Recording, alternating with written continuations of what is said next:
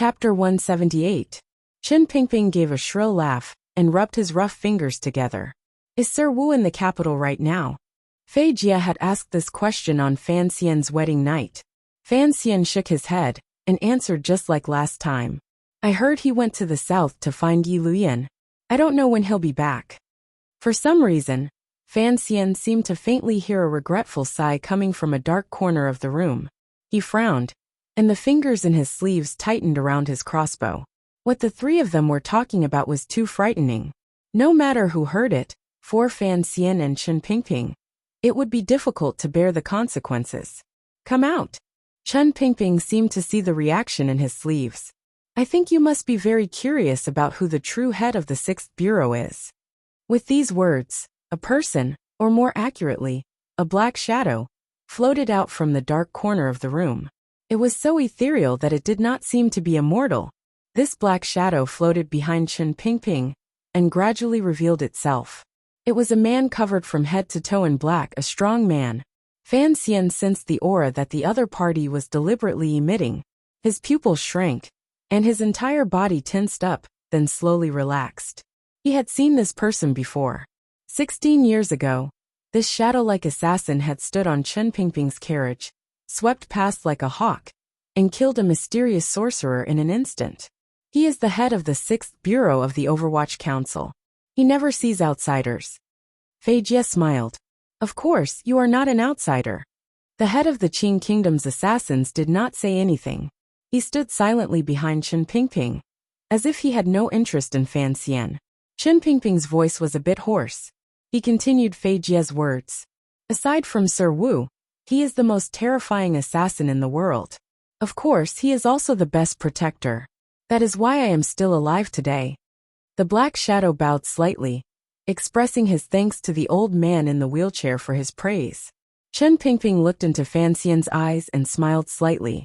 The shadow is Sir Five's admirer and follower. In fact, many of his techniques were learned many years ago, when he was still young. He saw Sir Five's methods and gradually imitated them. Thus, when he heard you say Sir Five was not in the capital, he was a bit disappointed. When Fan Xian looked at the shadow assassin again, his eyes were different. Just by imitating Wu Zhu, he had such power. This #1 assassin of the Kingdom of Qing was truly a genius. Of course, this meant that the blind Wu Zhu was even more terrifying. Fei Jia pushed Director Chen's wheelchair into the large courtyard at the back of the Overwatch Council. The shadow disappeared again into the light of day. No one knew where he had gone. Fan Xian followed closely behind the wheelchair, feeling a little strange. The most powerful assassin in the Kingdom of Qing was quite similar to Wu Zhu's style. He hadn't seen Wu Zhu for many days. Although he wasn't worried, he was about to leave, and he wanted to see the person closest to him. This was the first time Fan Xian had entered the heavily guarded back courtyard of the Overwatch Council. The courtyard was extremely wide, and there were no tall buildings within dozens of feet of the walls, so no one could see what was going on in the courtyard from the outside.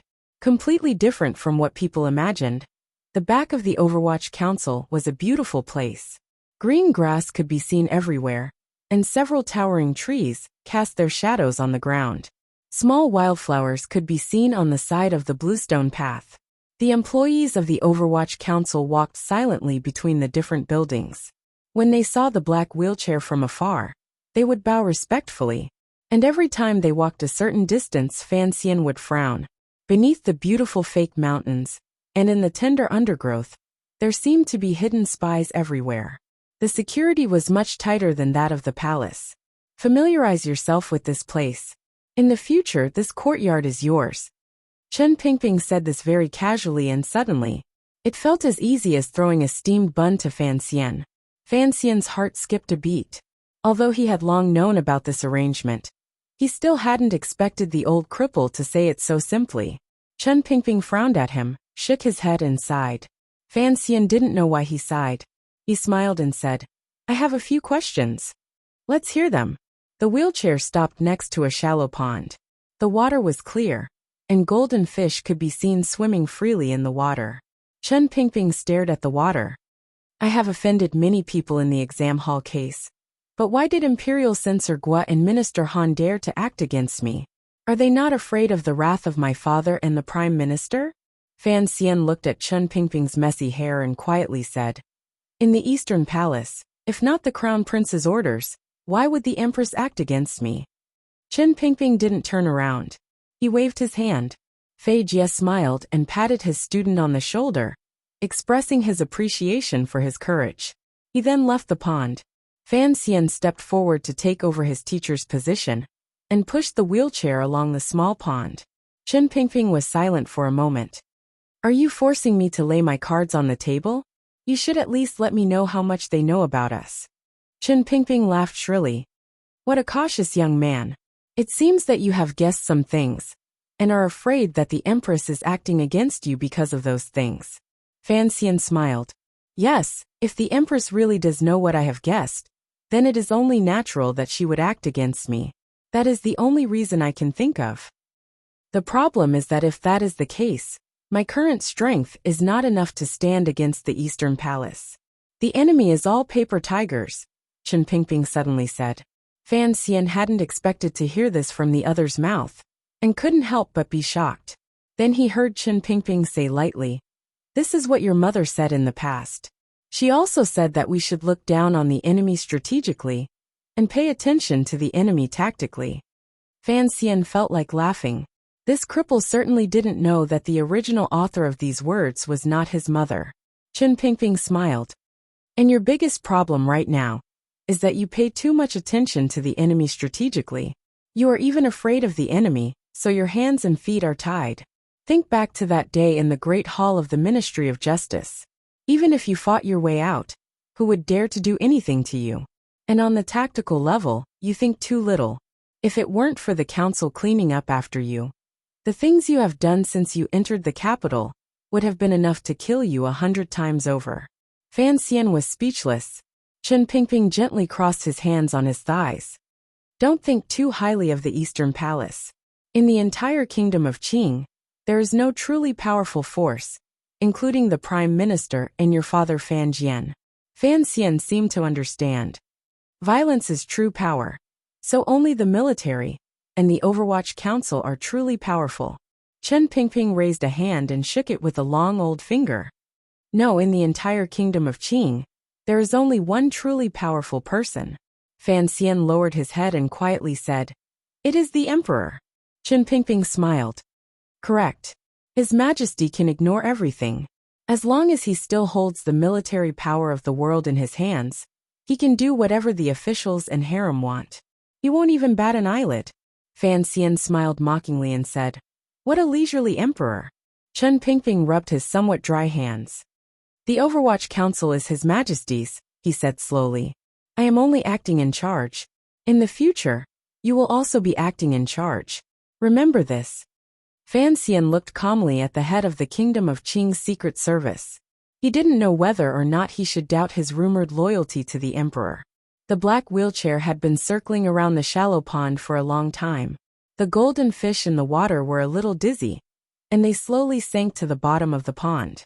Ignoring the boring old man and the young man, they began to play with the fine sand with their mouths. The officials of the Overwatch Council watched from afar, as the director and commissioner Fan talked in secret. They didn't dare disturb them. Chen Pingping suddenly sighed. Time always passes quickly. In the blink of an eye, your mother's son is already so big. Fan Xian was startled. What did he mean by his mother's son? Why didn't he just say he was married? He smiled bitterly. I only regret that I don't know what my mother looked like. Chen Pingping smiled. There is only one portrait of your mother in the world. It was secretly painted by a master painter. In the end, that master painter was almost killed by Sir Wu. Fan Xian smiled. That painting isn't in the palace, is it? Chen Pingping didn't answer directly. He only faintly said, You don't need to worry too much about the Eastern Palace. As I said before, the Empress's power was pretty much eliminated by His Majesty 12 years ago. Fan Xian knew the story of the night the capital bled. He frowned. Why didn't His Majesty abolish the Empress? After all, she is the Crown Prince's mother, and she has always been favored by the Empress Dowager. Most importantly, Chen Pingping said with a smile that wasn't quite a smile, Our Majesty, Where else could he find another empress with no power behind her? And such a stupid one at that. Fan Xian felt a chill in his heart. That emperor really wasn't a good person. Fortunately, Chen Pingping didn't know what he was thinking about His Majesty. He still spoke gently. Don't worry about people discovering your identity. The death of that baby 16 years ago was an unchangeable fact in the palace. The stupid empress had Minister Han make a move on you because she was thinking from the crown prince's point of view. At the time, she didn't know you were the commissioner of the Overwatch Council. She was only angry at you for meeting the second prince on the pleasure boat. Chen Pingping frowned a little angrily. I believe Count Sinan told you not to get too close to these princes. Did you think that the nobles of the capital would not know about your meeting on the pleasure boat? Fan Xian smiled awkwardly. When he was in the Great Hall of the Ministry of Justice, he really did not think that the Empress had used the Ministry of Justice's fire stick to warn him, because she was afraid of the second prince. At the time, he had thought that she knew about his past. Chapter 179. Chen Pingping gently plucked a small pink flower and carefully pinned it to the end of his hair. Seeing that the flower was trembling, as if it would fall at any moment, he quickly used his fingers to press the old man's hair together, so that the flower would be more stable. Chen Pingping smiled happily and gently patted Fan Xian's hand. After 16 or 17 years of struggle, you've finally come to the capital and grown up. I can finally answer to your mother. Fan Xian had always been curious about the story of the past. He couldn't help but ask, how many of you were there? He was naturally asking about the powerful people who had followed his mother and wanted to change the world. You can count for yourself. Fan Xian counted on his fingers and smiled. 6. Your mother was a very powerful person. Chen Pingping smiled. It seems that you are quite smart. About the first sentence, Teacher Fei Jia already said it to me when I was very young. I don't think he said it, but we all miss your mother. In some ways she was my guide. A little surprised. Fan Xian smiled. But I can guess a little. Be more respectful to Count Sinan, and be nicer to the Fan family. Chen Pingping suddenly became very serious. They have done a lot for you. Fan Xian slightly lowered his eyelids. To be able to protect the life of a little infant under such strange circumstances, to make the people in the palace believe that he was dead, without even asking. His father must have done a lot. He said, who is the real enemy I need to guard against? It can't be that crazy eldest princess. She was still very young at the time. The eldest princess is just a poor woman. To the people of the royal family, the young lady's brilliance is too dazzling. She has lived under your mother's shadow all her life. She prides herself on her intelligence and ability, and has obtained many benefits for the kingdom of Qing. But in the end, she was never as important as your mother in His Majesty's heart. As for the enemy, there is no enemy, there is no enemy. Chen Pingping softly repeated, as if trying to convince himself. First in charge of the Overwatch Council, then in charge of the palace treasury. I think there will always be people who will feel that something is wrong. Fan Xian smiled. What do you want me to do? Chen Pingping quietly said. Don't you want to be a powerful official? Fan Xian looked calmly into Chen Pingping's eyes and suddenly said, I think I know what you want to do. Chen Pingping's expression did not change. He smiled and said, I hope you will always pretend that you don't know what I want to do. Fan Xian frowned.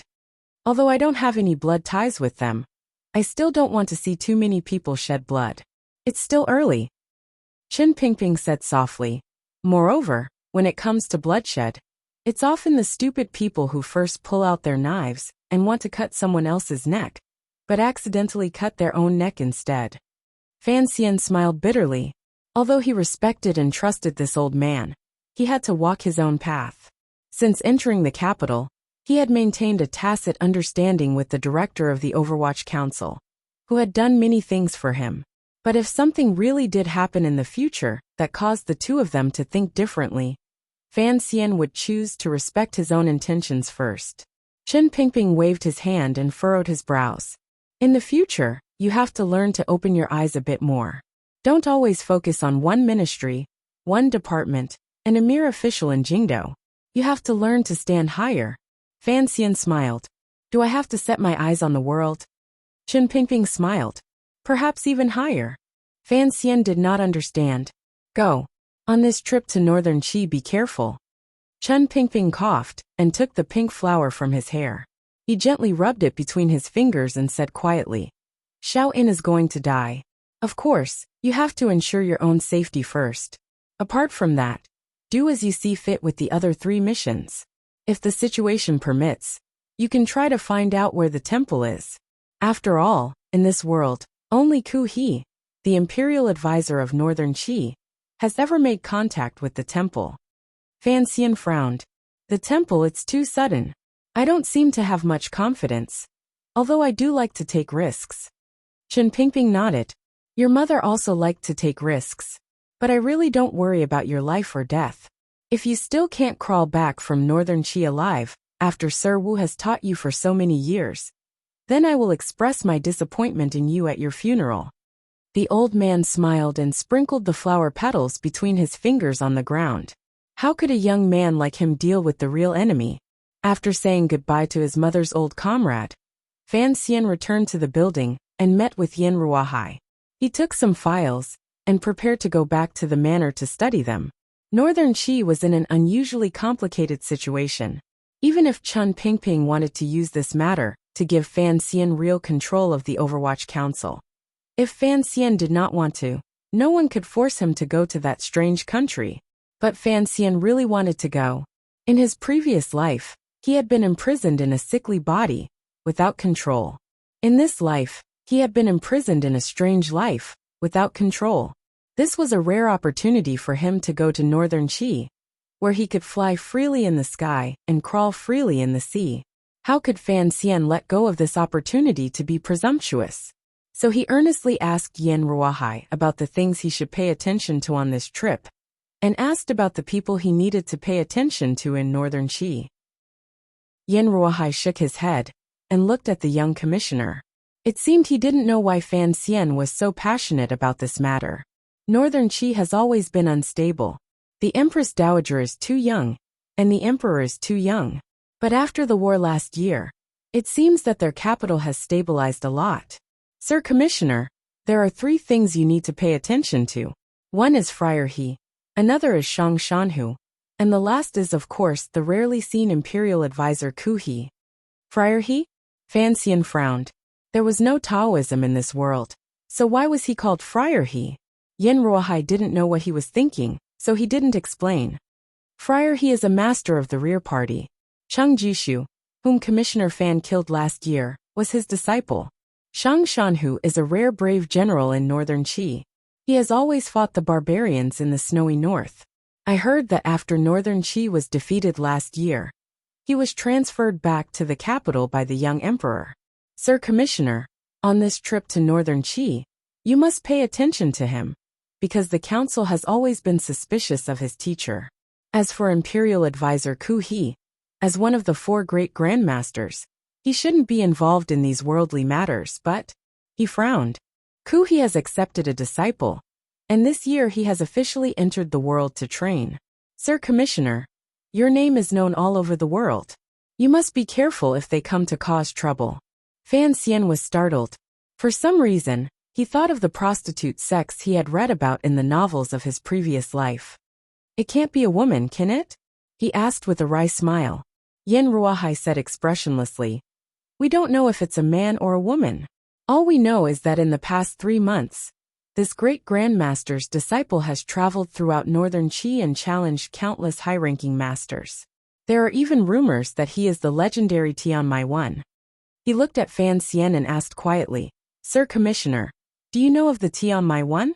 Fan Xian felt that the term sounded familiar. Suddenly, he had a flash of inspiration. When he was young, Fei Jie had mentioned it once. Later, when he was eavesdropping on the conversation between the eldest princess and Zhuang Mohan in Guangxin Palace, he had also heard it once.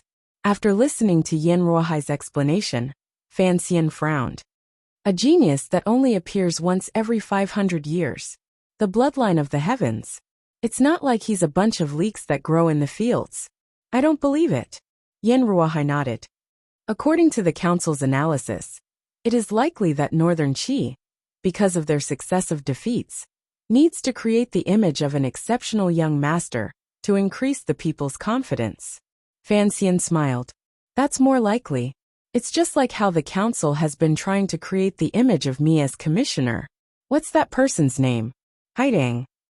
Fan Xian felt a headache coming on. I hope it's a sissy, but please don't let it be a real sissy. The two of them chatted for a bit.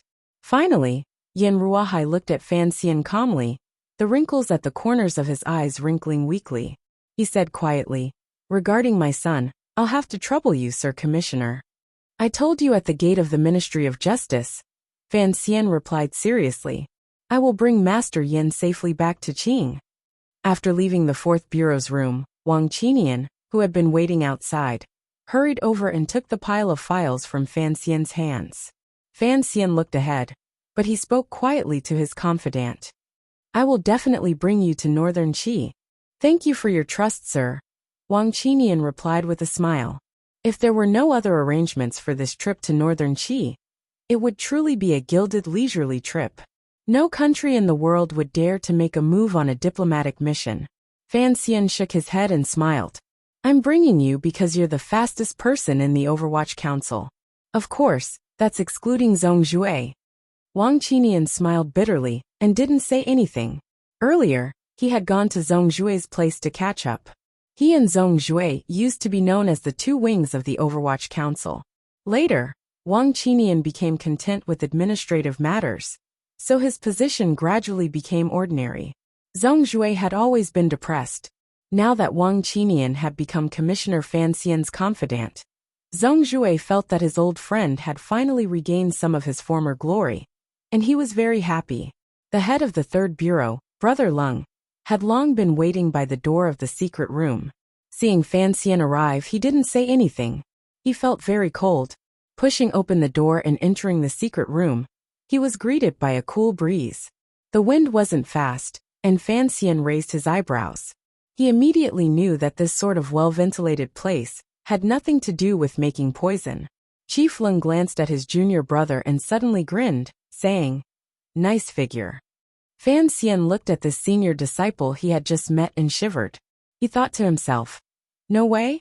Hearing his senior disciple's next words, Leader Lung yelled into the room. Standard. Fan Xian was startled. Not long after, he saw 5 or 6 people push out a large table. On the table were a few boxes and a piece of clothing made of strange material. The 5 or 6 people looked at Fan Xian, their faces expressionless. Perhaps it was because they had been in a strange department like the 3rd Bureau for too long that they all seemed a bit wooden.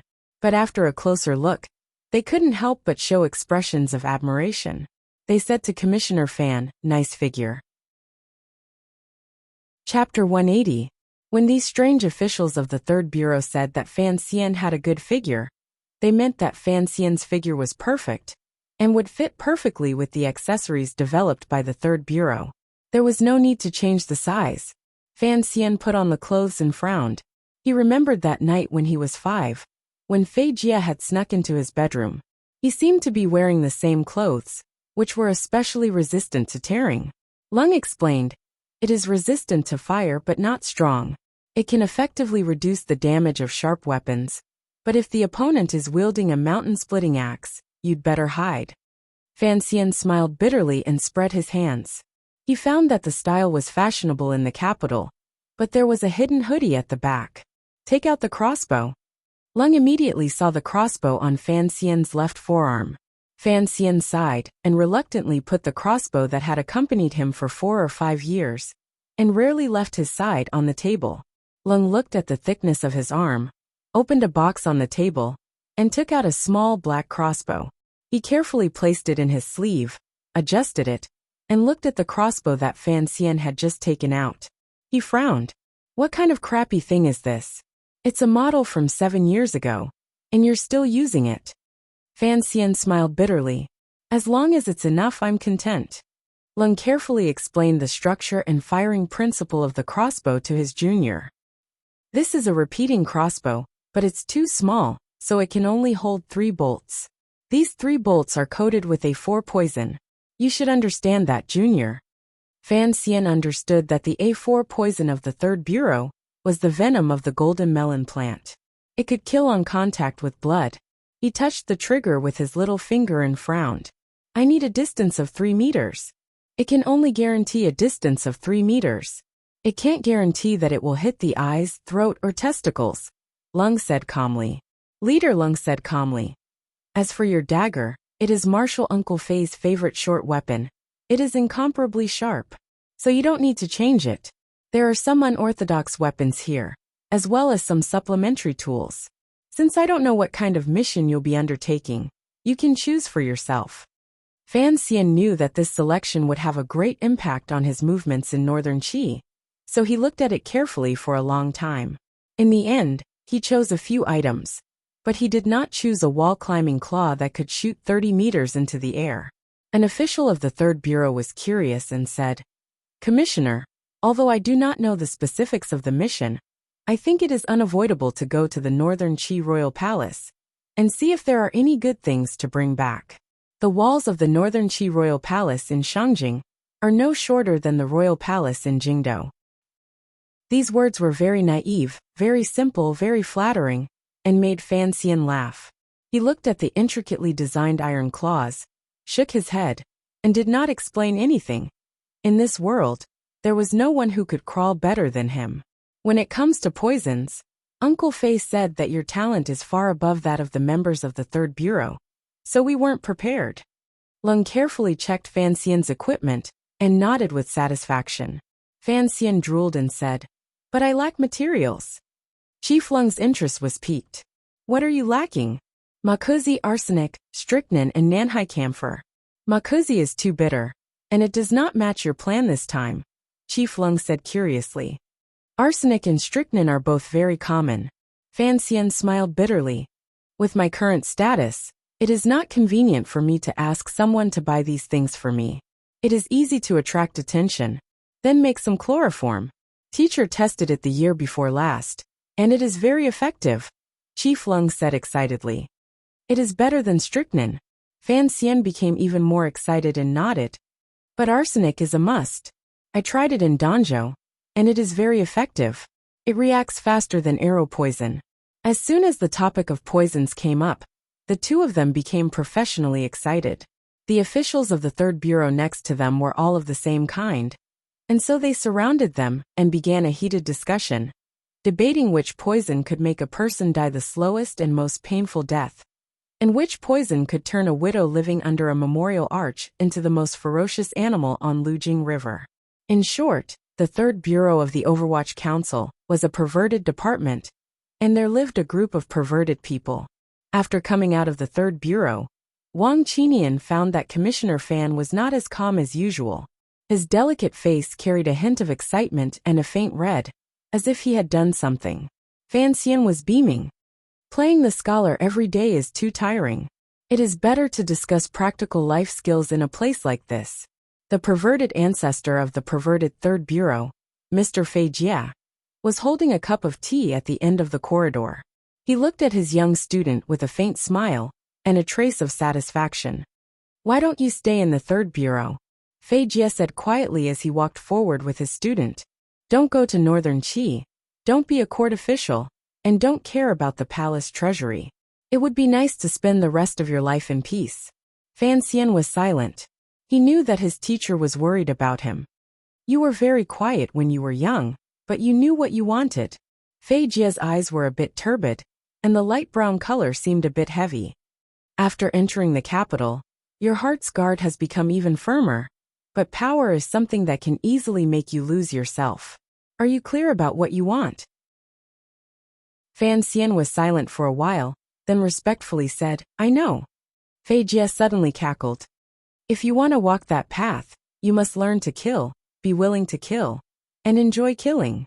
Fan Xian's face was bitter. I'm not a pervert. Fei Jia blinked his tired eyes and coughed. This world is very perverted. If you are not perverted, how can you play around? In front of Fei Jia, Fan Xian always felt that he was still the child with the porcelain pillow. He smiled sweetly. There are many ways to play around. All right. Teacher, why did the director sigh when he saw me? Perhaps he was a little disappointed. You are not as arrogant as the lady was? Fan Xian was worried.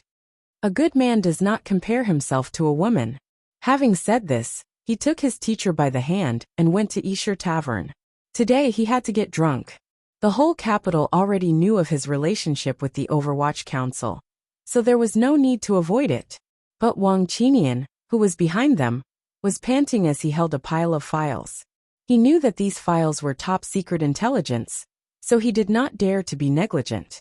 He did not dare to follow them to Yisher Tavern to drink and have fun. He quickly called for his spies to be on guard, and uneasily rode the carriage to Fan Manor.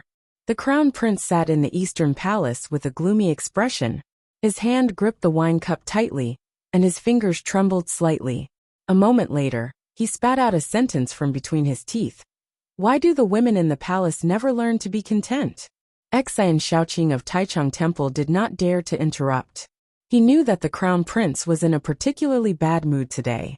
Everything that had happened in the past few days had made the entire Eastern Palace angry and angry. Even the usually gentle Grand Tutor had lost his temper a few times. First, it was the spring examination scandal. In fact, the Eastern Palace had suffered the least in this scandal. Of the dozen or so officials who had been arrested, only a few truly belonged to the Eastern Palace. Although the fall of Guoyu, the Minister of Rights, was an unbearable loss to the Crown Prince in the eyes of the officials. After the banquet, the Crown Prince discovered that Guobaoquan seemed to listen to someone else. Gradually, he realized that the Guo family was actually on the eldest princess's side. So when Fan Xian brought down Guoyu, the Crown Prince was not angry. On the contrary, he felt somewhat gratified. No one expected that Sir Fan Jr. was the commissioner of the Overwatch Council. Xian Chiwu frowned slightly. He had drunk with Fan Xian many times, but he had never imagined that the gentle Fan Xian was actually a high-ranking member of the Secret Service. Crown Prince Li Chengxian shook his head. The gloominess on his face did not fade. Fan Xian is a sensible man. He exposed the scandal mainly because of his duty. It is understandable that he did not communicate with me beforehand. As long as you look at the matter, Fan Xian has given me enough face. I will not blame him too much. Furthermore, Sister Wanner made a special trip to the palace that day and handed over Fan Xian's personally written letter. I believe he did not intentionally target me. Xian Chiwu and Fan Xian were good friends. And of course he hoped that the Eastern Palace would have a powerful ally like Fan Xian in the Overwatch Council. He nodded in agreement. Indeed, although Commissioner Fan did not say anything before, he did everything he could to remedy the situation. Unfortunately, he is about to leave for Northern Qi. Otherwise, I would be able to arrange for him to visit the Crown Prince. The Crown Prince snorted and slammed his wine cup down on the table. He said angrily, even if he wants to see me now, would Fan Xian dare to confide in me? The Ministry of Justice incident has caused quite a stir. Although the Prime Minister and Minister Fan have not made any moves, do you think they do not know the relationship between Han Juwei and me? I fear that the Fan family hates me more than enough, not to mention seeking refuge. Xian Chiwu was silent. He knew that the Crown Prince's handling of this matter was wise and prudent. Unfortunately, there were two masters of the Eastern Palace. Just as the master and the official were dissatisfied, they suddenly heard the eunuch outside announce in a loud voice, "The Empress has arrived." Xian Chiwu looked at the Crown Prince, indicating with his eyes that His Highness must control his emotions. He then rushed to kneel to the side, bowed to the Empress, and left the palace. The Empress, who had a pair of phoenix eyes, quietly looked at her son and did not say a word. The Crown Prince sat to the side with a smile on his face, but he would not say anything first. The Empress bit her lower lip. A trace of disappointment and sadness flashed through her eyes. Suddenly, she raised her hand and slapped him across the face. Chapter 181. The Crown Prince tilted his head and dodged his mother's slap. He turned his hand to grab her cold wrist and looked at his mother quietly. The Empress had not expected the usually timid Crown Prince to have such a sharp gaze. Her body trembled, and she pulled her hand away from her son's. "Do you really think I did something wrong?" she asked slowly. The crown prince frowned and said softly, I dare not. The empress suddenly raised her voice. Did you not know that Fan Xian and the second prince met on the pleasure boat? The crown prince suddenly raised his head and looked straight into the empress's eyes. Mother, can you let me handle these things myself? Fan Xian is a great poet, and it is normal for him to meet with the second brother. The empress was anxious and angry, but she did not know how to speak to her timid and fierce son. The crown prince looked at her and said quietly, Mother, I have often thought that you should not be so sensitive. You will only drive away the officials who can help me to my other brothers. The empress gritted her teeth. I am the mother of the country. If I punish a minor official, would he dare to hold a grudge? The crown prince mockingly said, Mother, you should not have allowed Minister Han to act that day. You could not have actually killed Fan Xian, so why offend the Fan family and the Prime Minister?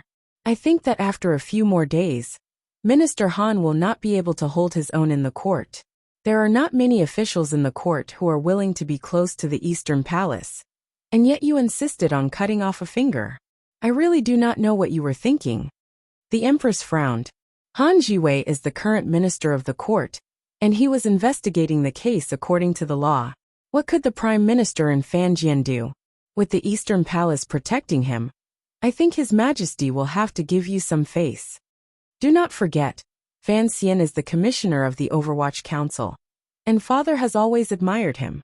The crown prince sighed and shook his head. Han Jiwei has offended too many powerful people this time. You must know that it was father who wanted to clean up the exam grounds. I cannot protect him. The empress laughed coldly. Do not forget that Fan Xian has also offended many officials in the capital. Furthermore, the imperial censorate is involved. Although your aunt is far away in Xinjiang, with her influence in the court, I am sure she will not stand idly by. Don't mention my aunt. The crown prince seemed to loathe the eldest princess. She's been too strange these past 2 years. She's actually colluding with Northern Qi. She's too daring. Where does she put the face of the Qing kingdom? As for that imperial censor Gua of the imperial censorate, he was just a pretty boy she used to play with. Even if he was assassinated by the Overwatch Council, she wouldn't bat an eye. After all, the crown prince was the heir to the throne of a country. Although the eldest princess had always been close to the Eastern Palace, after Fan Xian's words fell like snowflakes across Jingdo, the crown prince was also a bit afraid of the eldest princess. Of course, there were other reasons. The empress said painfully, We have no other help except the eldest princess. I will rely on imperial father. The crown prince replied calmly. At this moment, the crown prince, who had always seemed rather cowardly, finally displayed the innate political sense and judgment of a member of the royal family. The empress slowly closed her eyes and said, In short, I don't like Fan Xian. Think of a way to kill him. Crown prince slammed the table angrily and said, Die? Have you forgotten that Fan Xian is Chinner's husband? You mustn't listen to my aunt all the time. That woman is mad, do you know that? Do you also want to become mad and be chased out of the royal palace? The empress was so angry that her entire body trembled. Pointing at the crown prince's nose, she said in a trembling voice, What do you know? What do you know? What do you know? You. What do you know? Perhaps the crown prince's words had touched the empress's old wounds. In her anger, she said, What do you know? 4 times in a row. The eunuchs and serving girls had long hidden far away. In the Eastern Palace, there were only the mother and son. After a very long silence, the empress stood. However, her body seemed a bit weak and swayed. The crown prince quickly rose to support her and helplessly asked for forgiveness. The empress looked at her son with incomparable misery. There were already wrinkles at the sides of her beautiful almond-shaped eyes. Faintly, she said, Throughout the dynasties and dynasties, the crown prince has always been the most difficult position to sit in. You have to guard your front and back.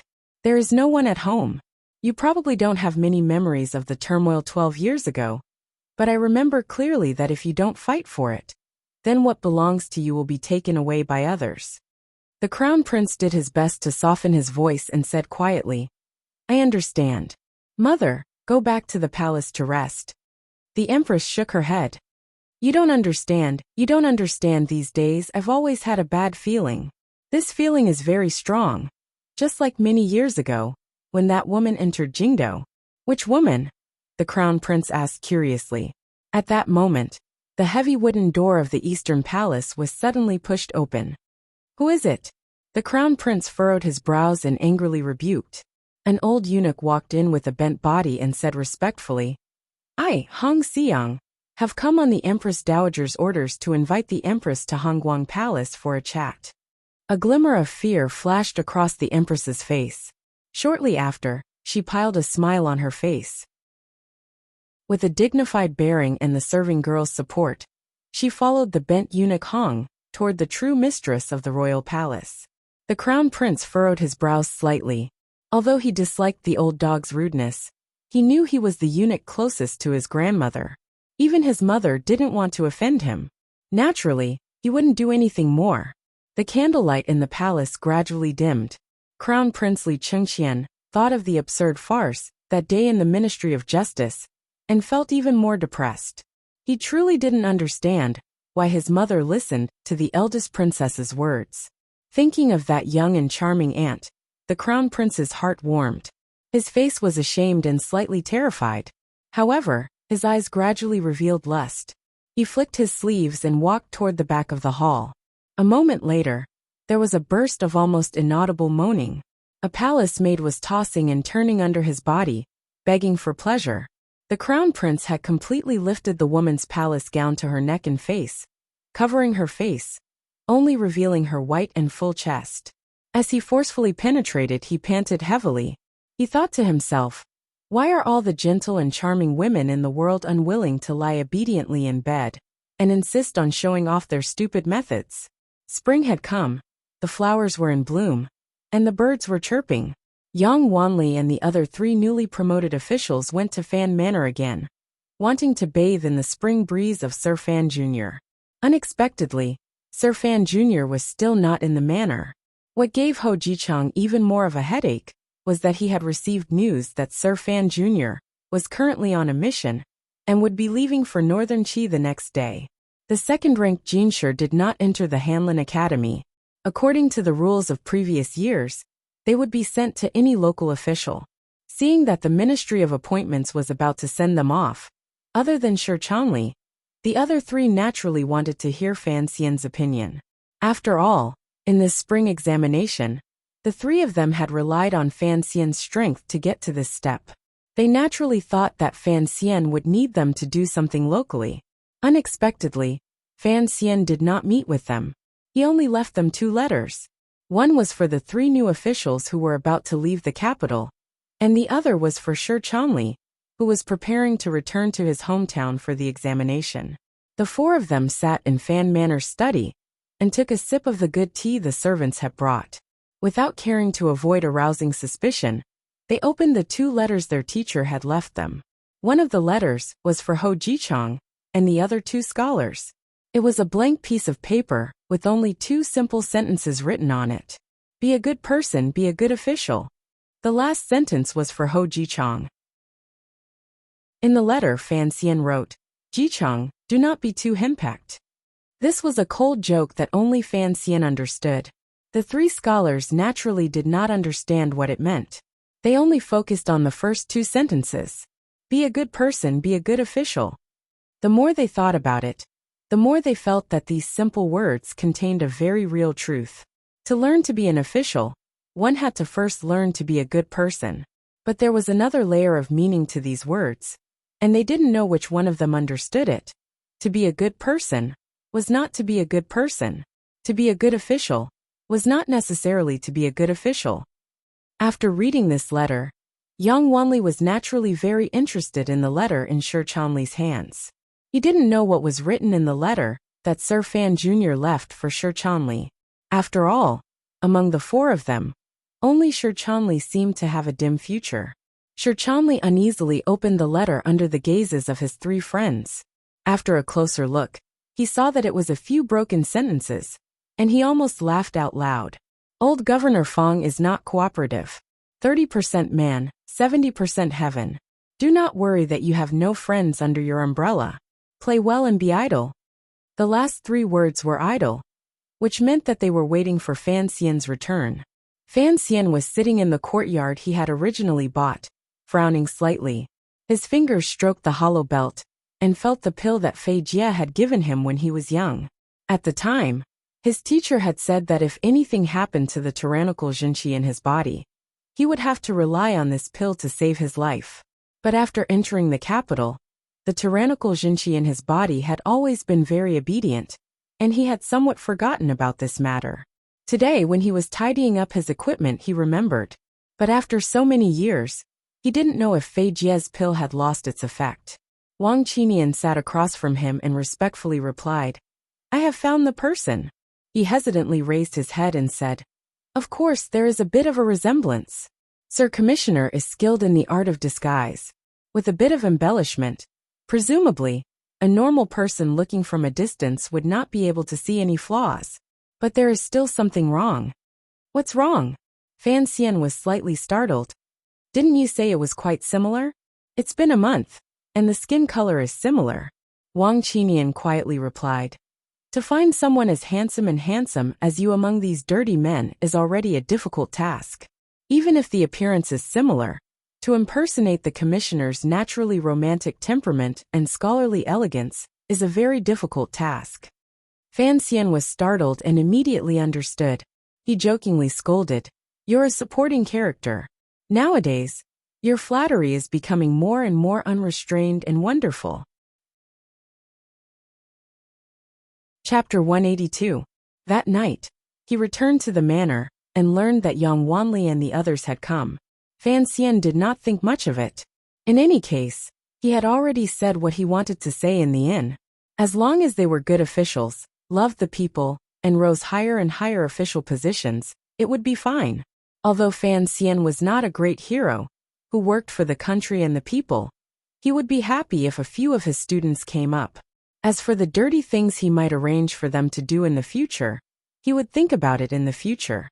When he was about to leave, he couldn't help but hold hands with Ruoro and look at her sister. He was speechless and choked. He carefully warned Xijia about the problem of earning money, bowed to his father, and saluted Lady Lu. Only then did he return to his bedroom. He was about to take off his clothes and go to bed to comfort his poor little wife, when he found his brother-in-law, the silly Dabao, was in the room. Fan Xian smiled slightly, and said a few words to Dabao. Lin Wana watched from the side, and felt it was strange. The relationship between her husband and her brother was truly strange. She didn't know how the two of them had so much to talk about, and she didn't know why Fan Xian was so patient. After a long time, Fan Xian and Dabao giggled, and placed their right hands on each other's shoulders. They shouted something like a slogan before allowing the servants to lead Dabao out. "What are you talking about with Dabao?" Lin Wanner pitifully hugged the thin blanket, and looked at him. She pouted as if she was jealous of her brother. Her bare feet were exposed outside the edge of the blanket. Her snow-white feet were exceptionally beautiful under the yellow blanket. Fan Xian smiled slightly, and sat on the side of the bed. He stretched out his hand, and gently stroked his wife's feet. His fingers playfully tickled the soles of her feet. He replied, he promised little Xian Xian that if little Xian Xian doesn't stay in the capital to play with him, he will be good. Lin Wanner felt the soles of her feet go numb. Hearing this flirtatious double entendre, her snow-white face suddenly reddened. Even the tips of her ears were a bit red. She looked very cute. She quickly pulled back her feet and said shyly, "It's still early." Fan Xian teased, Not early, not early. We leave tomorrow. We have to do it as soon as possible." "Right, did father have you go during the day?" Lin Wanner bumped into her husband, who was gentle and refined in front of others, but shameless and lewd in private. She really didn't know what to do, so she could only play a diversion. But she had played this trick too many times, and Fan Xian had long become immune to it. "Father-in-law scolded me. First he scolded me about the exam, and then he scolded me about the mission to Northern Qi. I refused to listen to my father and his arrangements. In fact, when he entered the Prime Minister's manor that day, Fan Xian could clearly see his father-in-law's concern, but he didn't know where the old Prime Minister's concern came from.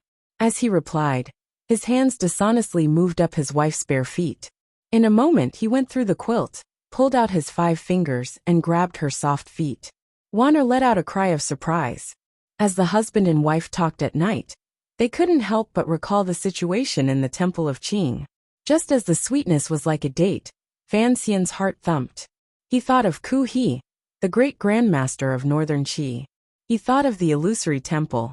For some reason his heart gradually grew heavy. Feeling his strangeness, Lin Wanner propped herself up and lazily rested her head on his chest. She smiled and said, "You are leaving tomorrow. What are you thinking about?" Feeling his wife's hair slide across his bare chest, he felt a slight itch.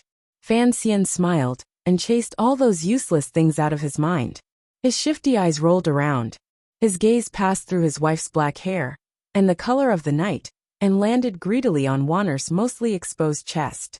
Wanner looked into his eyes and felt that her husband's clear eyes seemed to speak. His gentle gaze was purer than most girls'.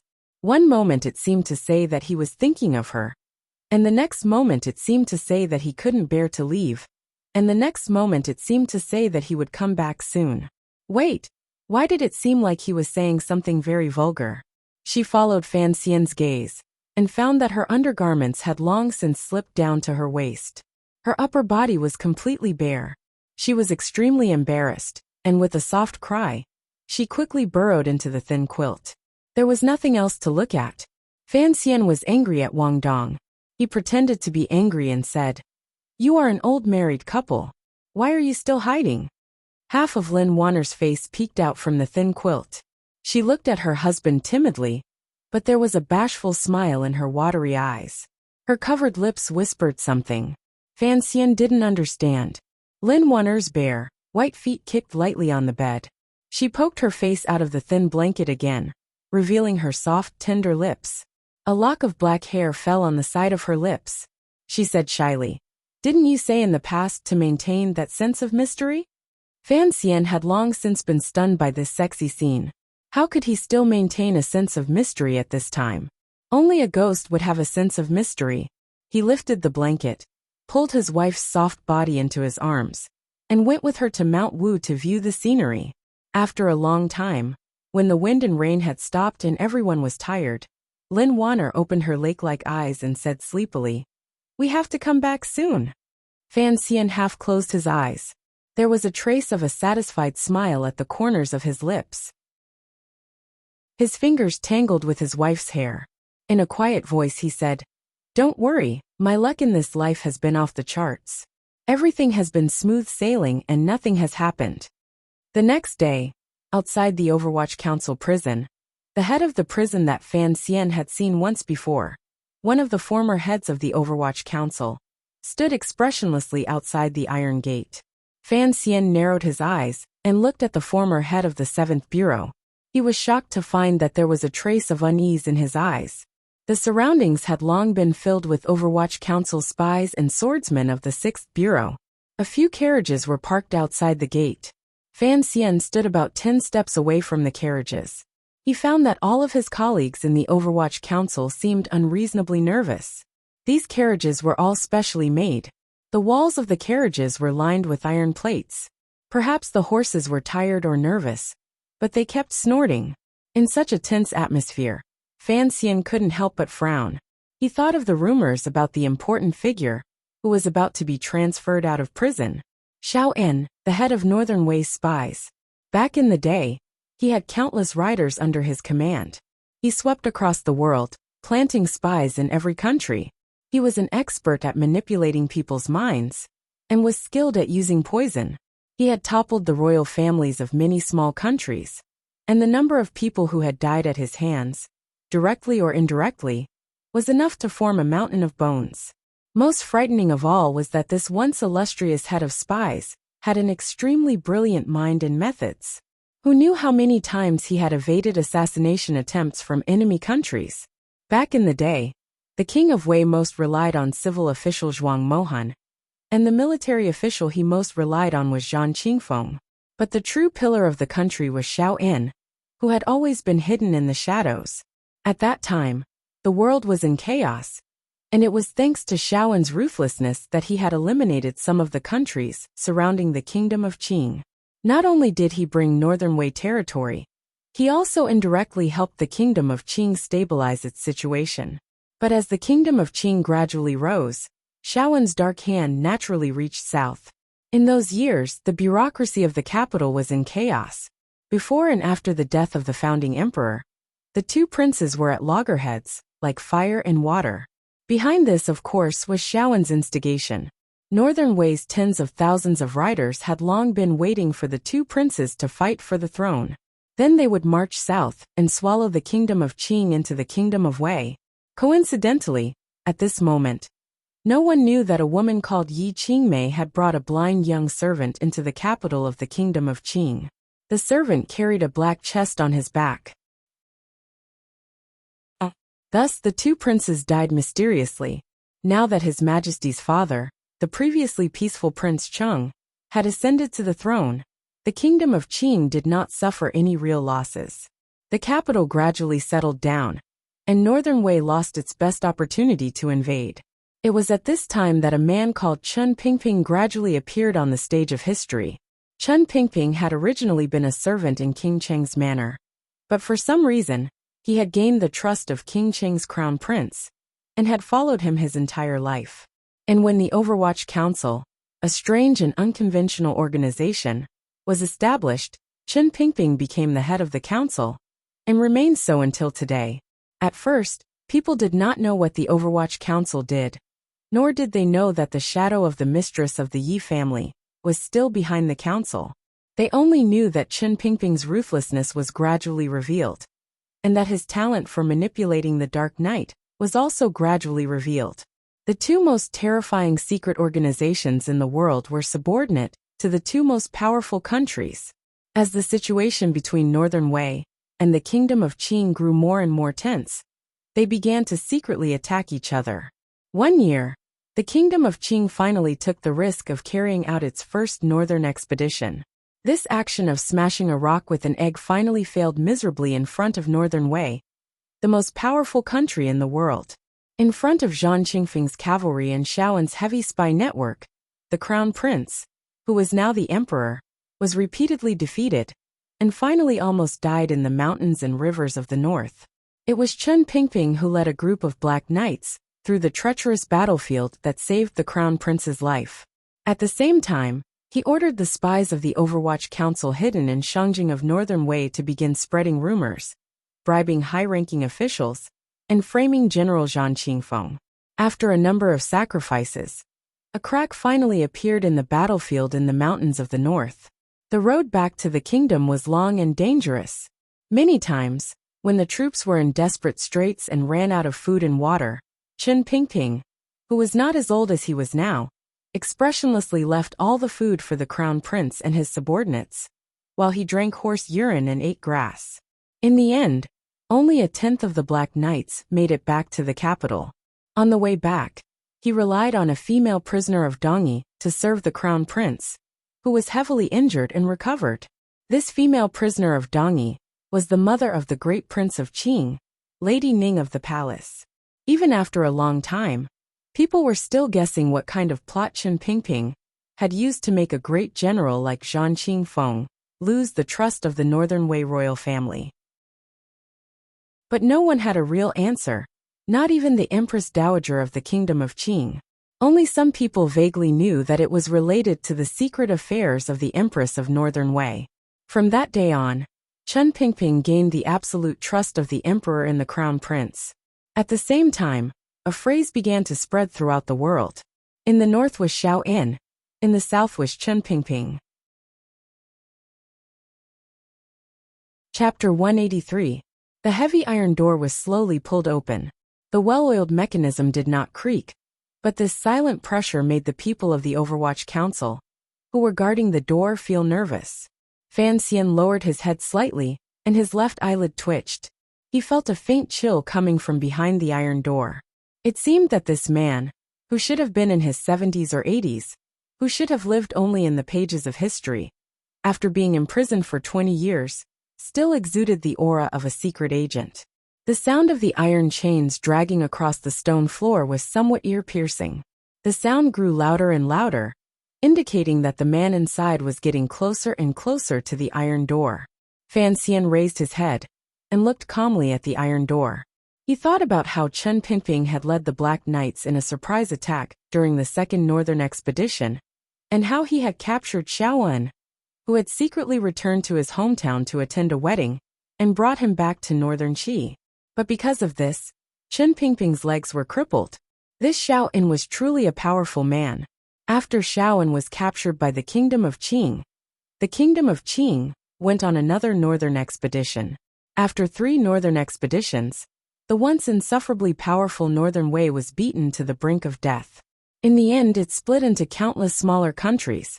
Directly inheriting Northern Wei's power, and most of its territory, was the Northern Wei Jidushi, the Zhan family, who established the country as Qi. This was the origin of the Kingdom of Northern Qi.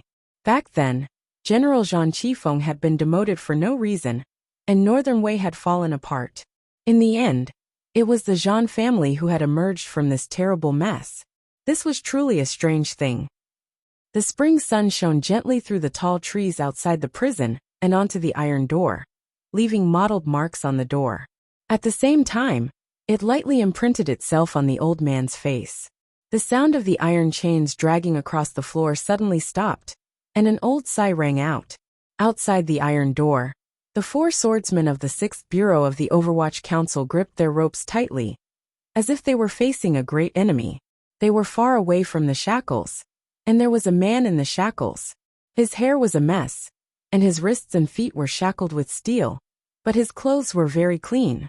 That old sigh came from the wrinkled lips under the disheveled hair.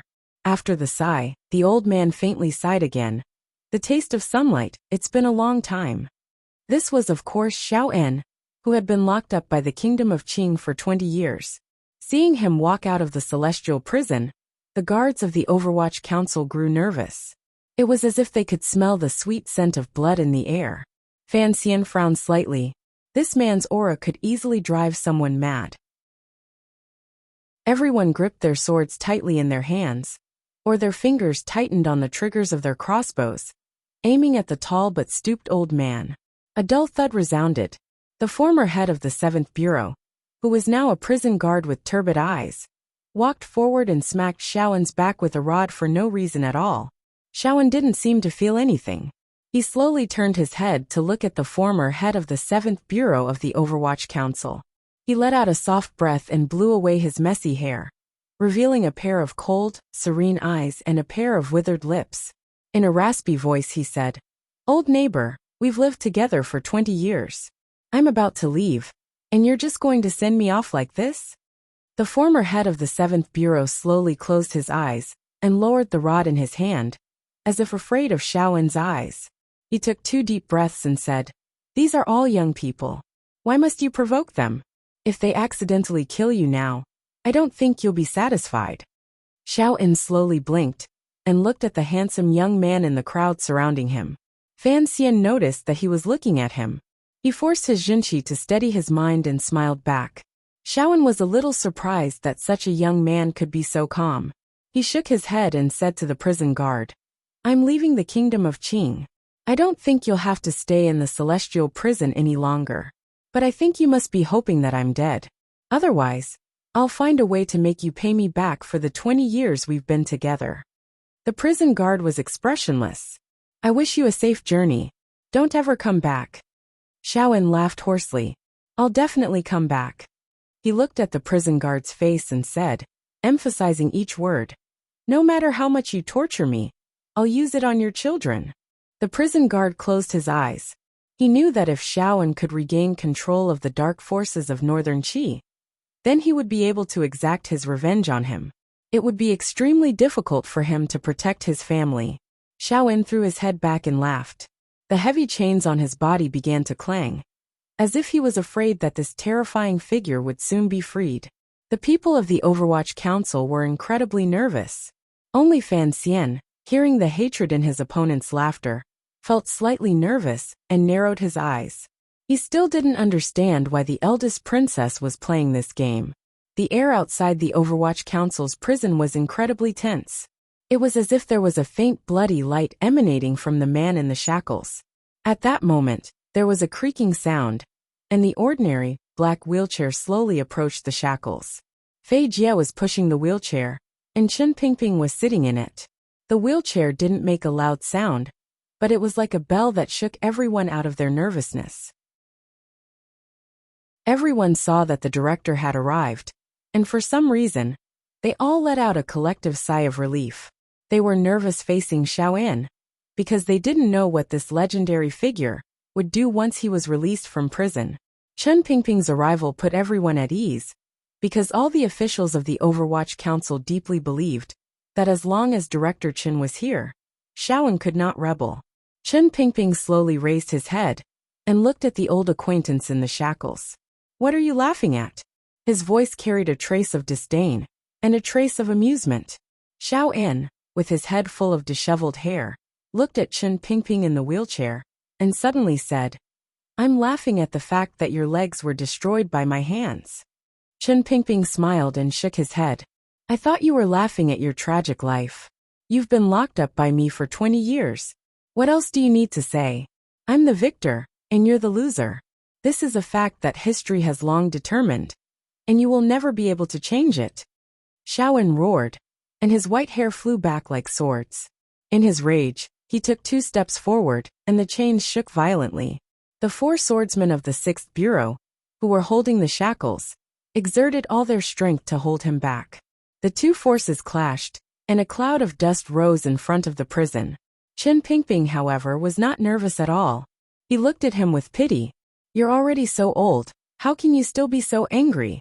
Xiaoyan suddenly closed his eyes and faced the sky. After a long time, he opened them again, and a cold light shone from them. "Chen Pingping, do you really dare to let me go back to the north?" Chen Pingping smiled.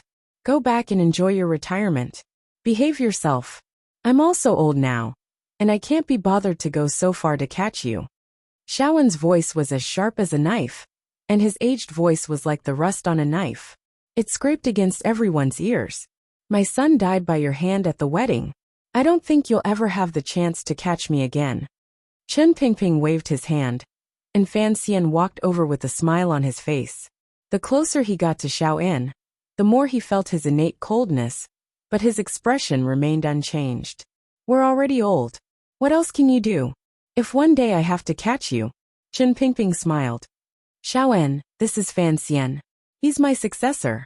He'll be with you on this trip to the north. I don't think you'll be lonely." Xiaoyan turned slightly, and the shackles clanged against the chains again. The old man gazed at this young, handsome official of the Overwatch Council through the strands of hair in front of his eyes. He didn't say anything for a while.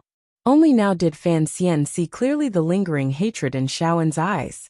Pushing the wheelchair, Fei Jie slowly said, "Sir Xiaoyan, I was the one who poisoned the wedding. Coincidentally, Fan Xian is my student." Chen Pingping and Fei Jie smiled at the same time.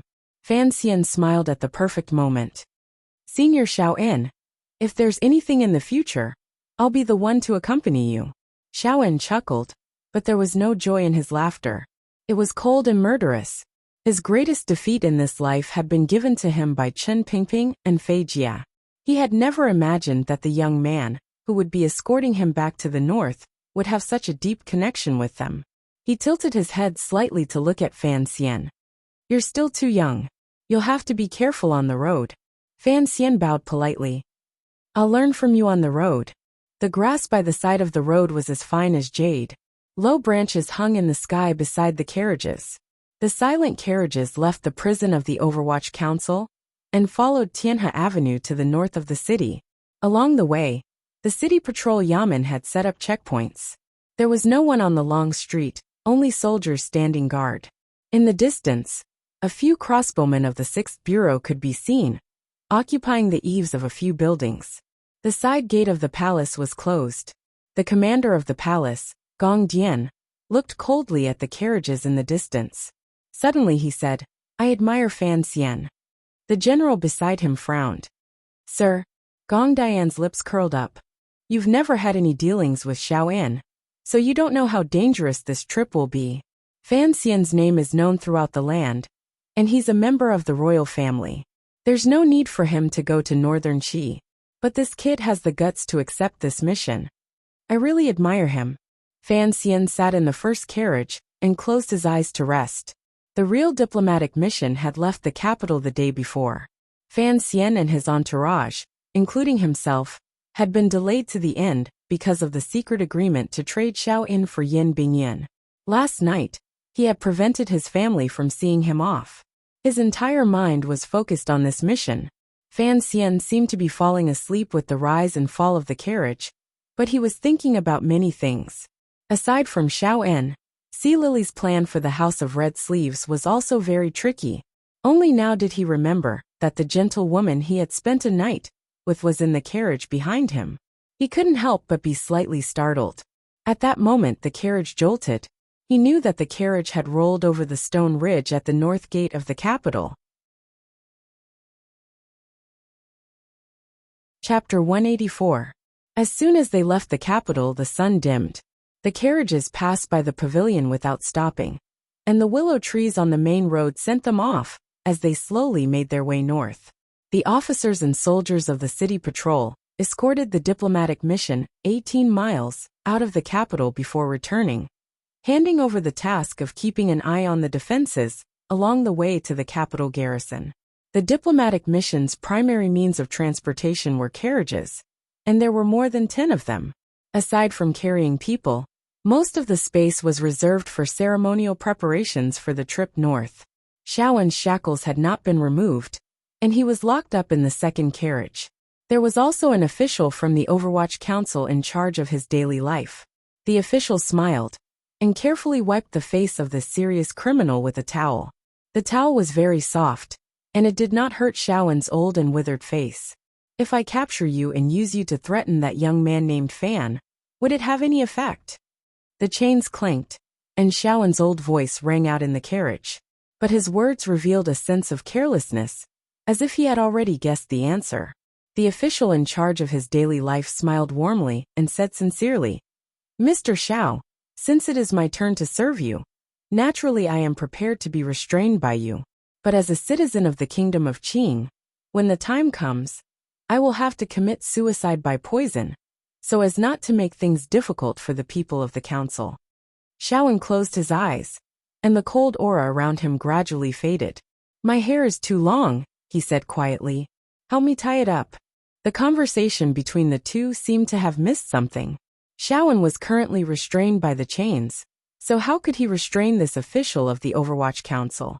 Perhaps both of them knew that once they left the capital, these thin chains would not be able to restrain the terrifying Xiao In forever.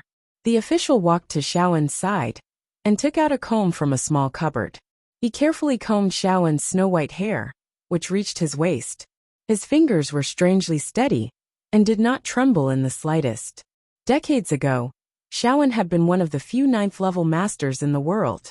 If he had not been imprisoned in the Overwatch Council for 20 years, suffering great torture, and having his body and spirit damaged by the poisons of the Third Bureau, people would have guessed that he would have long ago become a grandmaster. Even so, Bing, who still had some power, just by looking at the Overwatch Council's expression, as if they were facing a great enemy when he came out of prison, as well as the power that naturally seeped out of his body, one could tell that this old man still possessed terrifying power. If Xiaowen were to suddenly launch an attack at this moment, this middle-aged official probably wouldn't even have the slightest room to resist. However, he still maintained a steady smile, his expression calm and composed. Xiaowen glanced at him appreciatively. He knew that Xiaowen had most likely already made up his mind. Once he was subdued, he would immediately commit suicide by ingesting poison. He just didn't know where the poison was hidden on his body. Is the Qing kingdom really so good that you would willingly and even happily guard me, a demon, by my side? This was something that Xiao En had always been puzzled about. The bureaucracy of the Qing kingdom was clearly corrupt, and yet the Northern Wei kingdom, that he had once served, had fallen apart overnight. Although part of this was because he and Zhang Qingfeng had been captured and lost their power, the Qing kingdom's military strength was still so tyrannical that it was somewhat illogical. The middle-aged official respectfully said, "If I die, the council will take care of my family's future. When my child turns 12, he can receive honors, and I believe that Sir Fan Jr. will help me take care of him. Sir Fan Jr. is very rich. My life can be exchanged for so many things. It is truly worth it. Xiao En flexed his wrists, and the sound of chains rang out again. He was a little annoyed. Still the same old tricks. What is your name? The middle-aged official laughed and replied, My name is Wang Qinian. Xiao En's carriage was the second in line. Fan Xian lifted the curtain of the driver's side and squinted at the carriage. He waved his hand to call over a tiger guard and quietly asked, How are the people next to the carriage? What were the tiger guards? This was back to the second conversation between Count Sinan and Director Chen Pingping outside the palace. In short, Minister Fan could not help but allocate a small portion of his secret power to the diplomatic mission, just as his son was about to leave the country.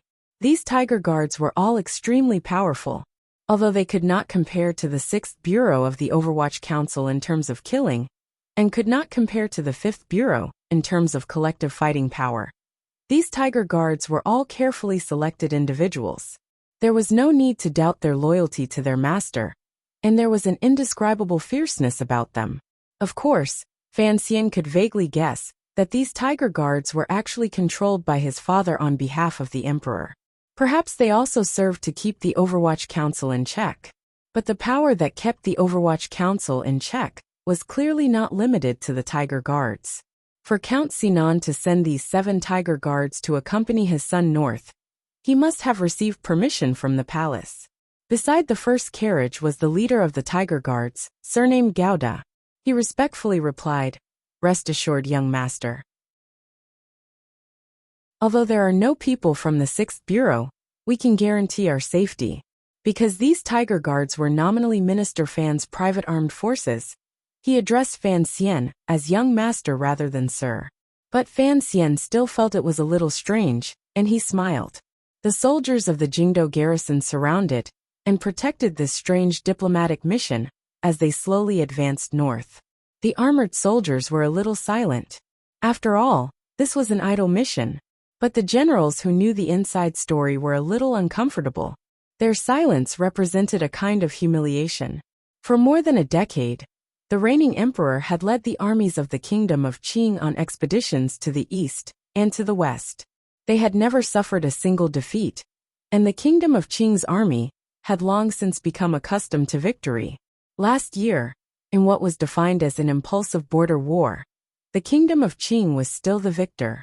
But no one could have imagined that the victorious kingdom of Qing would be forced to make such a huge concession because of some very despicable matter, sending Xiao En back north with both hands. The rumors that Fan Xian had spread throughout the capital had long since spread to every corner of the world. So these generals also knew of the sinister role that the eldest princess had played in this matter. The military's dissatisfaction with the royal family seemed to be concentrated on that beautiful and crazy royal woman. This was something that Fan Xian still had no way of figuring out. Although the eldest princess was crazy, she was not stupid. What benefit did she gain from selling Mr. Yan, the head of Qing's northern spies, to northern Qi? If it was just to have Zhuang Mohan come to the capital to humiliate him, Fan Xian certainly did not believe that he had such an important position. If the eldest princess was seeking outside help from northern Qi for the sake of the future struggle for the throne, wouldn't this offend the majority of the military? No matter how he looked at it, this was a deal that did not make up for the losses. The diplomatic mission's carriages had already traveled north for half a day. The sun gradually sank into the mountains, and the light grew dimmer. The carriages began to rest by the edge of a large forest. The deputy commander of the diplomatic mission came to ask for instructions. According to the rules, the diplomatic mission should stop for the night at a relay station 3 miles ahead. Fan Xian thought for a while, and then shook his head. He ordered that they stop there for now, and that they would discuss it later. He then got out of the carriage, stretched the numbness that came with being immobile for so long, and strolled to the rear. The leader of the tiger guards, hand on his long knife, silently followed behind him. Fan Xian looked down and noticed that the tiger guard's knife was strangely long. He couldn't help but ask curiously, "Will it be inconvenient to draw it?" Under Wu Zhu's guidance, He paid particular attention to reaction speed in battle. He knew that the longer the weapon, the slower the weapon's owner's reaction would be. The leader of the Tiger Guards, Gouda, raised his long knife and calmly presented it to Fan Xian. He explained, "There's a mechanism, so we can draw the knife faster. Because I'm mainly responsible for covering and intercepting. The 7 Tiger Guards in this party all use long knives. We just want to increase the killing range." Fan Xian nodded, indicating that he should not follow. By now, he had already reached the side of the second carriage. He gently twitched his nose, as if he could faintly smell the scent of blood and ice coming from the carriage. He couldn't help but smile, thinking that if Wang Qinian and that old freak continued to stay together, they would eventually go crazy. Sure enough, as soon as he saw Fan Xian enter the carriage, Wang Qinian stood at the door of the carriage with a pained expression. "Sir, when can I rest?" "Wait for another 2 days." Fan Xian smiled and patted his shoulder. "Has Xiaoan made any strange moves?" Wang Qinian shook his head and calmly recounted Xiaoan's every move for the past half an hour to Sir Fan. Fan Xian listened calmly. He knew that Wang Qinian's words would certainly fall into Xiaoan's ears, but he was not worried. After a while he quietly said, "I'll go in and take a look." "It's dangerous." Wang Qinian shook his head disapprovingly. A sick tiger is still a tiger. Although Xiaoan is not as strong as he was once a 9th-level fighter. "If you're not careful and he captures you, what should we do?" Fan Xian replied, "Don't worry. Xiaoan is not an idiot. We're only a few miles from the capital. If he tries anything strange at this time, he'll be seeking his own death." Of course, he knew of Xiaoan's terrifying power. What did a 9th-level fighter mean? He only had to think of the time when he had snuck into the palace at night, and Yan Xiaoyi's arrow, which seemed to come from beyond the heavens, to understand. "And we'll be traveling together for a long time. Am I not going to see him?" Fan Xian laughed. In the gloomy carriage, Xiaoan's face was gloomy. His white hair had long since been tied up. Fan Xian held the small box he was carrying. He lifted the curtain and entered with a smile. "Mr. Xiao, we're going to northern Shangjing. It's a long way. Let's get some food and water first."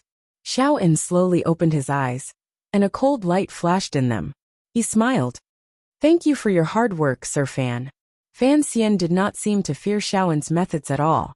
With a face full of smiles, he opened the lunchbox and carefully fed the desserts to the old man's still somewhat dry lips. Then he fed him some water. After a moment of silence, Xiaoan suddenly said, "These poisons are useless." Chapter 185. Naturally, the pastries contained Fan Xian's meticulous concoctions. They were essential for every household, and on this trip to the north, he could not afford to miss out on some good poison.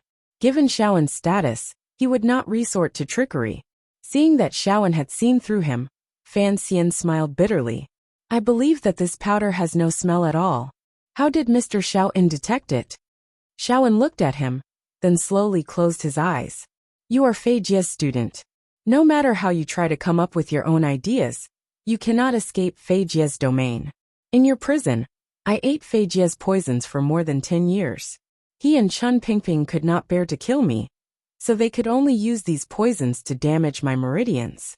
If it were you, eating pastry from a stall for more than 10 years, and suddenly one day, the old master of the stall takes in a new disciple, and makes another pastry, although it is made to taste like scallion oil, I think you would still be able to taste that it is from that stall." Deep in Fan Xian's heart, he sighed and said, "It's probably because the amount of flour and water at each stall is different." "Yes." Xiaoan smiled, but his smile was chilling. "It is the same with poisons. For an old man like me, the taste of poisons is no longer about the taste but the texture."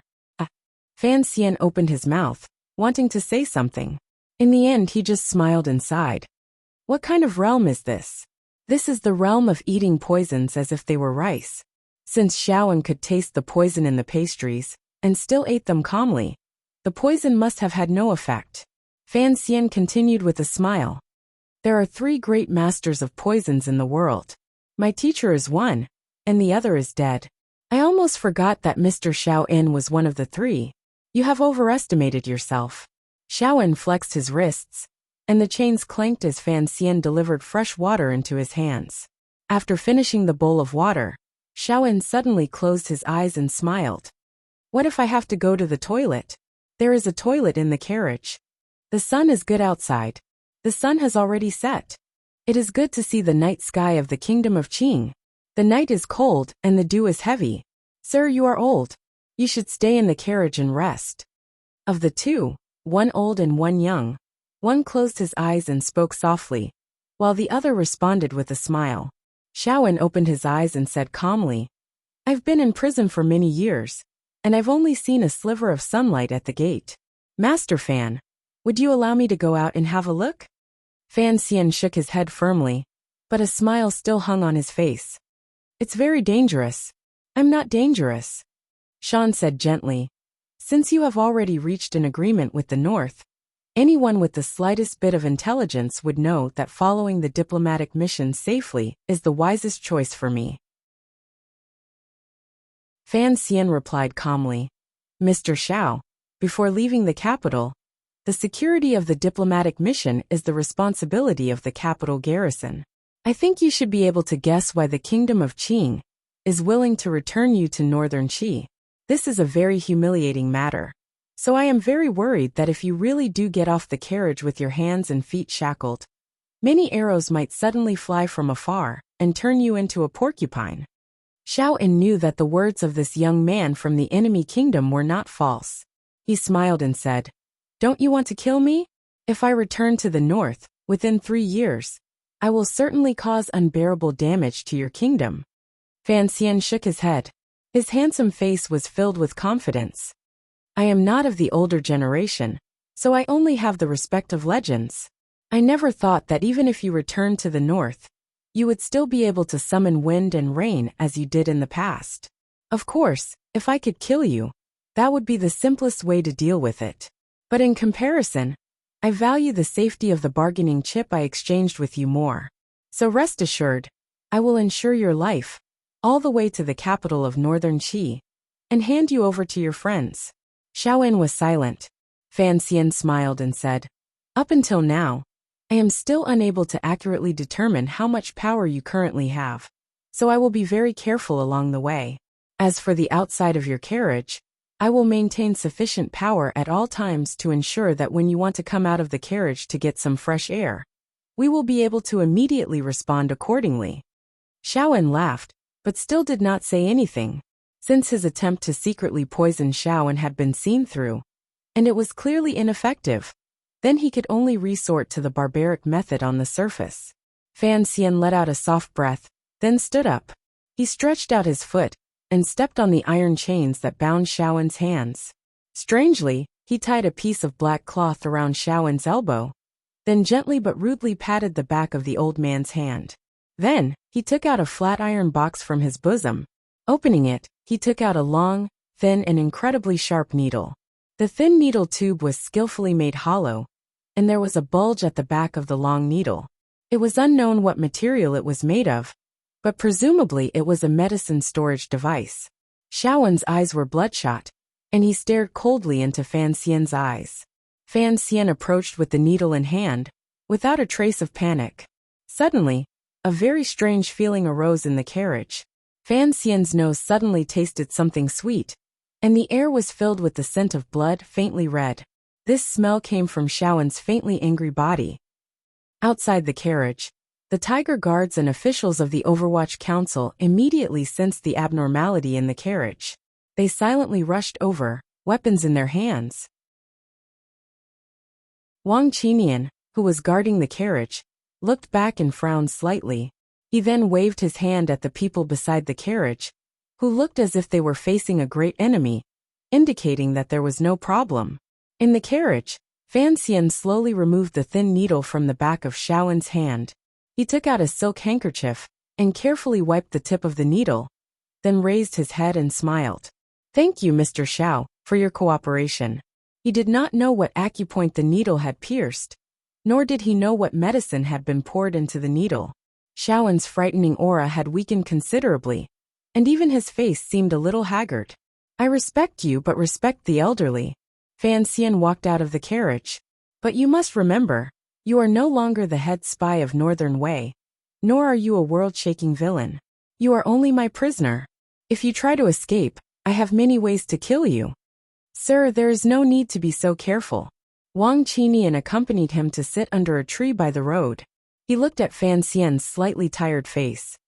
If Xiaoen wants to regain his freedom, he should cooperate with us and enter the borders of Northern Qi. Fan Xian shook his head. You don't understand.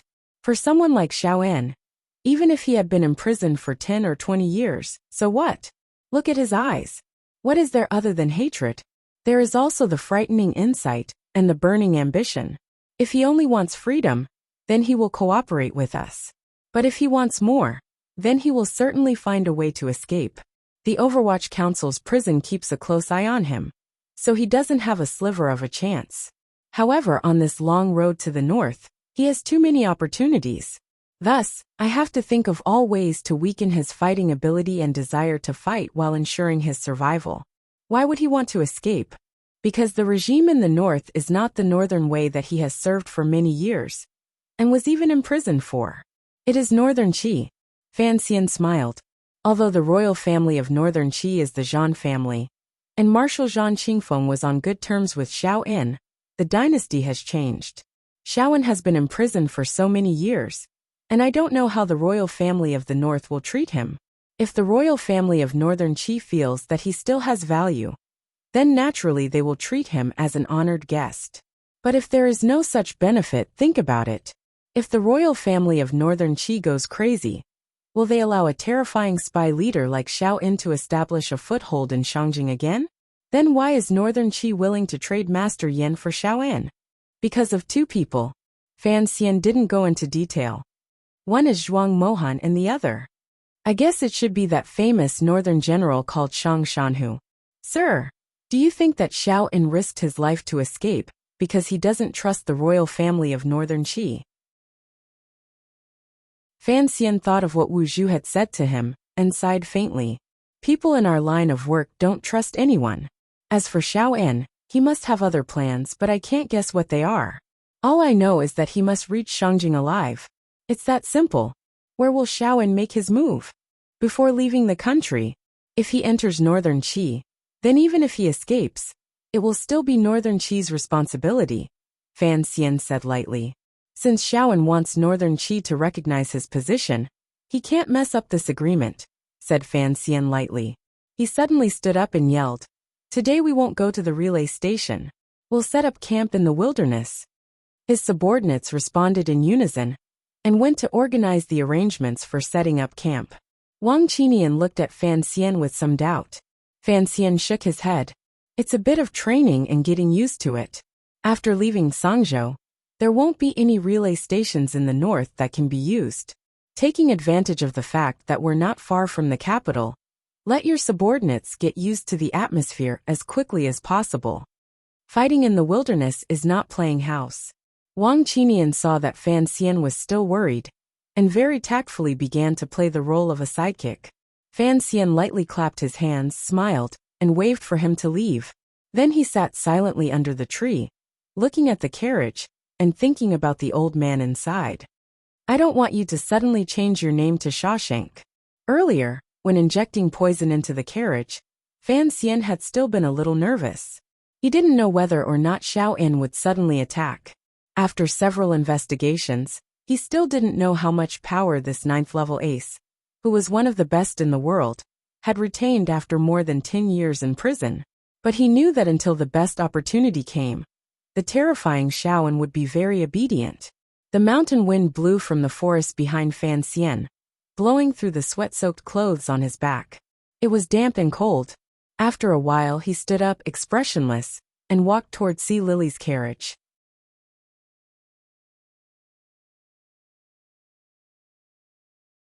Chapter 186. Time can change many things, including a person's appearance and mental state, but there are exceptions. When Fan Xian stepped into Sea Lily's carriage, the first thing he saw was a slightly haggard, but still beautiful woman. Half a year in prison did not seem to have done any damage to the face of the most popular woman on Lujing River. Seeing Fan Xian enter, Sea Lily bowed slightly. Her eyes were slightly flustered, as if she did not know how to address him. It seemed that she was not prepared for this meeting. Fan Xian quietly looked at the girl's face. He found that her eyebrows were still soft like willow branches, and her black eyes were still moving. However, her lips had not been colored today, so they looked a little pale. When the two of them first met, Fan Xian was the illegitimate son of a nobleman who had just arrived in the capital. Sea Lily was already the most popular woman on Lujing River. That night he caressed her crazily. Although he had not truly reached ecstasy, he had done all the most intimate things between a man and a woman. But he had not expected that Sea Lily was a spy planted in the Qing kingdom by Northern Qi. Through the second prince's invitation, Shi and Wu Bowen had set up a plan to assassinate Fan Xian. Fan Xian was lucky enough to escape that disaster. In the end, he entered the Overwatch Council. And now he had taken on the duty of returning Sea Lily to Northern Qi. He quietly looked at the eyes, nose, and lips of the woman in front of him. For some reason, he thought of the physical contact he had with her that night on the pleasure boat. Although his heart did not waver, there was still an indescribable feeling. After all, aside from the servant girls in Danzhou, she was the woman he had been closest to before marriage. A few days ago, I rode by Lujing River. The silence in the carriage was broken by Fan Xian's gentle words. I saw that pleasure boat again. Sea Lily was slightly taken aback. She had not expected this handsome young man to use such a line as an opening remark. She had thought that what followed would be a very serious conversation. Fan Xian laughed. It's already very run down, but I don't think you will miss that place. Sea Lily smiled bitterly. I am a duckweed, a guest on the 4 seas. Please do not make fun of me, sir. I don't like the word me. Fan Xian looked at her watery eyes and smiled slightly. The affairs of the world are wondrous. When you wanted to kill me, it was because you had a mission. Although I won't forgive you, I won't hold any prejudice against you because of it. At the time in the Overwatch Council prison, I told you that as long as you gave up the mastermind, I would think of a way to let you live. However, I want to tell you clearly that I did not do anything to allow you to return to Northern Qi, so you don't need to thank me. Sea Lily raised her head in surprise. Her lips parted slightly, as if she wanted to say something. She couldn't understand this young man, who was sometimes pure and amiable, and sometimes cold and terrifying. Why did he say such things? From the day you left the prison, we've been colleagues. Fan Xian sat next to her and relaxed against the carriage. His nose picked up a faint fragrance, knowing that it was the girl's body fragrance. He enjoyed it a little and said, I don't know about the agreement between you and Chen Pingping, but since he believes you can be trusted, I will trust you. I hope you can trust me too, and that we can carry out the House of Red Sleeves plan. Sea Lily's hands clutched her lake green sleeves. She gently bit her lower lip, not knowing what to say. Give me a massage. I have to be on edge every day, not knowing when that old monster in the carriage will go berserk. It's a little stressful. Fan Xian wasn't lying. He really did look tired. Sea Lily made a sound of agreement and turned her body to the side. She knelt on the soft cushion of the seat and carefully placed her soft, warm hands on Fan Xian's head. She slowly rubbed it. Fan Xian closed his eyes and enjoyed the comfortable feeling in his head. He enjoyed the slow touch of Sea Lily's fingers and subconsciously sighed. What is it? Do you think it's too heavy? He didn't know what method Chen Pingping had used, but Sea Lily was no longer as desperate and determined as she had been in prison. Instead, she had returned to the way she had been on the pleasure boat, gentle and charming. Her soft voice slid across Fan Xian's heart. Fan Xian said gently, I was just thinking about how I tortured you. I was afraid I would break your beautiful little hands. Sea Lily's fingers, which had been rubbing Fan Xian's temples, paused. After a while she said quietly, It's not that easy to break someone's hands. Don't hold a grudge. That won't be good for our cooperation in Shangjing, Fan Xian said quietly. He didn't open his eyes. You wanted to kill me, and I only tortured you. No matter how you look at it, you owe me. Sea Lily bit her lower lip again. Her pearly white teeth pressed against her lips, creating a soul-stealing charm. A soft light flickered in her eyes. I owe you. You can take it back at any time. How? Like the first night? Fan Xian opened his eyes, full of mockery. Sea Lily stubbornly opened her eyes to meet his. After a long silence, she looked at this handsome young official. For some reason, she thought of the shameful incident that night on the pleasure boat. Her body felt soft and weak. She slowly leaned over, half leaning on Fan Xian's shoulder. Her fingers kept massaging him, and she said quietly, "All women in this world have a hard life. I don't know how you intend to take it." That night on the pleasure boat, Fan Xian had used an aphrodisiac, so Sea Lily's reaction had been extremely strong, and she had remembered it to this day. Later in the prison, Fan Xian had mercilessly tortured her. Aside from her hatred, she also had a very strange feeling. Fan Xian felt a springy softness on his right shoulder. Without thinking, he knew it was Sea Lily's soft chest. He thought she was trying to seduce him, so he took a deep breath to calm his mind. Unexpectedly, he inhaled the faint fragrance of a young woman. His heart stirred. He turned his head and smiled. Where did that Ling go? He's still locked up in the capital. Sea Lily's face showed no expression. It seemed that Ling wasn't her real family. Fan Xian became more and more curious. What method had Chen Pingping used to make Sea Lily listen to the Overwatch Council? He thought for a moment, then frowned. "You're not a pitiful person. At least, the young emperor of Northern Qi still remembers you." Sea Lily furrowed her brows and sighed. "How long will it last if you use your looks to influence others? That's what I'm confused about." Fan Xian smiled.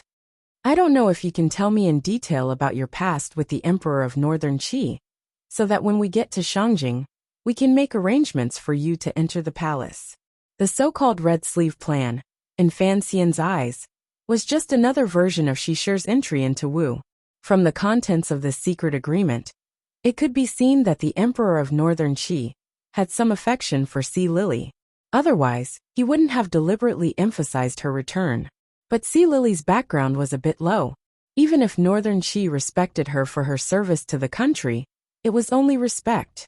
Compared to the kingdom of Qing, Northern Qi paid more attention to one's birth and bloodline. They couldn't allow a woman who had once been a prostitute to enter the palace. Sea Lily didn't seem to want to talk about the past.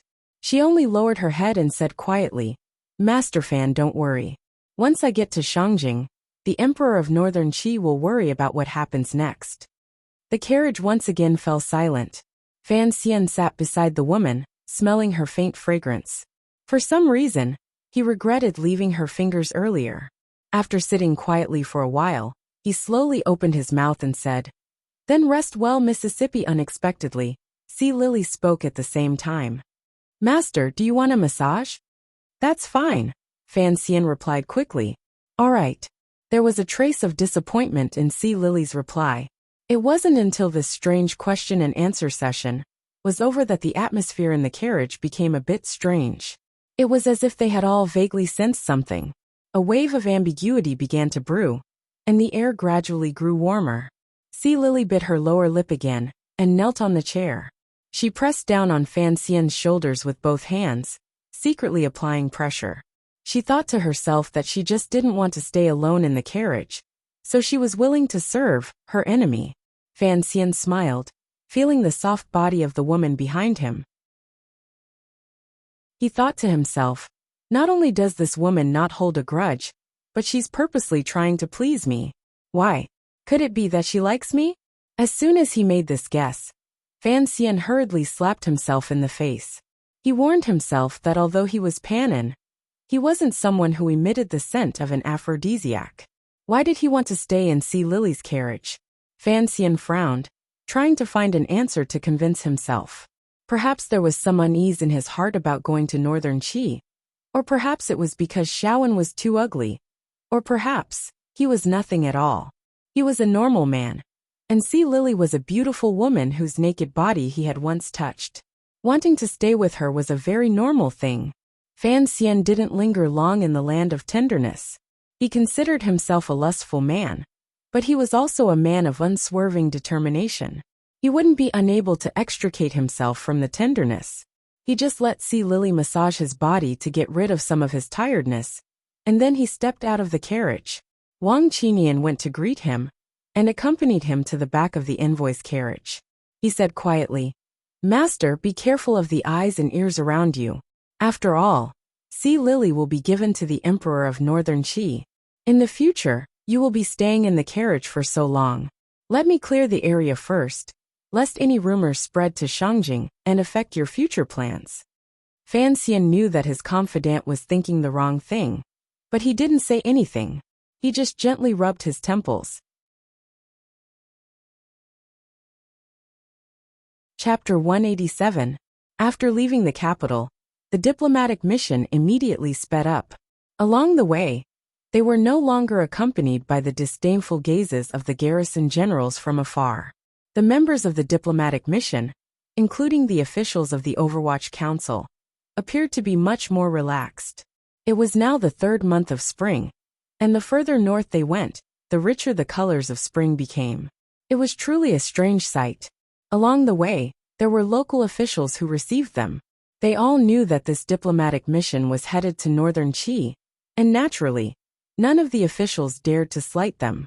Furthermore, the leader of this diplomatic mission was the famous Sir Fan Jr., so the local officials were especially attentive in receiving them. Although they did not dare to delay the diplomatic mission's schedule, every time they arrived, there was always a feast. Beautiful women came to keep them company, and at the banquet, there was no stopping flattery for Fan Xian. Only now did Fan Xian realize how famous he was in the kingdom of Qing. He couldn't help but feel a little smug, and at the beginning of the banquets he refused no one. But after going so many times, he couldn't help but grow tired. And every time, he had to repeat his vow that he would no longer compose poetry. It was truly troublesome. Wang Qinian quite liked going, because the dancers at the banquets wore light muslin, and it was very entertaining.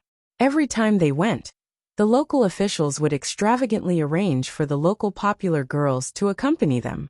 Every night, they would have hundreds of tricks up their sleeves. How could the sallow women in the capital compare? But this arrangement did not appeal to Fan Xian, because there was a girl in the diplomatic mission that even the Emperor of Northern Qi could not forget. Sea Lily, the most popular girl in the capital. As a result, Fan Xian gradually stopped attending banquets.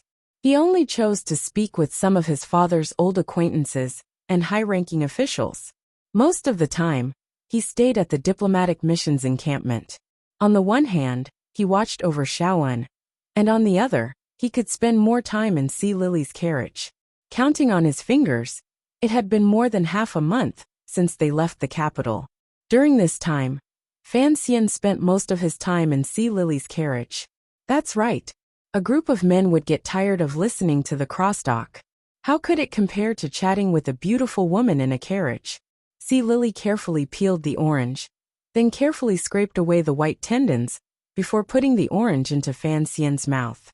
In the diplomatic mission, Fan Xian was the most powerful, and the officials of the Overwatch Council followed his lead. The Tiger Guards were even more loyal. No matter what he did, no one dared to say anything. But as Fan Xian closed his eyes and slowly chewed on the orange, for some reason, he thought of his sister. When he was in the capital, Ruoro often served him fruits like this. Then he thought of his wife, Wanner, who was still at home. His eyes opened slightly, and through a small crack in his eyelids he peeked at Sea Lily, who was concentrating on processing the oranges. A sense of unease welled up in his heart. During the journey, he and Sea Lily didn't do much. They just chatted, ate some fruit, and passed the time. They didn't even mention their plans for Shangjing in the Northern Qi Kingdom. Of course, they occasionally rubbed their tired bodies, held hands, or hugged each other to look at the scenery outside the window. "What are you thinking about?" Seeing Fan Xian in a daze, Sea Lily smiled sweetly. These days together, all she saw was Fan Xian's gentle and delicate side. She had actually forgotten the horrible scene of him bullying the weak in the celestial prison. The girl seemed to like the feeling of sitting and chatting in the carriage. Deep in her heart, she secretly hoped that the journey would never end. "I'm thinking, you've been taking good care of yourself these days. Your plumpness is gradually returning." Fan Xian teased. "When we first left the capital, your body made my hands hurt." Sea Lily blushed slightly. "Then don't touch me." Fan Xian smiled and took her hand, Holding her wrist, he pulled her into his arms. His palms slowly stroked her body. You don't like it? I've had a hard life. You bullied me, drugged me on the pleasure boat, tortured me in the celestial prison, and now I can't escape your evil clutches in this carriage. Sea Lily said this, but her whole body was in Fan Xian's arms. She felt that this young man's embrace was very warm, and she didn't want to leave. She felt Fan Xian's hand moving on her bottom through her clothes. Her heartbeat was a little erratic. Her red lips opened slightly, and she blew into Fan Xian's ear. Fan Xian's ear felt hot and itchy, and his palm unconsciously tightened. Sea Lily called out softly, her voice like silk. She panted softly in his ear. Take me. Going to Shangjing won't end well anyway. After a moment, Fan Xian smiled and jumped out of the carriage. There was a hint of strangeness in his smile. There was poison in Sea Lily's body, a slow-acting poison. Fan Xian had long found out that it had been planted by the Overwatch Council in advance. Fan Xian had seen this poison in the books teacher Fei had left behind, but he had never seen it in real life. This poison would slowly spread through a woman's body, and then spread to a man through intercourse. As long as the Northern Qi Emperor and Sea Lily slept together, he could be infected with this poison. The symptoms were very similar to a common venereal disease. No wonder Chen Pingping was so serious. It turned out that the House of Red Sleeves was not a copy of Shisha entering Wu, but a plan to poison people. There was no cure for this poison, but it could effectively weaken a person's body and mind. Think about it, if the Northern Qi Emperor really loved Sea Lily, and spent every night with her, he would soon fall seriously ill. And given the current situation of the Northern Qi Emperor, and the Emperor's factions confronting each other, if the young Emperor fell seriously ill, Northern Qi's court would once again descend into chaos. Fan Xian sighed. Sea Lily knew there was poison in her body, but she thought it was just a method the Overwatch Council used to control her. She didn't know it could be transmitted to the men she slept with. What made him uncomfortable was that Chen Pingping hadn't told him about this. If he hadn't felt something strange when he was intimate with Sea Lily, he wouldn't have discovered it. Of course, even if he had been infected with this poison, he could immediately be cured, but the feeling of being kept in the dark was still not good. The House of Red Sleeves? He smiled bitterly in his carriage. So it's the House of White Sleeves to summon the soul. He knew that compared to Chen Pingping, Fei Jia, and even Xiao In in the carriage behind him, his methods were not vicious enough, and his heart was not cold enough. Sea Lily was just a pawn that could be discarded at any time. But he didn't know what Chen Pingping had promised her, to make her willingly become a pawn covered by a black cloth. But what truly shocked Fan Xian was something else. This was the real reason why nothing had actually happened between Fan Xian and Sea Lily for more than 10 days. Sea Lily was still a virgin. The diplomatic mission had already arrived in the northern part of the Kingdom of Qing. Ahead of them was the last large city in the north of the Kingdom of Qing, Sangzhou. Looking at the city from a distance, Fan Xian narrowed his eyes slightly. He found that the color of the sky had darkened. The northern wind was strong and had scattered the spring air in all directions. Dark clouds covered the sky. It was truly an unpleasant weather. After the last provincial guard in charge of escorting them came to salute, they began to turn back. Only the diplomatic mission's own carriages were left. Although the carriages were very long, in the wasteland outside Sangzhou, they still seemed small and pitiful. How long will it take to leave Sangzhou and reach the border? Fan Xian squinted and gazed at the northern sky. Wang Qinian respectfully replied, "This time we're going around the lake, so it's a bit further. It'll take at least 20 days. Fan Xian frowned. The real danger should be in these 20 days. He tilted his head slightly and looked at the carriage that had remained silent all this time. How is Xiaowen's current condition? Sir, you've been injecting him with a large dose of poison every day. I'm guessing he's been working hard to force the poison out, so he's been very quiet. Ever since he woke up a few days ago, he's become very quiet. It seems he's thinking about something. Be careful." Fan Xian sniffed. It seemed that the smell of blood in the carriage was getting stronger. "Yes, sir." Wang Qinian asked for instructions. "The provincial guard has already retreated, The Zhengzhou army is not at ease. Sir, you know what happened last time when Sea Lily was escorted back to the capital. Fan Xian smiled. Don't worry. Once we pass Zhengzhou, we'll be the most at ease in terms of escorting them. I'm only worried about the internal problems of the diplomatic mission. As soon as he finished speaking, a group of cavalry appeared on a low hill far away from the edge of the wasteland. There were about 500 of them, and they were all wearing black armor. Under the dim sunlight, they emanated a cold, murderous aura. Wang Qinian smiled. So the Black Knights are here. Then there's nothing to worry about. A gust of wind blew past, causing the gravel on the ground to roll. Wang Qinian and Fan Xian prepared to board the carriage and head toward Zhengzhou. Fan Xian suddenly stopped and slowly turned his head. He found that Sea Lily had already stepped out of the carriage and was standing beside it, looking at him with a perplexed expression. Get someone to give Miss C more clothes. The further north we go, the colder it gets. Spring comes so damn late. Fan Xian seemed to speak calmly, but his heart trembled. These days he had rarely seen Sea Lily's carriage. Wang Qinian looked at Fan Xian strangely, then waved his subordinates away. There were 3 handmaidens in the diplomatic mission. They were there to serve Sea Lily, the future wife of the Emperor of Northern Qi. But Fan Xian had been in Sea Lily's carriage for the past few days, so the 3 handmaidens could only follow behind the convoy. After a while, the handmaidens came to Sea Lily's side. They gave her a crimson cloak and advised her to return to the carriage to rest. Sea Lily allowed them to put the cloak on her, but she did not return to the carriage. She only looked at Fan Xian quietly, as if trying to figure out something from his face. The Black Knights in the distance, the frail woman in the crimson cloak close by, and the pale white sun hanging in the sky. It was a beautiful picture, but one that made one's heart feel powerless.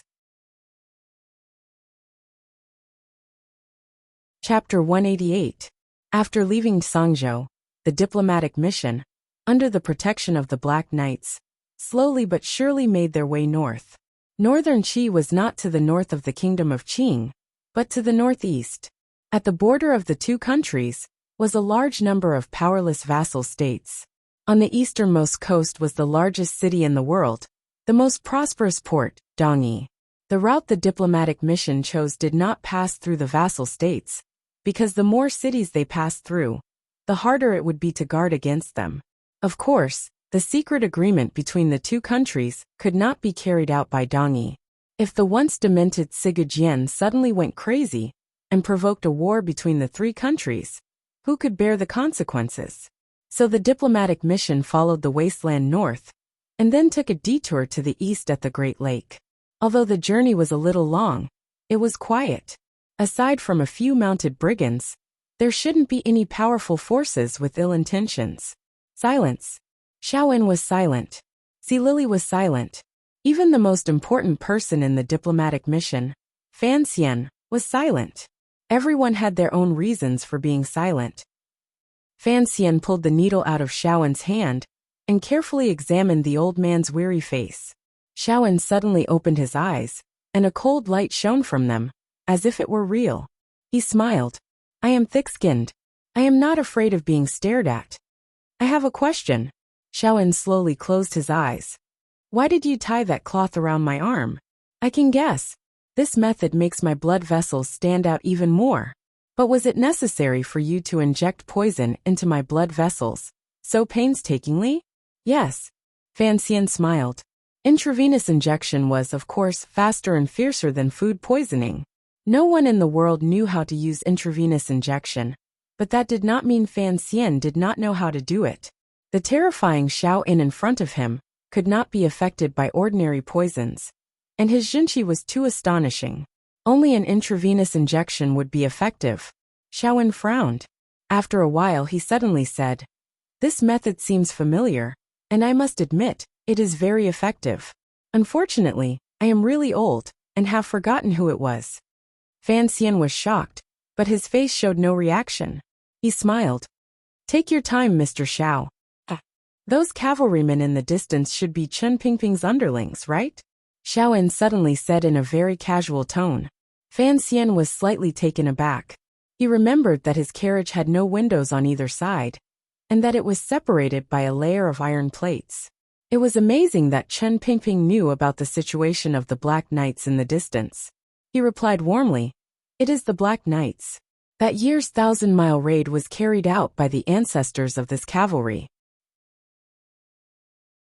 He was referring to the time many years ago, when Chen Pingping had led the Black Knights to abduct Xiao In from his wedding. That incident was the greatest humiliation Xiao In had ever suffered in his life, and it had left him with an indelible wound. "When are you going to kill me?" Xiao In asked in a very ordinary tone. There was not a trace of emotion in his voice. There was some kind of psychological hypnosis hidden in this series of questions. If it was an ordinary person, they might have subconsciously fallen into the trap. But Fan Xian was not an ordinary person. He was a little surprised and said, "What?" Shan smiled faintly, and a faint redness appeared in his squinted eyes. "I think Chen Pingping would not want me to return to the north." Fan Xian shook his head. "I don't care about the thoughts of the older generation. As long as I do my job well, that's all." "You are a very good young man." Xiao In looked at him calmly. He slowly moved his wrist and put the heavy iron chain on the table. "Why do you say that, Mr. Xiao? We traveled together for many days. Although Master Fan often stayed in that girl's carriage, you did not forget your duty, because you were greedy for the pleasures of the night." Xiao In said calmly, "The key is that you train twice a day, in the morning and at night. You never stopped. This kind of perseverance, even when I was young, was far inferior to you." Fan Xian smiled. "Clumsy birds fly early. I know my strength is not enough, and my talent is not enough. Naturally, I have to train more." Xiao In shook his head. "Your talent is very good, and your strength is already very strong, but you have never challenged a truly strong individual, so you have not been able to stimulate the true strength of your body." Fan Xian quietly looked at the old man's aged face. His eyes were as deep as an ancient well. He couldn't help but think to himself, "Are you the first truly strong individual I will face alone?" After leaving Sangzhou, the diplomatic mission entered the area under the jurisdiction of the Northern Army. This was a grassland, and the military camp was 100 miles away. Fan Xian did not want to encounter the superior 9th level Yin Xiaoyi, so the diplomatic mission naturally took a detour. In any case, with the protection of the Black Knights along the way, no one in the world would dare to do anything to them. A few days ago, there had been a few mountain bandits who had sent scouts to investigate, but seeing the power of the diplomatic mission and the Black Knights in front of them, they had long since retreated into the mountains in fear, not daring to come out for months. Xiao In remained silent, and so did Si Lily. She gradually became more and more haggard. Fan Xian looked coldly at the two people he had escorted, but he didn't know what he was thinking. After these days together, for some reason, he felt a little pity for Si Lily. First, he felt pity for her past, and second, he felt pity for her future misfortune. But Fan Xian was confident that his mind was clear. He would not do anything to save something small and lose something big.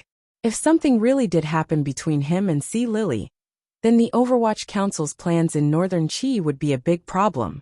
He didn't know how the young emperor of Northern Qi knew that Si Lily was still a virgin. But if he found out that Si Lily had lost her chastity, then the Red Sleeve plan would naturally be rendered useless. But Fan Xian didn't seem to want to see Si Lily's somewhat confused face. It seemed that he didn't have enough confidence in himself, so he never boarded Si Lily's carriage again. Instead, he boarded Xiaoen's carriage more often.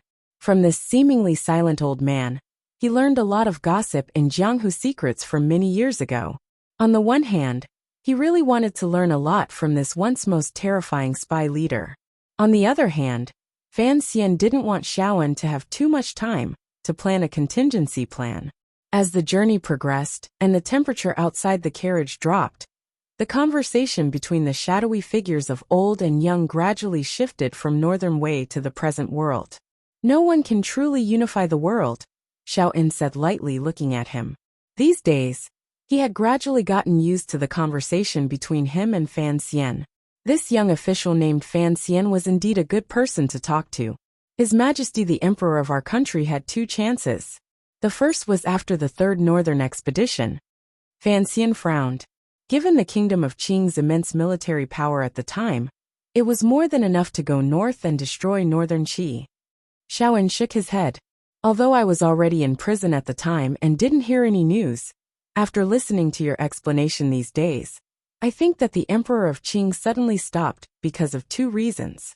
One was internal problems in the court, and the other was that he encountered some powerful resistance. After making his choice, he felt that going north was a very risky idea. Fan Xian thought about it. At the time, the Yi family affair had not yet erupted, and the court was basically under the control of the emperor and his mother's subordinates. Logically speaking, there shouldn't have been any internal problems. As for external enemies, he frowned. Was there any power in the world that could stop the powerful Kingdom of Qing? The temple. Xiaowen seemed to have guessed what Fan Xian was thinking, and gave him a reference. Fan Xian shook his head. An illusory object is not enough to resist human ambition, or perhaps the desire for power. To unify the world and unify the four seas is too tempting for an emperor.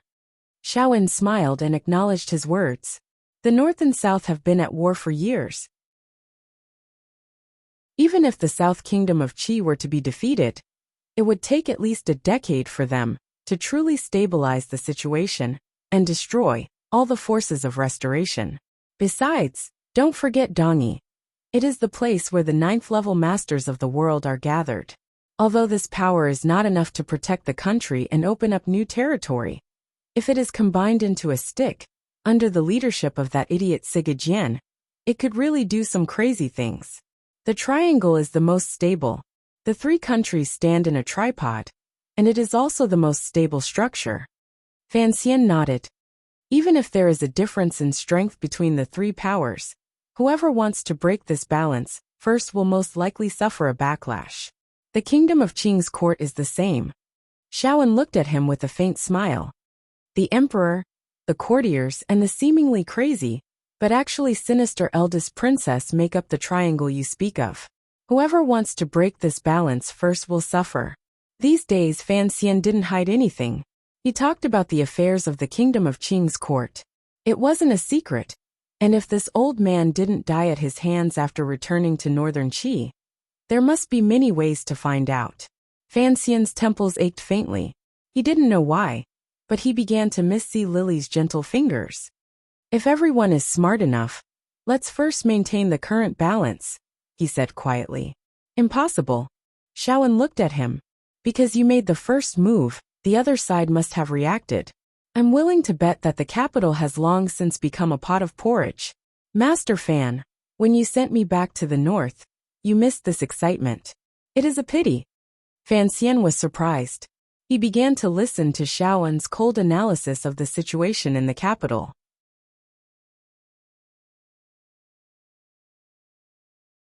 Chapter 189. Jingdou was far warmer than Beijiang. Early in the morning, flowers bloomed on the branches. Every night, tens of thousands of lights illuminated the spring bridge. It was very lively. 10 li of red candles reflected the river of flowers. It was a good time to enjoy the spring. But during the day, Jingdou was somewhat quiet. It seemed that both commoners and officials found it difficult to resist the sleepiness of spring. They were lazy and did not want to move much, so there were not many people on the streets. At noon, a scholar with a gloomy expression walked in from the east gate of the capital, supporting a woman. The expressions and movements of these two people did not seem like mother and son. They did not go to live in an inn. Instead, they went directly to an unremarkable manor in the west of Jingdou. Only a few people knew that the true owner of this manor was an imperial censor of the imperial censorate. The sleepiness of spring could not be resisted, but it could be awakened. One day in March, just like the day after the spring examinations, a few bolts of spring thunder struck out of nowhere. A patter of spring rain fell, soaking every building in Jingdou and every alley. After the 4th Bureau of the Overwatch Council returned from Jiangnan to the relevant corrupt officials and salt merchants, the examination hall fraud case was finally concluded. Other than an assistant minister who was sentenced to be exiled 3,000 li, the other 17 officials involved were all sentenced to death. This was the emperor's edict, and the evidence was irrefutable. No faction dared to speak out of turn, and no civil official dared to raise any objections. The Minister of Rights, Guoyu, was also sentenced to death. He was the highest-ranking official to receive the death penalty since the founding of Qin Kingdom. When the news came out, the court was shocked. It was said that even the Empress Dowager went to the emperor's palace to plead for mercy. But after some gentle words from the emperor wiped away some of his tears and changed the sentence to hanging in prison, leaving Guoyu's corpse intact. The Empress Dowager was sad and did not say anything more. Along with Guoyu, there were 16 other officials who went to die. Raindrops slowly fell from the sky and landed on the ground of the usually busiest salt market in Jingdo. However, it still did not chase away the people of Jingdo who had braved the rain to watch the execution. 16 officials wearing white robes knelt on the wooden platform that had been set up earlier. Their clothes were long stained with blood. Presumably, they had suffered a great deal of torture. These officials, who used to be glamorous, now had defeated expressions. Their hair was messy and tangled. They looked wretched. No one knew what the Overwatch Council had done, but some of the stronger criminals forced their lifeless eyes open. They wanted to find their relatives among the crowd watching the execution. Their mouths opened wide, but they couldn't make a sound. Mu Tai, the agent of the First Bureau of the Overwatch Council, sat under the canopy, watching the scene in front of them. Mu Tai's face was expressionless, but the rest of the civil officials looked a little uncomfortable. Those criminals who were waiting to die under the execution platform were once their colleagues. They had enjoyed themselves on the pleasure boats and drunk with them at the banquet table. But now they had to watch them die in front of their eyes. The rain fell on the eaves of the restaurant next to the salt market and flowed down along the tiles, forming a small waterfall from the sky. There were many buildings here, so there were a dozen small waterfalls. They hit the stone floor like white dragons, making a pitter-patter sound. A high-ranking official stood up and announced the decree in a loud voice. However, he was interrupted by the pitter-patter of the small waterfalls, so he couldn't hear clearly. The surrounding crowd only saw his mouth move, but they didn't know what he was saying. Finally, the high-ranking official's expression became serious and he shouted, "Execute!" The surrounding people heard this word clearly and immediately became excited. They shouted and squeezed forward, wanting to be closer to the wooden platform and enjoy this rare scene. The executioner on the wooden platform spat and wiped the rain off his face. He put the broadsword behind his back and stepped forward. He extended his left hand and gently pressed the back of the first criminal's neck to confirm the location of the joint. He then roared and the light of the broadsword flashed. When the broadsword fell, it made a muffled sound like a sharp knife cutting through pork. With a swoosh, fresh blood sprayed out from the headless cavity and splattered far away. The criminal official's head fell dejectedly onto the wooden platform. It was as if it was still afraid of the Qin court's large knife. It rolled with a rumbling sound. Using the flow of the rain, it did not stop.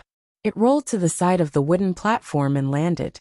Seeing a dazed, blood-stained head fall to their feet, the previously excited people of Jingdo took a big step back in fright. Where the head rolled, it left a bloody mark. However, when the rainwater washed over it, it quickly faded away without a trace. Only now did the people watching the execution let out a cheer. However, there were not many people cheering, and the cheers were not very orderly. It seemed a bit scattered. On the high platform, Mu Tai, who was sitting in the lowest chair and watching the execution, showed a look of displeasure.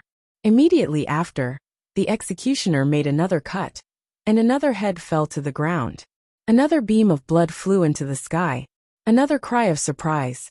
Another life was lost. There were a total of 3 executioners. In just a moment, 16 criminal officials were all beheaded, leaving behind a ground covered in blood and corpses. As the beheadings continued, the surrounding crowd gradually became bolder. The cheers grew louder and louder. In the end, when the head of the director of the Board of Rights was tragically separated from his body, the cheers shook the heavens. It scared the rain that filled the sky and made it float away. A few bailiffs from the capital government were busy looking for the head of the criminal official in the crowd. However, After searching for a long time, they could not find it. After a while, a black dog ran out of the crowd with a head in its mouth. Its sharp teeth were biting on the head's ear, and a pair of dog eyes darted around. The light in the dog's eyes made people feel cold for no reason. Woof! The black dogs, but was hit by the scabbard of the bailiff's knife. In pain, it let go of the head in its mouth. It whined a few times and jumped into the rain. In the following days, a series of actions took place. The Minister of Justice was exposed for taking bribes and bending the law. The Overwatch Council found gold and silver in his third aunt's courtyard, as well as prohibited items. This was reported to the court and transferred to the Supreme Court. He was stripped of his position and demoted to a judge of Ijo. He was demoted from a first-rank minor to a seventh-rank minor. Ijo was far to the south, and there was a lot of miasma and heat. It was likely that the Minister of Justice, Han Jiwei, would never return to the capital. On the surface, Imperial Censor Guozheng did not seem to be affected. However, the court still found an excuse to send him to Jiangnan. Although Jiangnan was a beautiful place, the Fourth Bureau of the Overwatch Council had people in Jiangnan. It was just a matter of when they wanted to do something to him. The civil officials in the court did not join together to attack the Overwatch Council because of their relationship with the Prime Minister. They also felt that the Overwatch Council had solid evidence and did not act too harshly. However, all the officials knew that this was revenge. This was the Overwatch Council's naked revenge for the incident in the hall of the Ministry of Justice because of Commissioner Fan Xian, who was far away in the north. Revenge and counter-revenge, control and counter-control, until a tacit balance was reached in the end. This was the unchanging theme of the Qing officialdom over the past few decades. So no one expected that when the Overwatch Council and the Prime Minister's vengeance had stopped at a certain limit, the counterattack from Xinjiang and the Empress would still come so quickly. The young scholar mentioned earlier was He Zongwei, who could not participate in the spring examinations because of the death of his father. He was a student of scholar Tseng Wenxiang and had always been close to the Guo family. He did not expect to hear the explosive news in his hometown. The minister was waiting for death in prison, his family property confiscated, and his good friend Guo Baoquan was nowhere to be found. What angered He Zongwei the most was that the crown prince of the Eastern Palace did not lend a helping hand in this matter. The woman who entered the capital with He Zongwei had an even more bizarre background. She was Wu Boan's wife. Wu Bo and was a strategist placed in the prime minister's manor by the eldest princess. Last year, he had persuaded the second son of the Lin family to join forces with Northern Qi in an attempt to assassinate Fan Xian on Yolan Street. As the prime minister, Lin Ruofu naturally hated Wu Boan, who had caused the death of his only normal son. Although Wu Boan had died early, the Wu family still had a lot of property in Shandong. The local officials were the prime minister's students, so in accordance with the wishes of the prime minister, they tortured the Wu family. In the short span of half a year, who knew how much silver they had raked in? Wu Boan's own son had been imprisoned for no reason and tortured to death. Although the woman was not literate, she knew that the prime minister was powerful and that the Wu family could not contend with him. But her heart was grieved by the tragic death of her son. She made up her mind and went to the capital alone, ready to file a complaint against the emperor. While resting outside the city, the poor woman coincidentally ran into He Zongwei, who was returning to the capital. He Zongwei was a smart man. After hearing this, he knew that there was a lot he could do. He comforted the woman, saying that he would find a way to seek justice for her. After entering the capital, He Zongwei used his connections with his teacher to temporarily settle Wu Bo in the manner of an old imperial censor. In those days, mysterious people would often come and go from the manor, gently asking Wu Bo about the details of the tragedy in her hometown. He Zongwei watched all of this with some indifference. Only when Lady Wu nervously asked him questions would he put on a smile and comfort her, saying that the righteous officials of the court were working on it, and that the prime minister would soon fall from power. The garden of the old imperial censor's manor was a bit run down. Standing behind the fake mountain, a trace of pride flashed across He Zongwei's face. He destroyed the secret letter from Xinyang and thought about the officialdom of the capital after the prime minister's fall. He couldn't help but think of the prime minister's in-laws, Minister Fan, and of the somewhat cold and distant Miss Fan, and his heart warmed.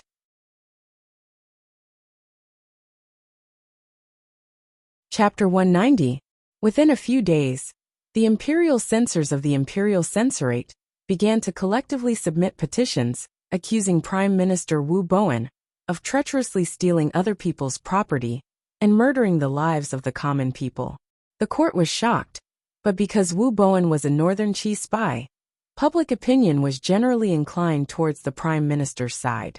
However, on the way to the Supreme Court to give her testimony, Lady Wu encountered an assassination attempt. It was unknown whether Lady Wu was lucky or the prime minister was unlucky. At the time, the second prince and crown prince Jing were wandering the streets and happened to be saved. In this way, the flavor of the matter began to change. It was rumored that deep in the palace, His Majesty the Emperor had asked the crown prince and the second prince how they should handle this matter. After a moment of silence, the crown prince said that there was insufficient evidence. Furthermore, the prime minister had performed meritorious deeds for the country and should not be easily trusted. Although the second prince had saved Lady Wu on the street, he maintained a taciturn attitude like his brother. After all, the prime minister was the head of all the officials. No matter how he was dealt with, it would cause a huge uproar. However, when Imperial Prince Jing heard about this from his son, he flew into a rage. It was a rare occasion for him to enter the palace and have a long talk with his brother. However, no one knew exactly what they talked about. That night, the emperor flipped through the memorials of the past decade. He looked at the money in the Ministry of Revenue and the achievements that the prime minister had painstakingly made. He was speechless and could only sigh. Shandong Provincial Governor Peng Tingsheng. He passed the provincial examinations 11 years ago. At that time, I had just ascended to the position of prime minister, and I felt that this student was very obedient. Prime Minister Lin Ruofu was in his 40s this year, but his complexion was somewhat haggard. But I didn't expect him to be so obedient. You should know that if I didn't ask Peng Tingsheng to do these things, Wu Bowen would already be dead. If I really wanted to vent my anger on his family, it wouldn't be so simple. Perhaps Lord Peng was secretly trying to figure out the prime minister's thoughts, so he did such a foolish thing. Lin Ruofu's trusted aide, Yuan Hongdao, frowned slightly. Oh. Lin Ruofu looked at him with a smile that was not a smile. But Peng Tingsheng is not an idiot. If it were not for the prime minister's orders, he would not have used his official reputation as a wager. Moreover, who was the one who killed someone on the streets of the capital the day before yesterday? How did the investigation reach the prime minister's residence? Yuan Hongdao's expression was somewhat wooden. He gently stroked the long beard on his chin and said, He Zhongwei is a member of the Eastern Palace, but he's just a small pawn. He shouldn't have the courage to do this. There must be someone behind him supporting him. I just don't know if it's the Empress or the eldest princess. It's Yunrui. The Prime Minister smiled. Most of her power is in the Imperial Censorate. This is her way of taking revenge on me. What revenge? Revenge a lot. The Prime Minister sighed. Including Chun'er's matters. Including my son-in-law's matters. Including the matters between me and her. Actually, Yuan Hongdao hesitated. Speak. Yuan Hongdao smiled slightly. In truth, it still depends on His Majesty's will. If His Majesty does not believe, the Prime Minister's position will naturally be as stable as Mount Tai. His Majesty will definitely see through such a clumsy method. The Prime Minister smiled. But the question is whether His Majesty is willing to see it clearly. Why do you say that, Prime Minister? So many officials died a few days ago. As the head of the civil officials, I have to take responsibility. The Prime Minister closed his eyes and analyzed. Most importantly, His Majesty does not want me to continue as Prime Minister. Yuan Hongdao replied respectfully. Prime Minister, there is actually still a chance to turn things around. Minister Fan, please speak. Fan Manor and the Overwatch Council have a close relationship. If Chen Pingping is willing to stand on your side, Then no matter what the imperial censorate does, His Majesty will firmly stand by your side. Lin Ruofu shook his head. His Majesty only wants me to make way. Make way for who? For the Crown Prince, or rather, for the future His Majesty. Lin Ruofu was deep in thought. Fan Xian's power is too strong.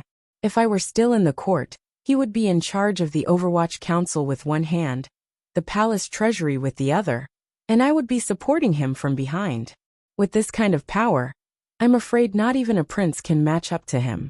A few days ago, I told Fan Xian that the tallest tree in the forest will be destroyed by the wind. His Majesty's meaning is very clear. He wants to train Fan Xian into a good official, to properly assist the prince who will sit on the dragon throne in the future. Since Fan Xian is going to take the throne, I will naturally have to step down. Lin Ruofu smiled. If I were still here, Fan Xian would be in danger. Yuan Hongdao was slightly surprised, but from the corner of his eye, he saw that there was a faint smile on the Prime Minister's lips, as if he were laughing at something. The sound of Debeo playing in the water could be heard from outside the window. The Prime Minister's expression softened. He stood up and walked to the window looking out. Looking at his simple-minded eldest son, his eyebrows moved slightly. Tomorrow, I will have one or bring Debeo to Fan Manor. Yuan Hongdao waited for the Prime Minister's next words. I will go to the palace and ask for my resignation. I believe that His Majesty will see the hardships of these years and allow me to have a more peaceful old age. Yuan Hongdao was about to say something, but the Prime Minister coldly waved his hand to stop him. He turned his head and quietly looked at Yuan Hongdao. After a long period of silence, Lin Ruofu's voice carried a trace of sadness. You wrote the letter to Peng Tingsheng. The study immediately quieted down. After a long time, Yuan Hongdao replied in a low voice, yes. Even the assassination attempt in the capital was carried out by the guards of the Prime Minister's manor. Why? The Prime Minister frowned, as if he were very distressed. Ever since I became an official, I have only had you as a friend, and I have always treated you with great respect. Why did you endure for so many years, and then suddenly strike? And once you struck, you did not give me any way out. Yuan Hongdao and the Prime Minister had known each other for half of their lives. They could truly be described as lifelong friends. Unexpectedly, it was this person who had arranged so many things and single-handedly pushed the Prime Minister into such an awkward situation. He knew too many of the Prime Minister's manor secrets, and this time, he had framed Lin Ruofu. Even Lin Ruofu could only back down. He looked at the Prime Minister's aged face and said apologetically, everyone's existence has a purpose and purpose. Old friend, I have hidden in your study for so many years, all for today. I promised someone that when he needed you to step down, I would lend him a helping hand. Lin Ruofu looked at this old friend in front of him, and the corners of his lips curled up slightly.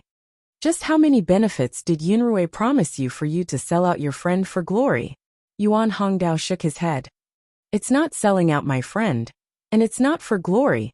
It's just that His Majesty needs you to retire. The eldest princess also needs you, and the court needs you to leave the capital. As for glory, he smiled bitterly. I originally thought, if you didn't realize what I had done, I would accompany you to your hometown, and we would spend our remaining years together. Lin Ruofu was slightly surprised. He increasingly couldn't tell what this advisor, who had followed him for so many years, was thinking. In the capital shrouded in the darkness of night, Yuan Hongdao, accompanied by his pageboy, packed his luggage. With a trace of disappointment and frustration, he turned his head to look at the tightly shut door of the Prime Minister's manor, sighed softly, and got into a carriage. In the carriage, an imperial censor looked at him coldly. Master Yuan, when can you go to the Supreme Court to testify? Yuan Hongdao didn't even look at the middle-aged man. His right hand gently stroked the long beard on his chin. After a while he said lightly, there's no need. The Prime Minister will go to the palace tomorrow to ask for his resignation. His Majesty will stop the investigation of this case. When the imperial censor heard this, he flew into a rage. The evidence is there. His Majesty will certainly put the traitor in prison. If you don't dare to testify in court, You will be implicated. You followed the traitor for so many years, how can you be clean? Yuan Hongdao looked at him coldly. This advisor, who had always been known for his elegance, now had an incomparably cold and stern gaze. It was like two sharp blades, causing the imperial censor to feel a little afraid. I only listened to orders from Xinjiang. Yuan Hongdao looked at the pitiful imperial censor in front of him, and said coldly, Since when was it your turn to order me around? The imperial censor turned pale with fright. Only now did he understand why the prime minister's trusted scholar would betray him at the most critical moment.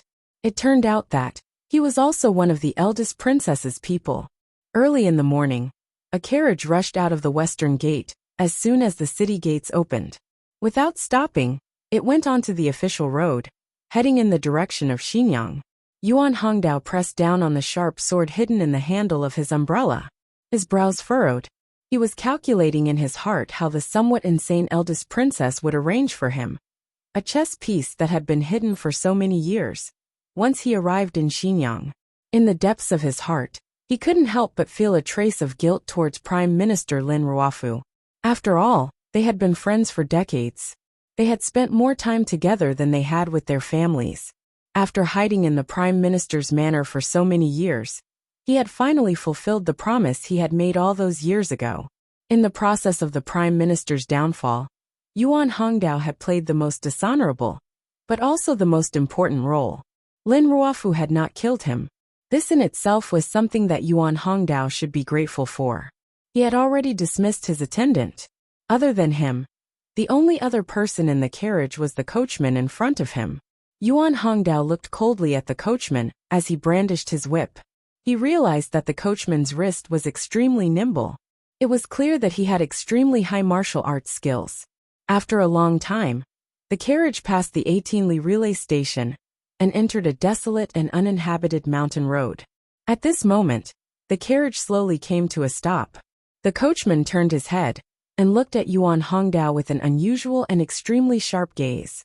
After a moment of silence, the coachman suddenly opened his mouth and said, "The director has ordered me to express my gratitude to you." He paused for a moment, then said in a low voice, "Please allow me to express my personal admiration to you." Yuan Hongdao said with a trace of sadness, "I do not admire myself. Tell me about Xinjiang's plans. I believe that after this matter, the eldest princess should believe me." He was a spy that had been planted by the prime minister's side many years ago.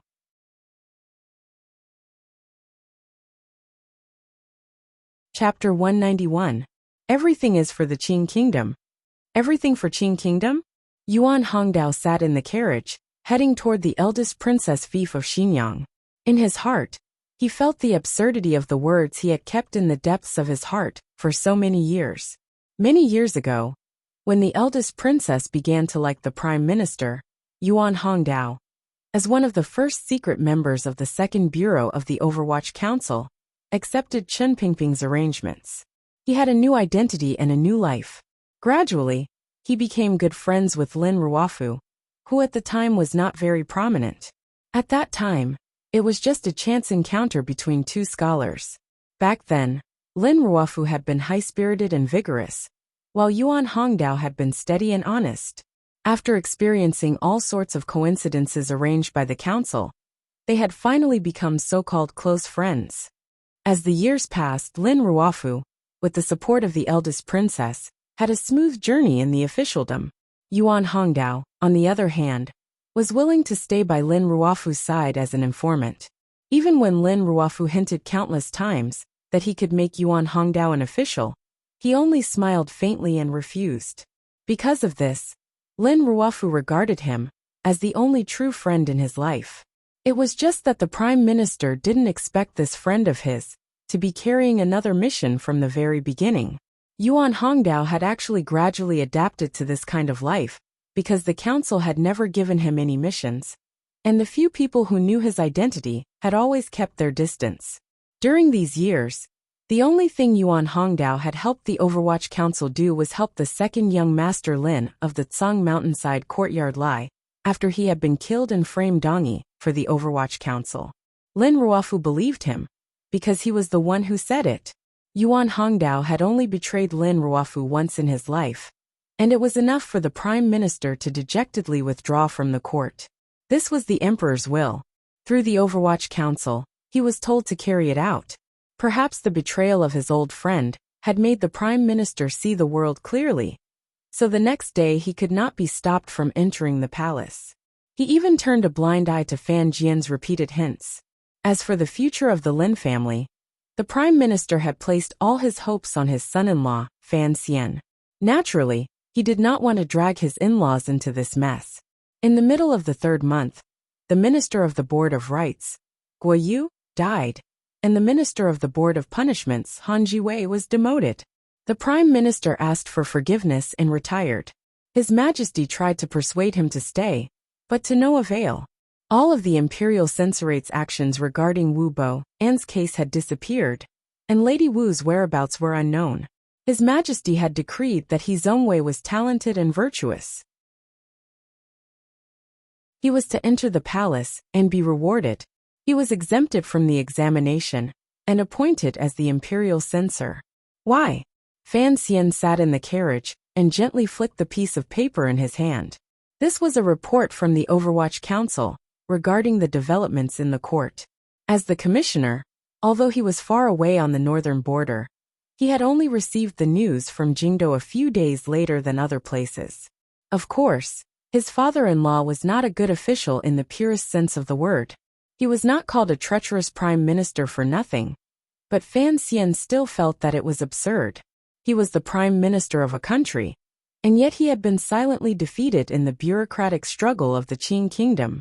Fan Xian had to think about the future. Although it seemed that his father-in-law, the prime minister, had not been of much help to him in the past year, he knew that the reason the civil officials of the court had always been patient with him, including the spring examination case, was because of his father-in-law.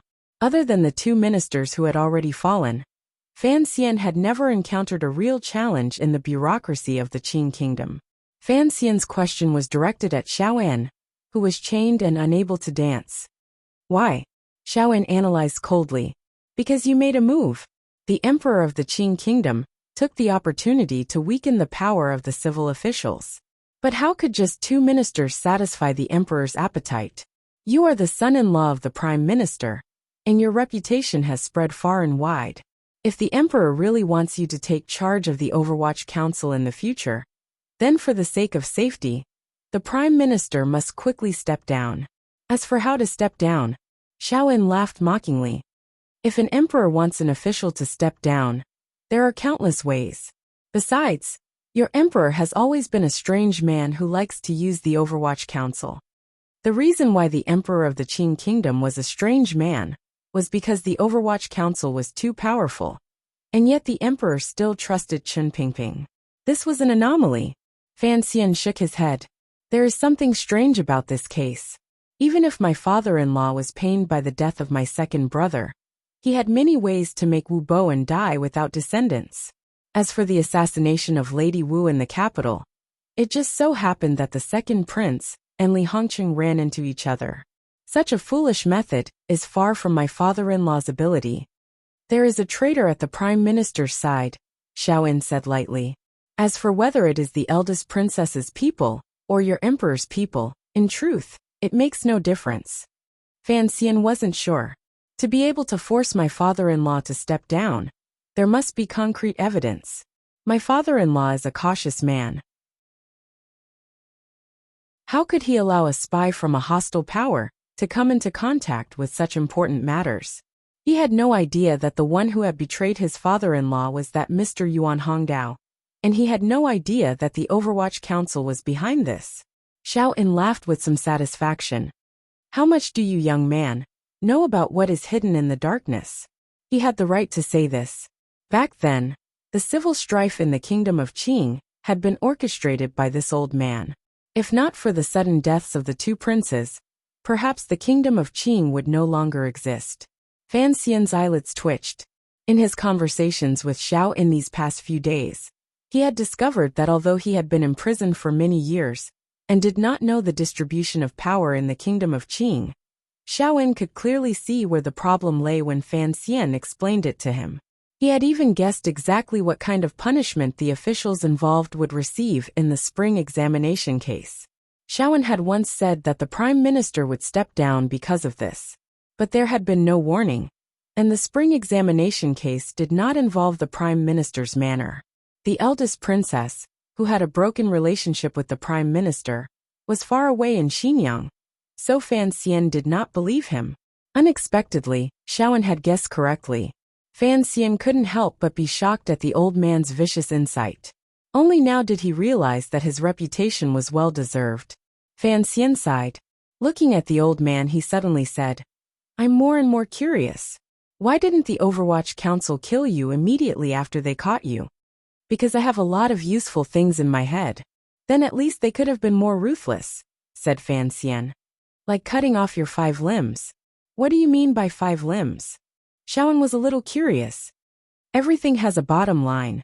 When things exceed the bottom line I can endure. I think, at least I still have the ability to kill myself. But you are not willing to pay that price." Fan Xian raised his eyebrows in thought. This was indeed the case. He got up and saluted him, then got out of the carriage. He stood next to the carriage, looking at the fresh reeds floating by the lake in the distance. He vaguely understood the emperor's true meaning. The court needed new blood. As the saying goes, flowing water never rots. The Prime Minister had been in his position for too long. Fan Xian's sudden rise in the capital made the matter of the Prime Minister's removal even more urgent. There was no noble in the palace who would allow the Prime Minister, the head of all officials, to have a son-in-law in charge of the Overwatch Council. If the emperor really wanted to put Fan Xian in an important position in the coming year, then the Prime Minister had to leave. Otherwise, Fan Xian would be suppressed. But Fan Xian knew that the unfamiliar emperor would not truly suppress him. If Fan Xian was the wave at the back, then the Prime Minister was the powerless spray at the front. He had to bid farewell to the stage of history and make room for himself. This was a very normal process in officialdom. Seeing that the Prime Minister had left in a carefree manner, it seemed that he had long since anticipated the end of the story. But Fan Xian thought of Wan who had stayed behind in the capital, and of that silly Debao whom he had somehow gotten along with. He still felt a little worried, and a faint worry crept into his brow. "I hope Father and Chen Pingping can protect the rest of the Lin family." He frowned as he looked at the yellow reeds. Why did they refuse to turn green? His heart suddenly thumped, and he began to think about the role of the Overwatch Council in this matter. Inexplicably, Fan Xian felt a trace of anger. As the commissioner of the Overwatch Council, he did not believe that the council did not know of the emperor's intentions. And then he thought of the poison in Sea Lily's body, and he suddenly felt a little cold. Chen Pingping was only constantly removing obstacles in Fan Xian's way, even if they were Fan Xian's family. This method of removal was unusually cold, unusually heartless, and did not even consider Fan Xian's feelings. In the afternoon, after many days of travel, the diplomatic mission finally approached the Great Lake at the border between the two countries. The Great Lake had no name. It was simply called the Great Lake because it was exceptionally large. Fan Xian looked at the rolling blue waves in front of him, and as the cool breeze blew across the surface of the lake, he became much more clear-headed. A bright and beautiful smile once again appeared on his face. Although the diplomatic mission's convoy had already arrived at the Great Lake, it would still take several days to circle around the lake and truly enter the borders of northern Qi. Fan Xian knew that if Xiaoen was truly going to make a move, it would probably be in the next few days. In the distance, there were water birds flying leisurely close to the surface of the lake, their long beaks gliding through the water. When they encountered a fish, they nimbly closed their beaks and flew to the lakeshore. Then, using their slender claws, they would step on the fish, raise their necks to the sky, and swallow them with a gulp. It looked incredibly relaxed and carefree. Fan Xian's heart suddenly skipped a beat, and he strode toward the carriage that he had not visited in many days. Lifting the curtain and entering, he looked at Sea Lily, who had a slightly stunned expression on her face and smiled.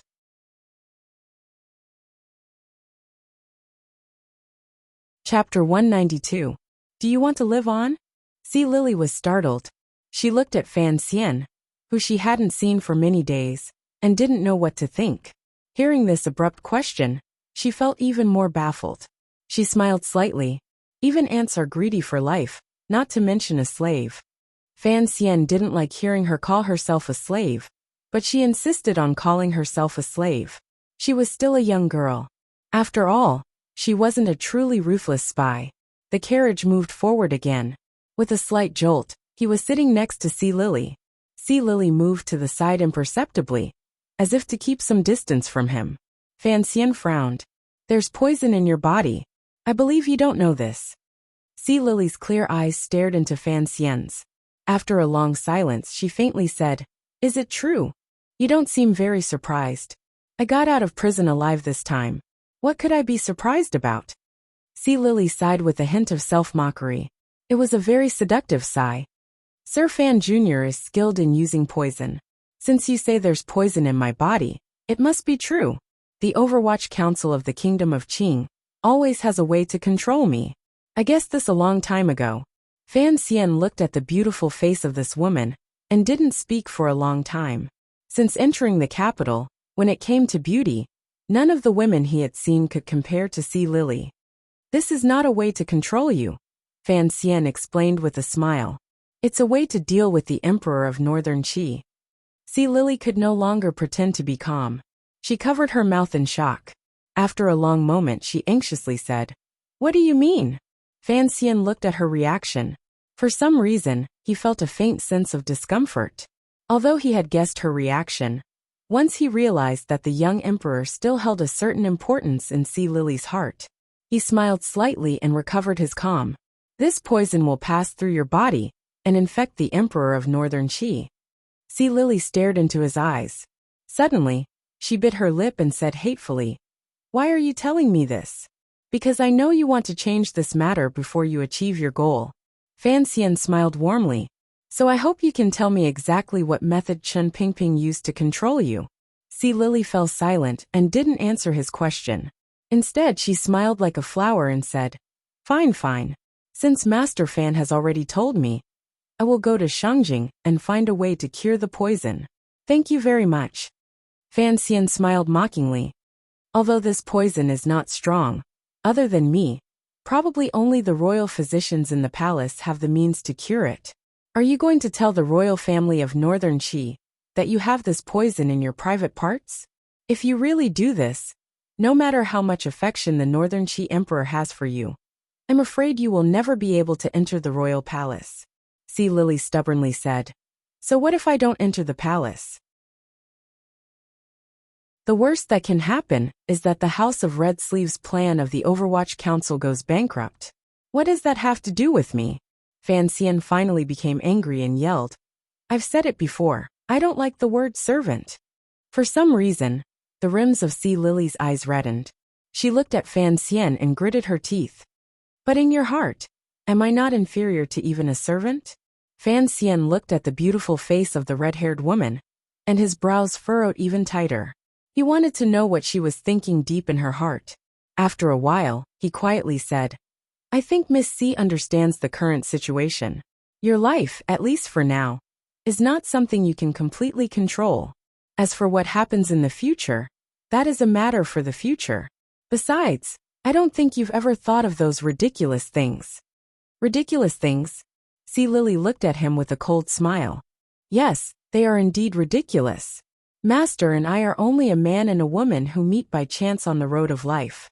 Using each other is more real and reliable than being warm to each other. I am very happy that you understand this, Fan Xian replied calmly. Why are you so curious about the agreement between me and Chen Pingping? Sea Lily stealthily turned around and wiped the corner of her eyes with the corner of her clothes. She immediately regained her composure and smiled like a blooming flower. You are the commissioner of the Overwatch Council. You should know the details of the House of Red Sleeves. Fan Xian laughed at himself. I know the plan of the House of White Sleeves very well. I just don't know how Director Chen convinced you. He paused and said, Since you know you are only a pawn used by Chen Pingping to spread the poison, why don't you tell me the whole story? What good would it do me if I told you? Sea Lily forced herself to be calm. Looking at the young, handsome face in front of her, her heart itched with hatred. She didn't know why, but during this short journey, she had gradually become infatuated with the innocent smile that occasionally appeared on his face. But when she thought of his cold and heartless words, hatred rose in her heart. She said coldly, "What Chen Pingping can give me, can you give me? Chen Pingping is old. I am still young." After saying this, both Fan Xian and Si Lily felt that it was inappropriate. This was supposed to be a serious negotiation of benefits, but it seemed to have a hint of flirtation. "What Chen Pingping can give me, can you give me? Chen Pingping is old. I am still young." The faint smell of mass flowers permeated the carriage. Fan Xian coughed twice, and Si Lily's face flushed for a moment before disappearing. The man and the woman had something up their sleeves. Otherwise, they would not have become so embarrassed over such a simple conversation. Si Lily rolled her eyes. She seemed to understand this as well. It seemed that Fan Xian still had feelings for her. She couldn't help but smile proudly and bashfully. Fan Xian coughed again and explained, "Actually, I can guess one thing. You must have a big plan. But Chen Pingping is already old. Perhaps in 2 years he will die. If you are willing to cooperate with me, I think the chances of success will be higher." Si Lily was a little angry, but she suppressed her anger.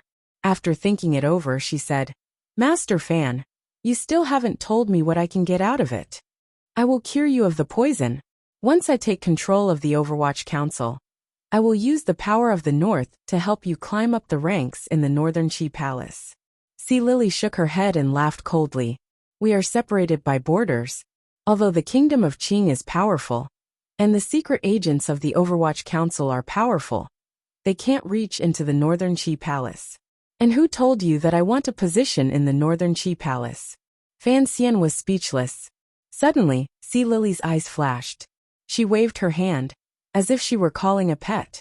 She smiled charmingly. "Come closer, sir. This cannot be heard by others." Fan Xian smiled bitterly. He knew that this woman wanted to vent her anger at being ignored these past few days. He smiled and moved his ear closer.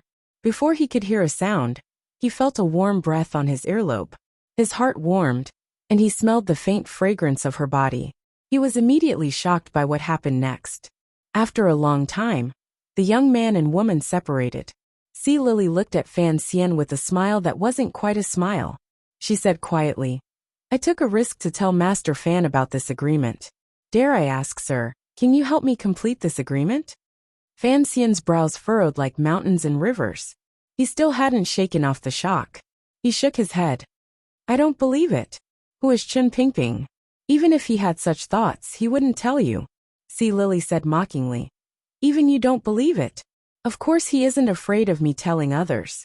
Anyway, no one in the world would believe that old cripple had such thoughts." Fan Xian pondered for a moment, and understood the whole story. He smiled. "So that's how it is." He looked at Si Lily and suddenly said, "In the early years, there was a rumor in the capital that Miss Si was the grandchild of some royal family at the beginning of the country. The people of the capital thought it was just a way for you to raise your social status. Now it seems, it is true." Si Lily slowly closed her eyes. After a long time, she said quietly, "My real name is Li Lizi." Fan Xian smiled and looked at her smooth chin. He couldn't help but gently rub his fingers. He sighed. "No wonder the Emperor of Northern Qi doesn't care about your identity. No wonder you were willing to be used by Chen Pingping. But I have to advise you. You are a girl. Compared to those sinister old snakes, you are too tender. Be careful. If you can settle down in the palace of Northern Qi, first let go of your plans with Chen Pingping, and ignore him." Si Lily looked into his eyes. She was a little surprised and a little warm. She smiled sweetly. "Thank you for your concern, sir. But I have already told you the contents of the agreement. When will you cure me?" Fan Xian smiled. "Starting tomorrow, I need to prepare some materials. Also, after this diplomatic mission, I will think of a way to take over from the council. The safety of your brother, or more accurately the Crown Prince. Please do not worry. Under my watch, the Crown Prince will not sneak into the Kingdom of Qing from Northern Qi again." Si Lily was silent. She stood up in the narrow carriage, and with great difficulty, curtsied to Fan Xian. In the carriage in front of them, Shaoen's white hair was tied up tightly like steel thorns. The old man sat silently in a chair, his hands in a strange position, like a lotus flower about to bloom. The pinky of his left hand was slightly curled up, pressed against the edge of the toilet bowl. The strong zhenqi in Shaoen's body slowly began to circulate. A faint fishy smell covered up the strange smell in the carriage. A drop of thick, black liquid was forced out of his meridians, which were gradually recovering. It flowed along the tip of his pinky and slowly into the toilet bowl.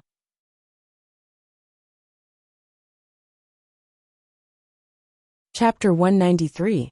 After that drop of concentrated venom slid into the toilet bowl, the light in Shaoen's eyes gradually brightened.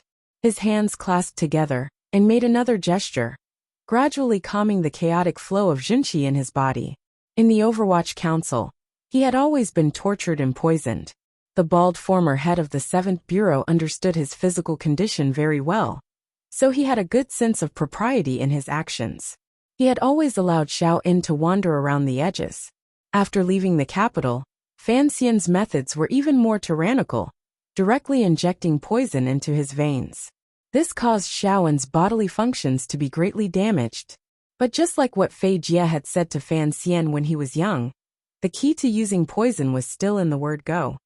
It did not necessarily mean that the stronger the poison, the better the effect. After all, Fan Xian lacked the experience of dealing with a special case like Xiao-In. He didn't seem to realize that after 20 years of torture, Xiao-In's body had already contained hundreds of different kinds of poisons. These poisons had formed a certain balance in his body, preventing him from dying, and preventing him from finding a way to expel the poison with zhenqi. But this time, what Fan Xian had used was like a mountain-splitting axe, chopping into the intricate knots. Although the knots brought Xiao-In great pain when they broke, it also gave this powerful figure, who had immersed himself in the art of poison for decades, a chance to undo them. Xiao-In's lips curled up slightly. His dry lips, set off by his snow-like hair, looked very frightening. Suddenly, the cold light in his eyes faded, and his whole body slumped. He immediately seemed much older, but his body still exuded the smell of an old man. The carriages slowly came to a stop, and began to look for a suitable place to set up camp by the lake. The black knights in the distance swept past the diplomatic mission like a cold wind, sweeping forward, and then returning to their ranks. Wang Qinian took out a key from outside, and opened the well-sealed iron gate. He walked in with a respectful expression, helped Xiao-In eat some food and water, and carefully helped him tidy up his face with a wet towel. Finally he asked, "Do you want to comb your hair today?" Xiao-In shook his head. A cold light flashed in his eyes, but it weakened. In a slightly hoarse voice he asked, "When will Master Fan be coming today?"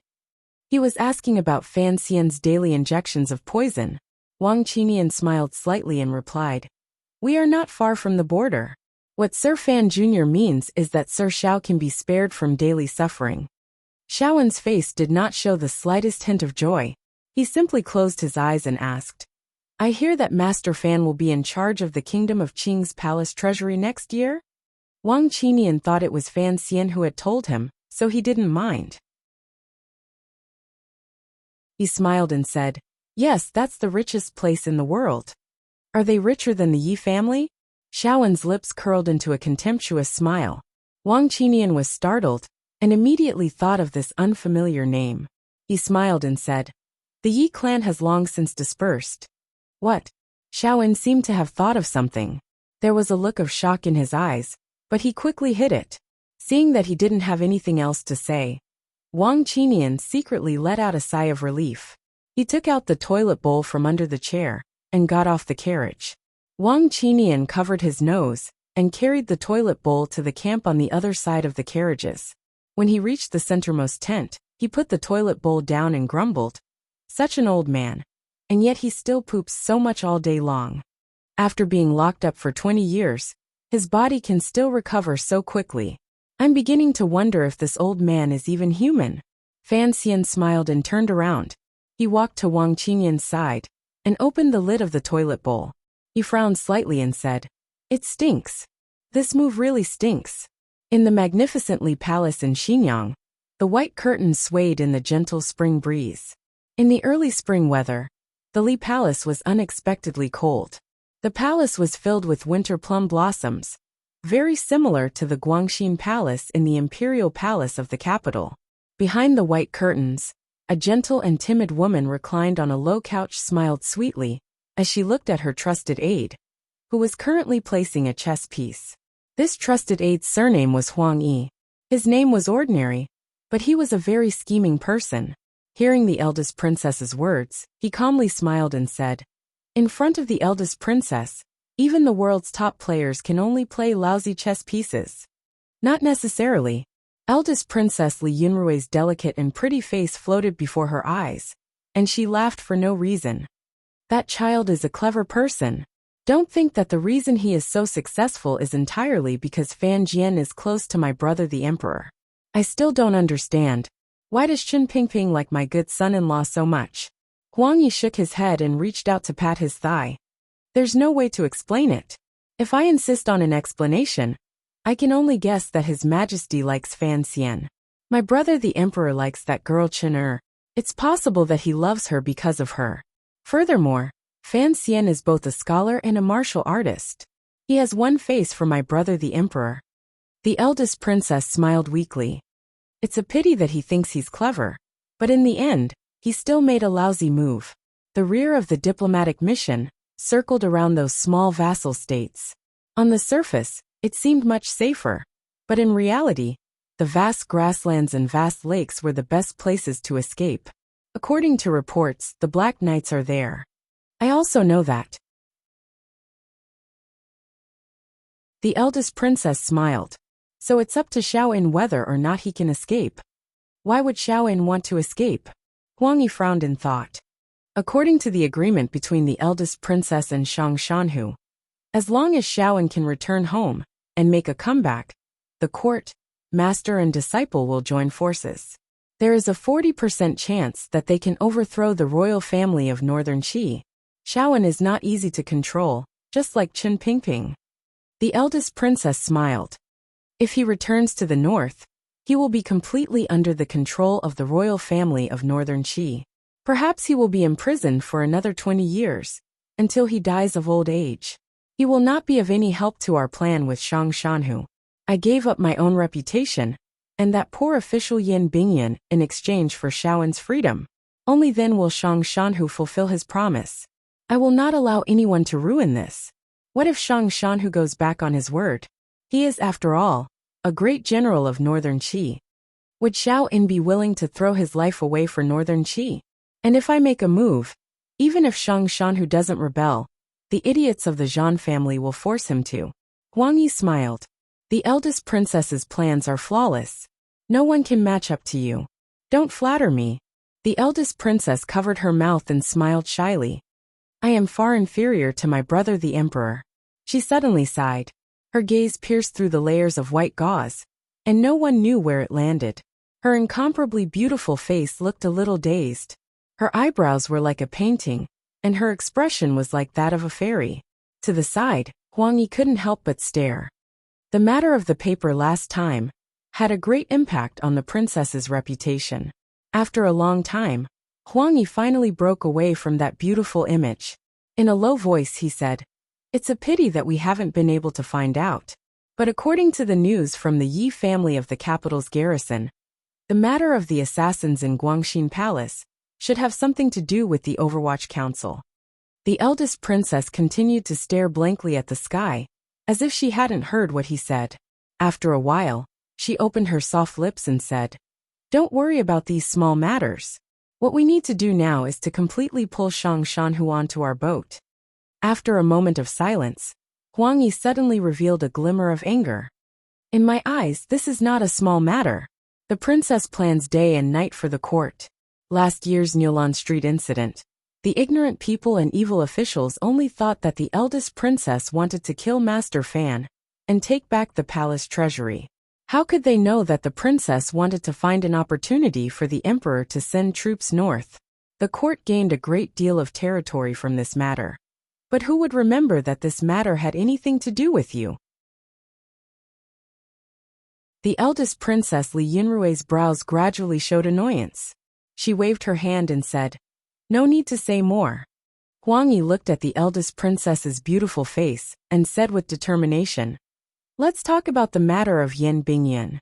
Originally, the princess only planned it in secret. Unexpectedly, it was exposed by those lowly people. Now the people of Qing Kingdom all think that the princess is in cahoots with foreign countries. Do those stupid people not understand that, given the princess's status, even if she was in cahoots with foreign countries, what benefit would there be? People always only see the surface of things. They don't know how much benefit the princess's secret arrangements will bring to the court. The eldest princess looked at him coldly.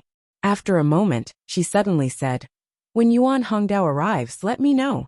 Huang Yi wanted to say something, but stopped. After a moment, the eldest princess giggled. In a soft voice she said, "The world laughs at me for being too crazy. I laugh at the world for not seeing through it. As long as the emperor is well, and the kingdom of Qing is well, I don't care about those things." Huang Yi's heart trembled.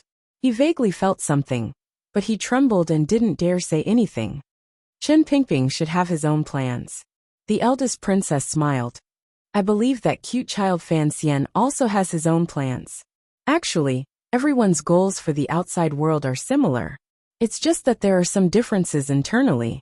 If Xiaoan doesn't escape this time, then when he arrives in Shangjing, have our people contact the diplomatic mission, and have Fan Xian cooperate with us." Huang Yi was shocked. How could he join hands with the enemy? As if guessing what he was thinking, the eldest princess was extremely weak. She said with hidden mockery, "There are some things that you shouldn't think about. Are you saying these things today to move me?" A trace of ridicule flashed through her beautiful eyes. "In this life, what I hate most is being moved by common people like you.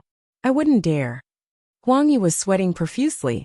He raised his head to look at the eldest princess. "Then should we temporarily stop Yin Xiaoyi's plan regarding Sir Fan Jr.? Why should we stop it?" The eldest princess looked at him with a smile. That chill made Huang Yi lower his head. "I like Fan Xian very much.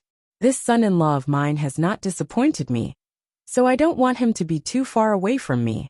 Dead or alive, he should be a very beautiful little boy." The most indescribably beautiful woman in the kingdom of Qing slowly raised her face. Her beautiful features were incomparably resolute. Who said that women couldn't shine on the world stage? Since there had been one before, she could definitely become the second.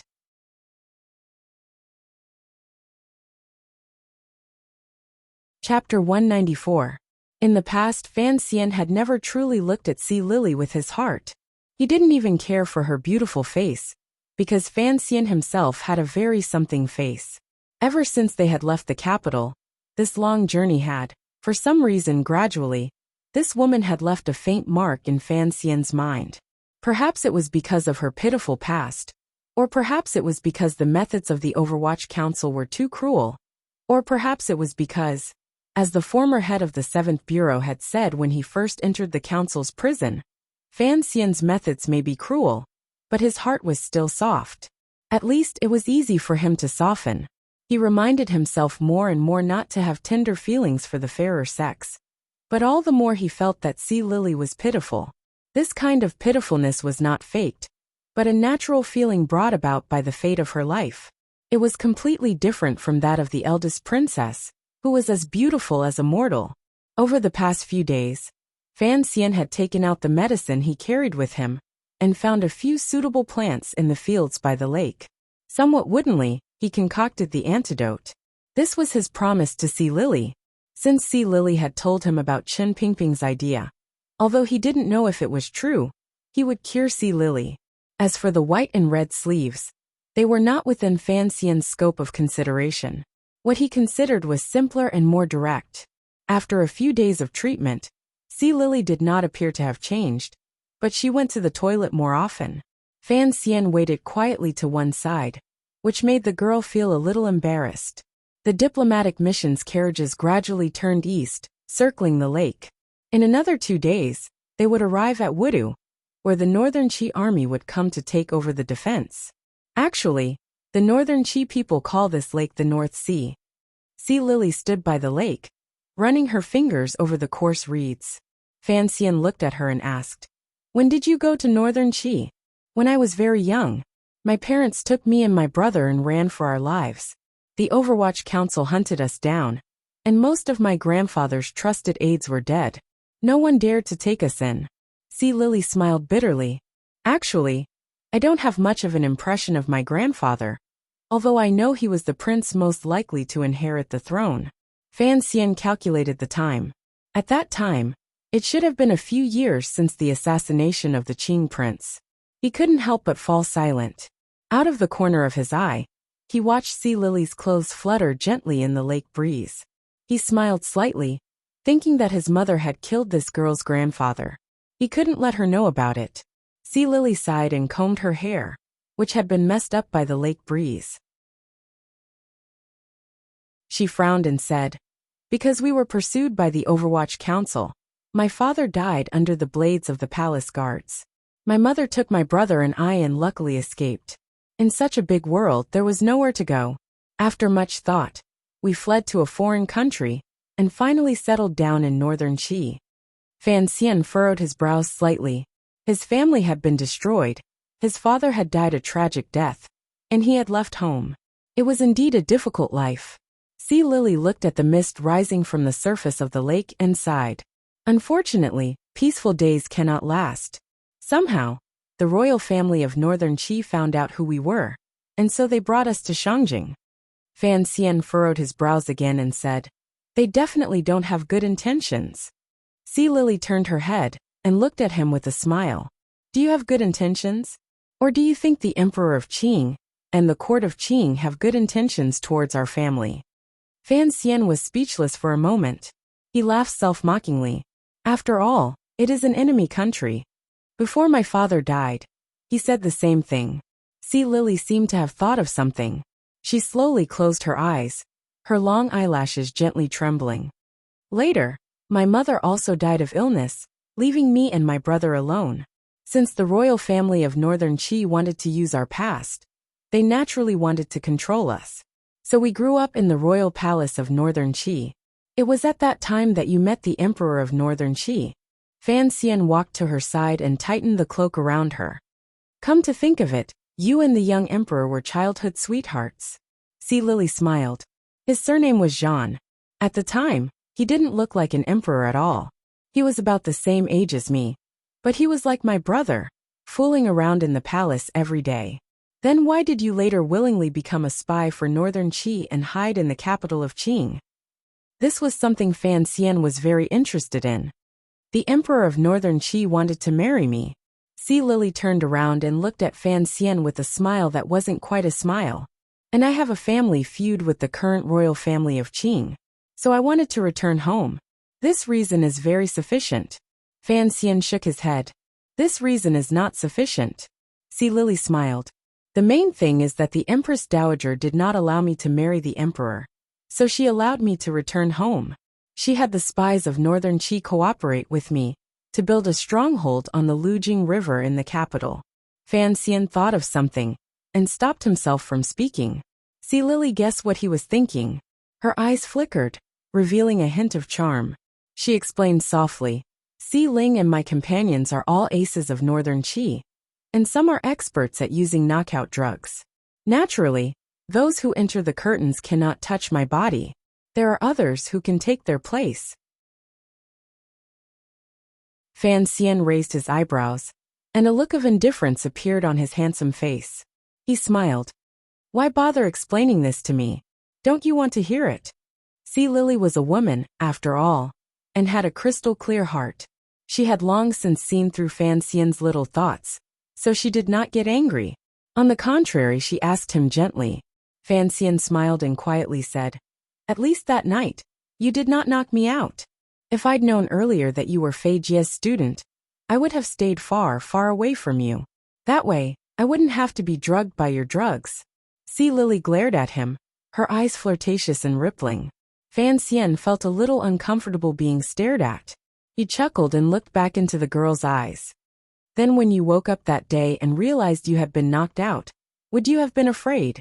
Would you have thought about how carelessly you had lost your womanhood?" and felt that it was not worth it? The wind by the lake did not have much of the warmth of early spring. On the contrary, it was somewhat chilly, and it blew the reeds, which had not the slightest hint of green. The wind blew on Sea Lily's face, and she felt that the heat on her face had subsided. She did not know that there were still 2 patches of red on her face, revealing her shyness. After a while, Sea Lily gently bit her lower lip. After I woke up that day, of course I felt a hidden bitterness, but I thought.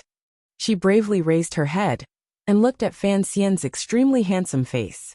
She smiled. I thought that it was my first night with a pretty boy like you, and it was worth it. Fan Xian had not expected Sea Lily to speak so boldly and so bitterly. For a moment, he did not know how to respond. After a while he mumbled, this, what? Sea Lily seemed to smile, and her eyes softened as she looked at Fan Xian. I have always felt that since you are a descendant of the royal family of the kingdom of Qing, it is indeed somewhat dangerous for you to hang around on the pleasure boats every day. What if the other party was not me, but a pervert who used knockout drugs? Fan Xian coughed. For some reason, he was now somewhat concerned about Sea Lily's difficult and dangerous situation. Sea Lily's expression was somewhat sluggish. I have never thought of myself as a descendant of the royal family, she said quietly. I am just a pitiful woman who bears a blood feud, but has no idea how to exact revenge. Please do not misunderstand, Master Fan. That night, the diplomatic mission's entourage set up camp on high ground by the lake. The carriages were arranged in a semicircle around the perimeter, and the lights of the tents in the middle had long since been extinguished. Sea Lily's residence was next to Fan Xian's. Perhaps the conversation during the day had worn too much out of the minds of this strange young couple, but they did not climb over the wall. There were no rags, and no erotic stories in the dark of the night. Everything was very quiet.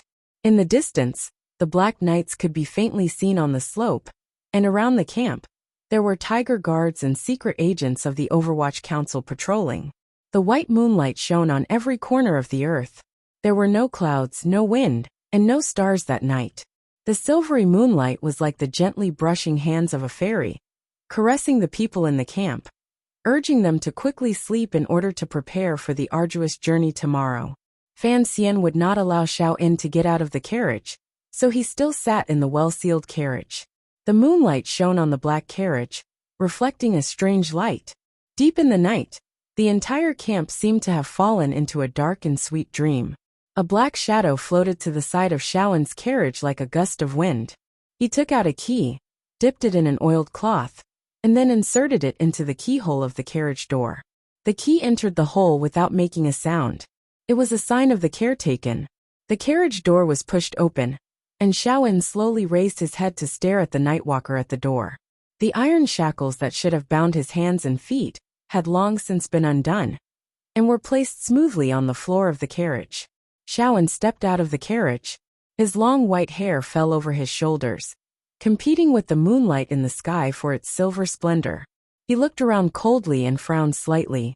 He knew that something was very wrong, but there was no time to think about it. The old man glanced at Fan Xian's camp, and like a black shadow, he disappeared into the night by the lake. Fan Xian should have been asleep long ago, but now his eyes were open. He sat on a chair in the tent, and his fingers gently played with a teacup. The teacup contained an extremely light amount of knockout drug.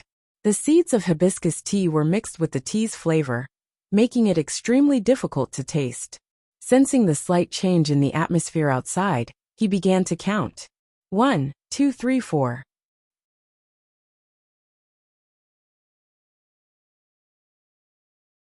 Chapter 195. When he counted to 30, Fan Xian lifted the curtain and walked out of his residence. He looked coldly at the black carriage. There seemed to be nothing out of the ordinary about it. Even the secret mark Wang Qinian had placed in front of the carriage door had not been moved. His opponent was indeed an expert. At that moment, there was a sudden shuddering sound throughout the camp. Other than the members of the diplomatic mission who had been drugged, the trusted aides of the Qinian unit, who had been notified by Fan Xian, all stood behind him. Behind him came the sound of heavy breathing, and the sound of something digging the ground. It was the sound of 3 black dogs. Their mouths were covered with leather, so they couldn't make any noise. Fan Xian scratched his itchy hair and waved his hand. Open the door and release the dogs. Wang Qinian calmly waved his hand, and his subordinates loosened the ropes. The 3 black dogs, who had been locked up for a month, could no longer control their violent, bestial instincts. Following the faint scent that entered their nostrils, they silently went berserk. Their 4 toes dug into the ground, and they became 3 black shadows that fiercely pounced out of the camp. At that moment, there was a flash of cold light. Countless poisoned weapons flew toward the bodies of the dogs. With a series of clanging sounds, the rain-like hidden weapons met with a gust of wind and fell to the ground far away. Immediately after, the gust of wind rushed toward the assassins who had launched a sneak attack. There were several tearing sounds, and after a few miserable cries, the bodies of 2 assassins were cut into 3 pieces. Their heads flew into the air, and blood sprayed everywhere. A long knife rose from the ground, piercing through the air and cutting into the armpit of the last assassin. With 2 swishing sounds, the assassin's arms were like white lotus roots dipped in syrup. They were separated from his body and fell to the ground, bouncing a few times. The leader of the Tiger Guards, Gouda, sheathed his long knife and held it behind his back. The 6 Tiger Guards behind him sheathed their knives as well. They stood neatly in the middle of the camp in the darkness, looking very handsome. But now was not the time for posturing. Wang Qinian had already leaped to the side of the assassin whose arms had been cut off. His leap seemed ordinary, but in the blink of an eye, he had covered a distance of several dozen feet. The Overwatch Council's reputation as a pair of wings was not in vain. With quick movements, Wang Qinian fiercely stabbed the iron rod in his hand into the assassin's mouth. After a series of stirring, an extremely unpleasant sound rang out. Wang Qinian reached into the assassin's already bloody mouth and pulled out the poisonous tooth. He carefully wrapped it in a cloth, then took out a round wooden ball from his bosom and stuffed it into the assassin's mouth to prevent the assassin from biting off his tongue and committing suicide. The assassin's arms had been chopped off, and blood flowed like a river. He was in so much pain that he wished he was dead. After being stuffed by Wang Qinian, tears, snot, and saliva flowed into his mouth. He looked incomparably miserable and terrifying. The enemy actually managed to sneak into the courtyard. Wang Qinian frowned as he looked at the assassin's face and realized that it was a familiar face. Fortunately, the method of hiding poison is the same as in the yard. He then turned to his subordinate and said, "Heal him. Do not let him die. Treat him well, and make sure he confesses." The subordinate responded in a low voice, but he asked curiously, "Master Wang, you've already broken all his teeth. Will the poison enter his body?" Wang Qinian was startled. He had been a civil official for so many years that he was indeed a bit rusty. He hurriedly took the wooden ball out of the assassin's mouth and washed it with clean water. He then fed the assassin a few antidote pills that Commissioner Fan had given him. Seeing that he was about to put the wooden ball back into the assassin's mouth, the subordinate finally couldn't help but say, "His teeth are all broken. How can he commit suicide by biting off his tongue?" Wang Qinian was greatly embarrassed. He turned his head and scolded, "I like to stuff wooden balls in his mouth. Can I?" While the camp was bustling with noise and excitement, Fan Xian had already tied up his sleeves and trousers. He flipped the back of his hat over to hide his face, and under the cover of his black clothes, he disappeared into the night. The 7 Tiger Guards, with their amazing bladesmanship, followed him in the direction of the 3 tracking dogs. There was no sound along the way, and they didn't startle the moon in the sky. They only caused the reeds to sway gently. The camp was guarded by the people of the Overwatch Council, and the Black Knights had left a squad outside. Fan Xian was at ease. Although the poison he had injected into Xiaowen's body was tyrannical, the most important thing was that even though Xiaowen had used his powerful Jinqi to expel it from his body, it still left a faint smell in his pores. Xiaowen couldn't smell it himself, but the dogs could. In some ways, humans were indeed inferior to dogs. A dark cloud appeared on the horizon, and the moonlight immediately dimmed. Only the sound of the night wind brushing against the surface of the lake and the swaying of the reeds could be heard. Fan Xian's entire body was wrapped in darkness. Only a pair of bright eyes could be seen. After discovering that Xiaoan had succeeded in expelling the poison, Fan Xian had taken the initiative to plan this operation. After all, no one in the diplomatic mission dared to oppose his idea, and the members of the Overwatch Council, who knew the inside story, followed his lead. But this was also a very risky operation.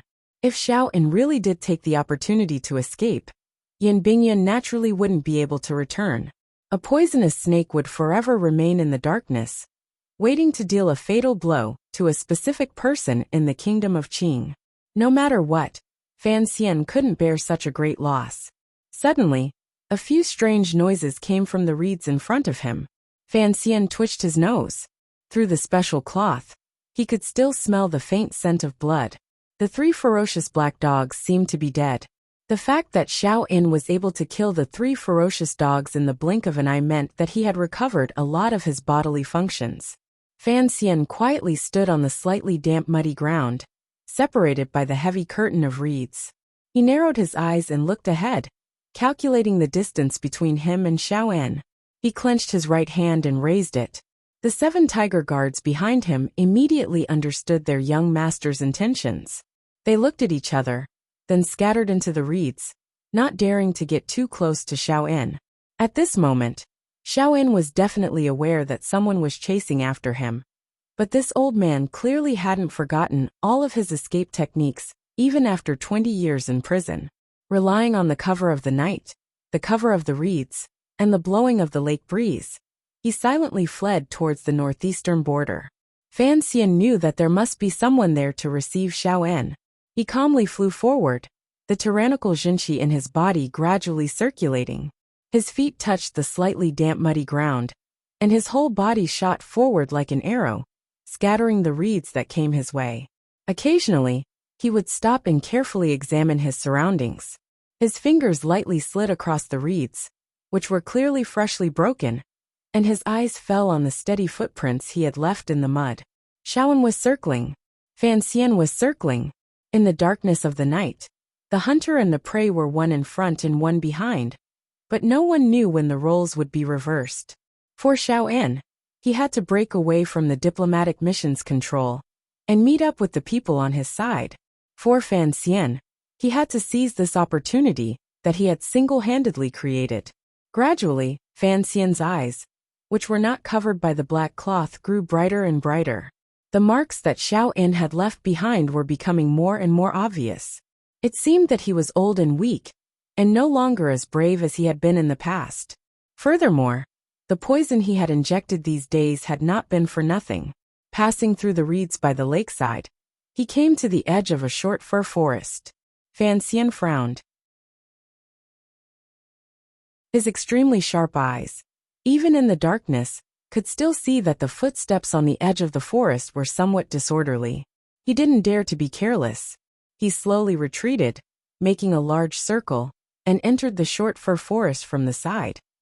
Suddenly, a mournful whistle rang out in the darkness.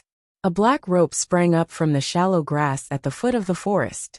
It wrapped around the ankle of a man. It was a tiger guard who had followed Fan Xian into the forest. The tiger guard's entire body was still in the air, but his body had already bounced up with great strength. With a twist of his right hand, the long knife on his back swung out with a clang, cutting the black rope in half. The tiger guard's entire body fell forward with the force of the black rope. It looked like he was about to land on solid ground. A crossbow bolt flew at him. Startled, he raised his long knife and knocked the bolt away with a clang. His entire body struggled backwards, retreating half a step from where he had expected to land. The tip of his foot relaxed, and only then did he discover that there was a pit in front of him. In the pit, there were a few sharp branches that formed a simple trap. Fan Xian stood close to the tree and released his finger from the trigger. Watching the tiger guard once again disappear into the darkness, he let out a sigh of relief. From within the forest came the cry of 2 owls. It was very unpleasant and ear-piercing. There was a slight movement on one of the branches, and the knife flashes in all directions suddenly broke free from the silence. They transformed into 7 streaks of snow-like beauty, cutting through all the space in that area. Countless chunks of blood splattered in the center of the forest. With a swish, the leader of the tiger guards, Gouda, carried his knife behind his back. He waved a torch and illuminated the dead man's face. He shook his head. Clearly, the dead man was not Xiaowen. The torch was extinguished again, and the 7 tiger guards appeared. In a semicircle formation, they searched the depths of the short forest. Fan Xian disappeared into the darkness, moving slowly along the trees. He hadn't expected Xiao En to take the man who had opened the car door with him. This realization made him feel a little strange. But he knew that Xiao En was still in the forest, because the poison he had ingested these past few days was still emitting a faint smell. The moon slowly floated out from the clouds, and the forest was bathed in silver light. Fan Xian pressed his palm lightly against a tree, feeling the slight tremors coming from all directions. His heart was filled with the confidence to kill his opponent. Xiaowen was in this forest.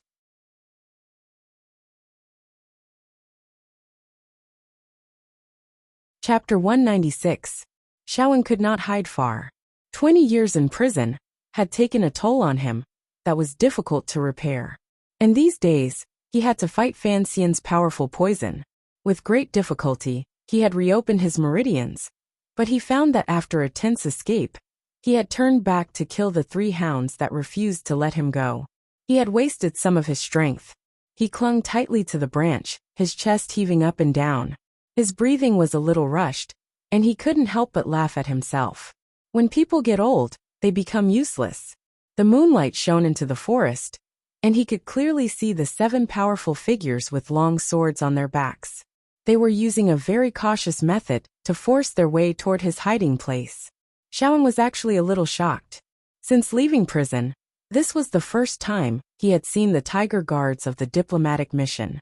He didn't know when the kingdom of Qing had acquired such a powerful force outside of the 6th Bureau of the Overwatch Council. But he was more worried about the young man called Fan Xian. Xiao En knew long ago that his opponent was determined to kill him, and so he had deliberately revealed an opening. Over the mountain next to the forest was Wudu. Xiaowen's most secretive disciple had sent out a reinforcement team, waiting for him on the other side of the national border. A cold light flashed in Xiaowen's eyes, and he decided to take a gamble. It had been 4 hours since he had escaped from the diplomatic missions camp, and the pursuit and counter-pursuit had also been silent and austere for 4 hours. In the distance, the eastern horizon was already faintly white, and the milky white fog that was unique to the side of the Great Lake had begun to rise from the short fir forest.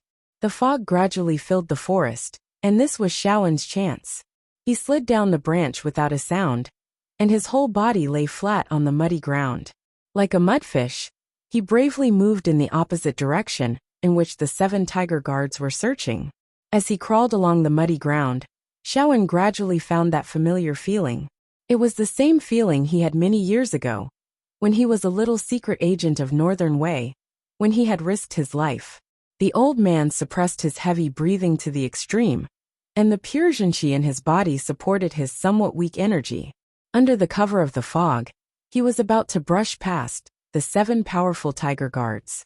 Although he was a little disheveled, and had somewhat lost the grace of a genius of a generation, as long as he could break through this forest and return to the north, everything seemed to be a piece of cake. Thud, thud, thud.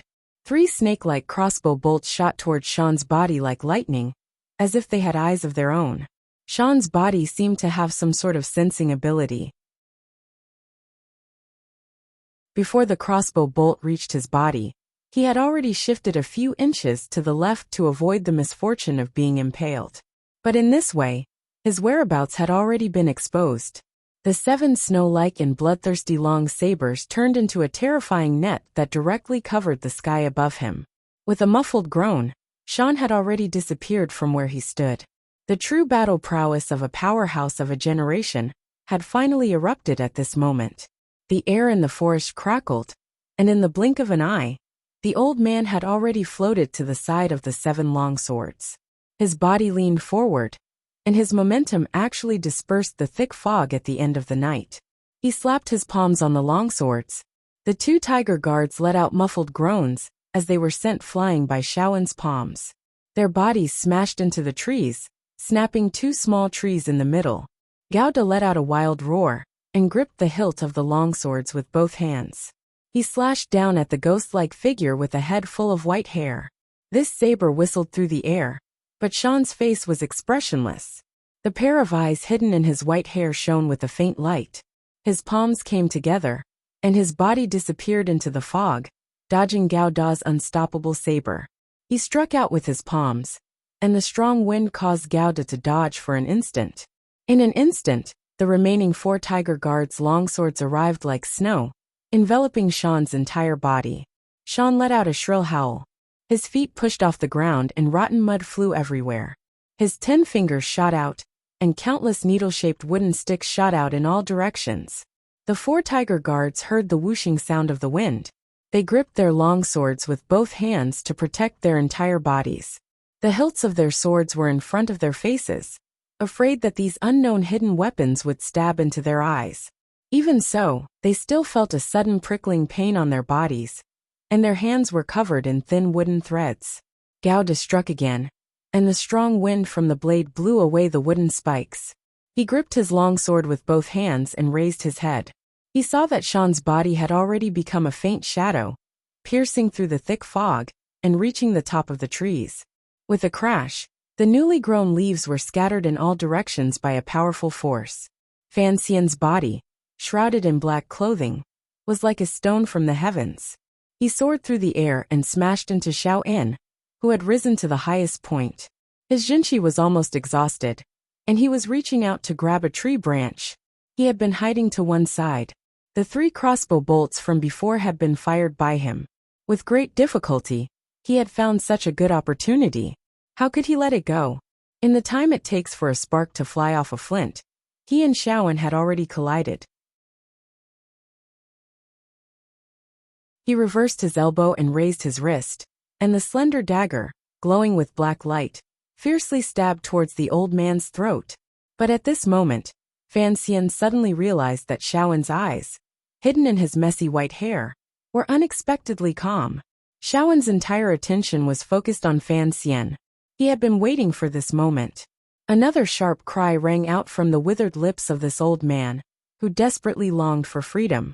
His 2 hands quickly intersected and cleverly caught Fan Xian's knife-wielding wrist. His other hand was like a venomous snake spitting out its tongue, stabbing toward Fan Xian's exposed eyes outside the black cloth. The 2 of them did not stop, and fiercely slammed into the tree. It seemed that Xiaoen had even calculated this force. He purposely stopped his elbow, and used the recoil to increase the speed at which he was digging towards Fan Xian's eyes. The old man's fingers were thin and withered, and looked terrifying. Fan Xian's eyes lit up. In the thick fog, 2 hands of different skin colors twisted together like a towel. A strange feeling flashed through Xiaoen's eyes, as if he did not know how the black-clothed Fan Xian had reached out with his hand. This was a prediction of the enemy's attack. This was the good result of Wu Zhu's teachings. No matter how terrifying Xiaoen was, he was not as terrifying as Wu Zhu. Fan Xian grunted. His right hand tightly wrapped around Xiaoen's wrist, and a violent wave of Jinqi entered his opponent's body. His empty hand swept out, and a beam of light cut through the white fog. It was the edge of a knife. Xiaoen straightened his palm, shaking Fan Xian's wrist. He raised his knee towards Fan Xian's lower abdomen, and pressed down with his right thumb. A faint black light shone from his fingernails, and it narrowly missed Fan Xian's neck. When Xiaoen's thumb moved, Fan Xian twisted his body, relying on the endless Jinqi in his body to force his way out of the way. His body leaned to the side, and he felt a chill on his left shoulder. He knew that the blade hidden in his opponent's fingernails had cut into his flesh. The dagger in his left hand was blocked by Xiaoen, and his right hand was competing with Xiaoen's internal strength. At first glance, it seemed that he could not exert any strength, but the pain in his shoulder made Fan Xian grunt. A sharp edge extended from the dagger, and suddenly one of Xiaoen's fingers was cut off. No matter how strong Xiaoen was, he was still old. The pain of a broken finger made his right hand loosen slightly. Fan Xian silently pressed down, and the slender dagger shining with a black light ruthlessly pierced into Shaoen's left shoulder. The two of them were still in the process of falling. Shaoen was silent, as if the dagger had not pierced his body. But he still opened his mouth as if in pain. A thin needle shot out from the old man's mouth, heading straight for Fan Xian's face. Fan Xian's left foot ruthlessly stepped on Shaoen's knee, and after the sound of bones breaking, he forced himself up half a foot, allowing the needle to sink into his chest. He felt a dull pain in his chest, and with a twist of his left wrist, a long black dagger with two sharp edges sliced toward Shaoen's wrist like a windmill. With a slap, Shaoen withdrew his hand. His pure Zhenqi gave him enough power to shake off Fan Xian's right hand. Fan Xian's right hand tilted backwards, seemingly powerless, and brushed past his hair. Then like a bolt of lightning it bounced back. The thin needle between his fingers gently pierced into Shaoen's neck. Shaoen's body stiffened, and Fan Xian's chest also felt dull. The two of them finally hit the ground, sending up a cloud of fallen leaves and rotten mud, and the stench was unbearable. A long knife slashed horizontally, making the sound of cutting flesh. The thick fog rose again. Gouda, holding the knife with both hands, looked at Fan Xian, whose clothes were mottled with blood, but found that there was no trace of Shaoen. Fan Xian and Shaoen's silent battle seemed to last a long time, but in reality, it was only the process of falling from the top of the tree to the bottom of the tree. In that short moment, two strong men, old and young, in the dark of night, silently carried out the world's most dangerous contest. The seemingly ordinary movements of the two of them, in reality, condensed the most elite killing techniques of the Northern Wei Kingdom, Fan Xian's experience in killing since he was a child. Although it was not extravagant, it was full of effectiveness. If it were any other strong man fighting against either Shaoen or Fan Xian in this thick fog of night, perhaps they would feel a chill. This was a fight between two 9th-level assassins. In this world, this kind of scene was extremely rare. Shaoen is finished. Fan Xian coughed twice, and with his extremely thin gloved hand, he pulled out the thin needle that had almost taken his life from the Overwatch Council's special clothes. Once again, he confirmed that the poison in the small wound on his shoulder was not very strong, and then silently reloaded his crossbow.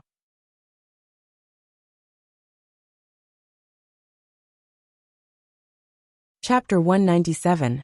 Shaoen knew he was done for. After landing, he relied on his decades of experience and the decaying leaves to disguise himself. He barely managed to hide his scent, and quietly made his way out of the forest.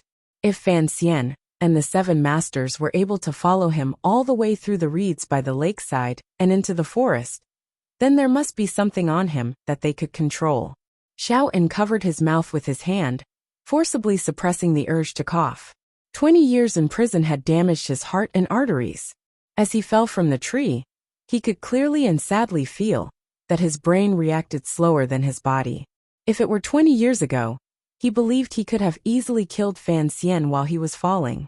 Even if there were 7 sword-wielding masters under the tree, as long as he had the familiar North Sea fog to accompany him, Shaoen was still confident that he could easily escape. It was just that everyone would grow old one day. The wound on his shoulder could not be stopped. The strange dagger in Fan Xian's hand had a strange edge, and blood continued to flow. Shaoen felt his body grow weak, but his eyes flashed with a hint of a smile, as if he had seen through something.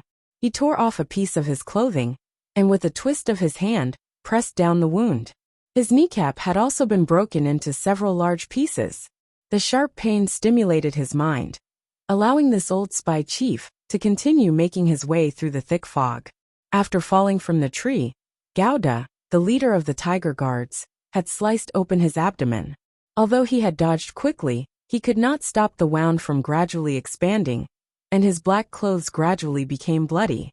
Although Shaoen had suffered many and serious injuries, the one that truly made him feel helpless was the thin needle in his neck. He did not dare to pull it out, not knowing what the consequences would be. He only felt the blood vessels in his body gradually congeal, and his speed of advance also slowed. His pale old hand still resolutely pulled out the mushroom from under the tree, chewed it a few times and swallowed it. This type of sequoia mushroom could replenish the blood and disinfect it. This short fir forest was a place he had been very familiar with decades ago, so he had chosen to escape from here. Unexpectedly, he still could not escape from that young man's methods. The sky gradually brightened, but the thick fog still did not dissipate. The white morning light diffused in the fog, exuding a holy aura. Blood finally dripped from the old man's body. Although the sound of the blood dripping onto the ground was faint, he knew that those young men were following him like ferocious tigers in hiding. They could charge out at any time, but he didn't know why they hadn't made a move yet. But Xiaowen knew that he was finished. No one knew what kind of power supported this old man, who had suffered 20 years of torture and had suffered a few heavy injuries today, to push his body through the fog-shrouded short fir forest, climb over the mountain, and step on the vast, slightly wet meadow. Finally, he saw the land that belonged to northern Qi. The town called Wuxia shone brightly in the distant sunlight. Xiaowen sighed and sat down dejectedly. He used his hand to move his right leg, which had already been shattered at the knee, to the left. He coughed twice. In that town, the only thing that reflected light was the glazed tiles. Although this was the countryside, and they could not afford to use glass, Xiaowen had known for many years that there used to be a glazed factory a dozen miles behind the town. After it had fallen into ruin, the townspeople had picked up some fragments and placed them on the roofs of their houses. No matter when or where, people always needed to arrange some light for themselves in a gloomy world. Xiaowen was the same. He narrowed his eyes and looked at the glowing shards, thinking that after 20 years, the town did not seem to have changed much. On the plains outside the town, a battle had long since ended. The troops that had come to Xiaowen's aid had been completely slaughtered. About 200 black knights stood like a lifeless black wall on one side of the plains. A few more black knights made their way through the pools of blood on the battlefield. When they saw an enemy that was still alive, they struck them with their swords. Muffled sounds rang out incessantly on the battlefield. Those young men lying in pools of blood on the meadow should be Huer's subordinates, right? Xiaowen squinted at the scene and suddenly felt tired. He coughed again. He had long since understood Fan Xian's plan. Although that handsome young man still lacked much experience, he had the courage to act. Fan Xian had chased him all the way to Wudu, and naturally he wanted to frame the northern Qi soldiers who had died horrible deaths in the meadow. A slender dagger was silently handed to him. The chill on the blade made goosebumps rise on the back of the old man's neck. "You're not as strong as I thought." Fan Xian's calm voice came from behind him. Xiaowen pursed his dry lips and laughed bitterly. "I'm not as strong as I thought either. Given your experience, it shouldn't have been difficult to determine that this was a trap. Why did you still jump in?" This was the thing that Fan Xian had been most confused about during his night of pursuit. Xiaowen did not answer him. He only remained silent. He did not tell the young man that because of Wang Qinyan's unintentional words, he had thought of a little girl and a temple. "Why haven't you made your move?" Xiaowen's voice was abnormally cold. He looked at the unusually quiet town in front of him. "You and I are both in this line of work. You should know that the longer something drags on, the easier it is for it to change. I just suddenly felt that I seemed to have made a mistake." Fan Xian tightened his grip on the dagger. His eyes, which were not covered by the black cloth, showed a trace of confusion. "I thought that the eldest princess would send someone to receive you. I didn't expect that it would only be northern Qi. I don't know any eldest princess." Xiaowen seemed to have long since cast aside the matter of life and death. He only took a deep breath of the fresh air of the meadow. It had been many years since he had smelled something so natural. In the Overwatch Council's prison, all he could smell was rust and hay. After so many years, he had grown tired of it. Fan Xian suddenly felt that something was strange. His eyes stared daggers at the back of the old man's head. "Let me remind you again. Since you want to kill me, and have chosen to do so on the border, it would be best if you acted immediately. That way, you can pin the blame on the troops below," Xiaowen said coldly. "Otherwise, when the fake northern Qi receptionists arrive, and you want to kill me again, you will have to consider the life and death of your comrade." Fan Xian narrowed his eyes. This plan to kill Xiaowen on the border was a risk. More accurately, It was a risk with Yan Bingyun's life. Since Northern Qi's General Shang Shan, who had sent people to help Xiao En escape, then in the chaos of battle, Xiao En's death should be a reason that the young emperor of Northern Qi could accept, and had to accept. The key was that the diplomatic mission was backed by the powerful military power of the Qing kingdom. But to Fan Xian's great disappointment, Yan Xiaoyi's army did not appear on the battlefield. If he could not kill the eldest princess, then what was the point of killing Xiao En? Thinking of something, Fan Xian tightened his grip on the dagger. His knuckles were pale. Why do you all always think I'm still a tiger? Xiao En did not turn his head, nor did he look down at the tip of the dagger. He smiled and said to himself, I'm just a skinny tiger without teeth. It's just that I know a few things that others don't. And that's why I've been able to survive until now. In the kingdom of Qing, I'm a prisoner. Now that I've returned to the north, I'll still be a prisoner in the fake Northern Qi. Naturally, I have to fight. At my age, I don't really fear death. But I do fear not having freedom.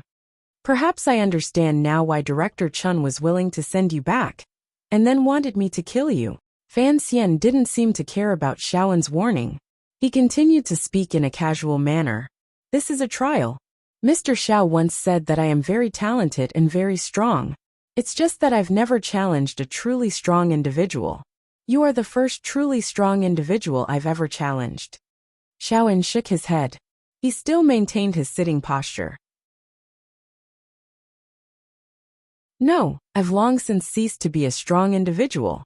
I've only been bluffing along the way. As for Chen Pingping, the old man suddenly laughed with extreme resentment and delight. He actually doesn't know anything.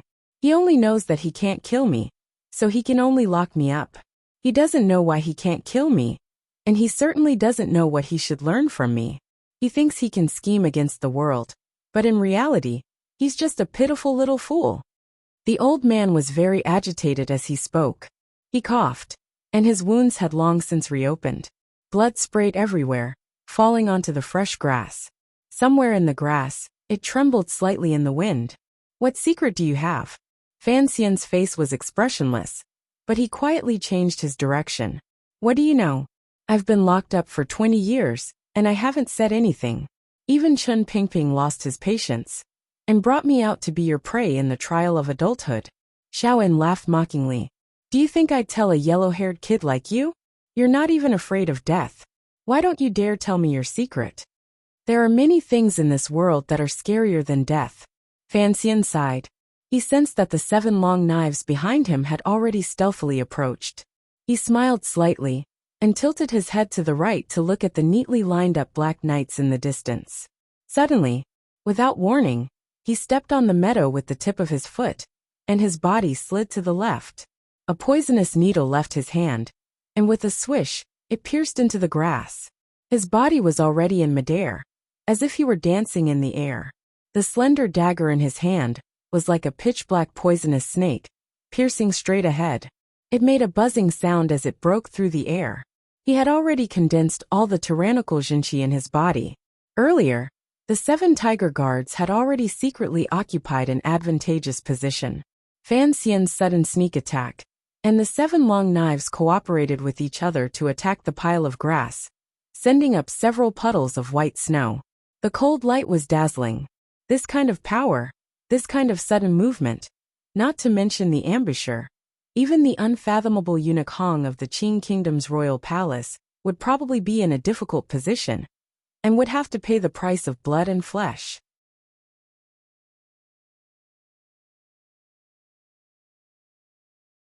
Chapter 198. However, things always exceeded everyone's expectations. At the beginning of this strange and torrential attack, a hand, a soft and fair hand, stretched out from the grass. Like the hand of a cute little girl catching fireflies, the index finger and thumb gently came together, and the poisonous needle that Fan Xian had shot out closed between his fingers. Then, the figure flew out from the underbrush, as if somewhat afraid of Fan Xian's unstoppable stab. She floated backwards but with ease. Like a gust of wind, she avoided the tearing air that came from the sharp point of the black dagger. 7 long knives arrived, like a whirlwind of snow, everywhere they went. The silhouette flew up gracefully and danced among the 7 long sabers that were like snowflakes. Finally, the tip of his foot stepped on the saber with the greatest momentum, and his figure suddenly retreated 40 feet, quietly standing on the grassland. Gauda grunted and pulled back his knife. Along with the other 6 tiger guards, he stood in front of Fan Xian and Xiao In, afraid that the ace would suddenly attack. It was a woman with a floral scarf on her head, and a basket in her elbow. In the basket there were some fresh mushrooms. To be more accurate, she was a village girl. However, everyone knew that to be able to break through Fan Xian's poison needles, avoid the stab, he had gathered all the power in his body, and to be able to float away while surrounded by 7 snow-like long knives, she was definitely not as simple as a village girl. Out of the corner of his eye, Fan Xian noticed that the eyes of the northern spy leader Xiao In, who did not even blink in the face of death, actually trembled when he saw the village girl. Fan Xian was slightly startled. Who was this female ace hiding in the underbrush? He walked forward, and the 7 tiger guards opened up a space in the middle. Gauda lowered his head and retreated, both hands tightly gripping the long knife. He stood guard behind Xiao In, ready at any time to launch a thunderous strike and cut off Xiao In's head. "Miss, you are?" Fan Xian looked at the woman and asked gently. His face glowed with a feeling like a spring breeze. The woman raised her head. Her appearance was not very special, and she could not be considered a beauty. However, her eyes were unusually bright, as though they reflected the colors of the meadow and the blue sky in her eyes. They were clear and bright, and incomparably fair. Fan Xian was a little absent-minded. He cupped his hands in salute. "I am an official of the Overwatch Council of the Kingdom of Qing. I am here to escort criminals to the Kingdom of Qi. I do not know why you are here. Please do not be angry if I have offended you earlier." This village girl, this unfathomable village girl, was more powerful than Fan Xian. Fan Xian was a man who looked gentle on the outside, but was shameless and gloomy on the inside. That was why he had a smile on his face, and said things that even he did not believe. He knew what the other party was here for, and the other party also knew that he was aware of this fact, but he had to say it in a dignified and incomparably pure manner. The village girl smiled faintly. Her cheeks, which were originally not as beautiful as Yanli's, seemed incomparably lively because of this smile. The seemingly tacky floral scarf on her head began to emit a sense of familiarity. She lowered her head to look at the thin needle between her fingers. After a moment she said, "This is the first time I have learned that Master Fan's weapon is actually a thin needle." Since she had already called him by his surname, Fan Xian could not bear to continue acting pretentiously. He could only rub his nose and smile bitterly. "Am I that easy to recognize? Or is my fame so great that even the northern kingdoms know of me?" Naturally, the immortal poet of a generation has been heard of all under heaven. This immortal poet has suddenly become the commissioner of the Overwatch Council of the Kingdom of Qing. Such an absurd yet world-shaking event. Naturally, no one would not know of it. The village girl raised the thin needle in her hand and looked at it carefully. Her eyes narrowed into crescent moons. She looked at the thin needle against the dark blue sky. It looked very much like the flying swords that the fairies of legend stood on. "Ah, so it is an ordinary sewing needle." The village girl seemed to be very surprised by this discovery. There was an eye hole behind the poisonous needle. Fan Xian smiled bitterly. This was something his sister had prepared for him. Of course it was a sewing needle. He suddenly asked with concern, "Lady, are we going to keep chatting like this? Mr. Xiao has lost a lot of blood. I am afraid he does not want to hear it." Xiaoin smiled. The village girl smiled. "Didn't you set up a trap to kill him?" Fan Xian smiled warmly. "Wrong. It was the rebel army of Northern Qi, who wanted to break the peace treaty between the two countries. During the campaign, Mr. Xiao In was unfortunately killed by a stray arrow." The village girl giggled. She put her hands on her hips and pointed at Fan Xian's nose. She looked very much like the peasant women in the fields. "Master Fan, not only are you good at poetry, but you can also lie without batting an eyelid. No wonder you are the legendary Tian Mai. How could I dare? How could I dare?" Fan Xian's expression did not change. He continued to look at the village girl's face gently. Lady, you are the legendary Tianmai. I am just a very diligent and lucky person. The village girl's expression changed slightly. She looked at Fan Xian with even more interest. The scene fell into silence. Suddenly, an early bird chirped as it flew to the nearby meadow. It seemed to have smelled danger and the scent of blood, and immediately flew away. She smiled self-mockingly. My name is Duo. Begonia Duo. Yes. Begonia was the most outstanding figure of the younger generation of Northern Qi. She was the disciple of the Grandmaster Ku He, and was rumored to be the most likely Tianmai. In the Overwatch Council, Yin Ruohai had once warned Fan Xian. At the time, Fan Xian had been full of hope that she would not be a woman. He had not expected that she was indeed still a woman. Fan Xian's expression was calm, and he seemed to have no reaction. He continued to speak warmly. Lady Begonia, are you here to take Mr. Xiao back home? He knew who the other party was, but he concealed the shock in his heart very well. He smiled and looked back at Shan, who was still staring at the battlefield below the meadow. He said softly, I didn't expect to meet you so soon. This woman named Begonia was clearly one of the most powerful figures in the world, but she had dressed herself like a village girl. She smiled. Call me Duo. It sounds better. At that moment Xiaoan suddenly hissed. Neither of you is a Tianmai. You are just two brats who like to bicker. Fan Xian felt ashamed. He knew that although this old man was no longer as valiant as he had been in the past, he still had a good eye for people. Him and this village girl were putting on a show here, and it was unnecessary. At that moment, Begonia bowed slightly to Xiaoan, who was sitting dejectedly on the meadow. On the orders of my teacher, I have come to escort Master Xiao back to the capital, she said respectfully. Fan Xian frowned, and his hands fell naturally to his sides. We have not yet left the border, Begonia. Lady Duo, it is too early to worry. He shook his head and waved his hand. The 6 tiger guards behind him immediately changed their formation, forming a charging stance. With themselves as the arrowhead, they aimed at Begonia. Behind them, Gauda had already gathered strength in his arms, preparing to use a lightning-fast strike to behead the dying Xiaoan. A strange smile flashed through Begonia's eyes. Her fingers loosened, and the poisonous needle fell noiselessly into the grass. The coarse cloth she wore trembled slightly in the morning wind.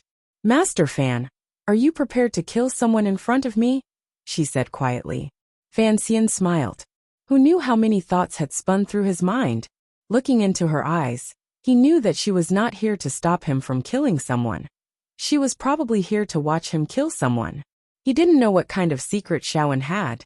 To be able to make Imperial Advisor Ku He change his principle of not meddling in worldly affairs for many years, and send this woman, who clearly had the strength of a superior 9th-level martial artist, as an assassin. In this world, there are times when you need to make a very difficult decision in a very short period of time. Fan Xian had spent a lot of effort to lure Xiaoan into a dead end, creating this perfect opportunity to kill him. But in this instant, he not only had to abandon his original plan, he had to do the exact opposite. Without question, this was a very preposterous and nonsensical choice. So most people would find it difficult to overcome this obstacle in their hearts. But Fan Xian was a person who was willing to give up, since he had not succeeded in trapping Yin Xiaoyi in this plan. Then killing Xiaoan was no longer a very important matter. Furthermore, he was very interested in the secret in Xiaoan's heart. So he smiled strangely, already pouncing towards Begonia, who wore a flowery headscarf on her head and carried a basket between her elbows. At the same time, he gave the order for the 7 tiger guards to cover Xiaoan's retreat to the Black Knights. Whoosh, whoosh, whoosh, whoosh.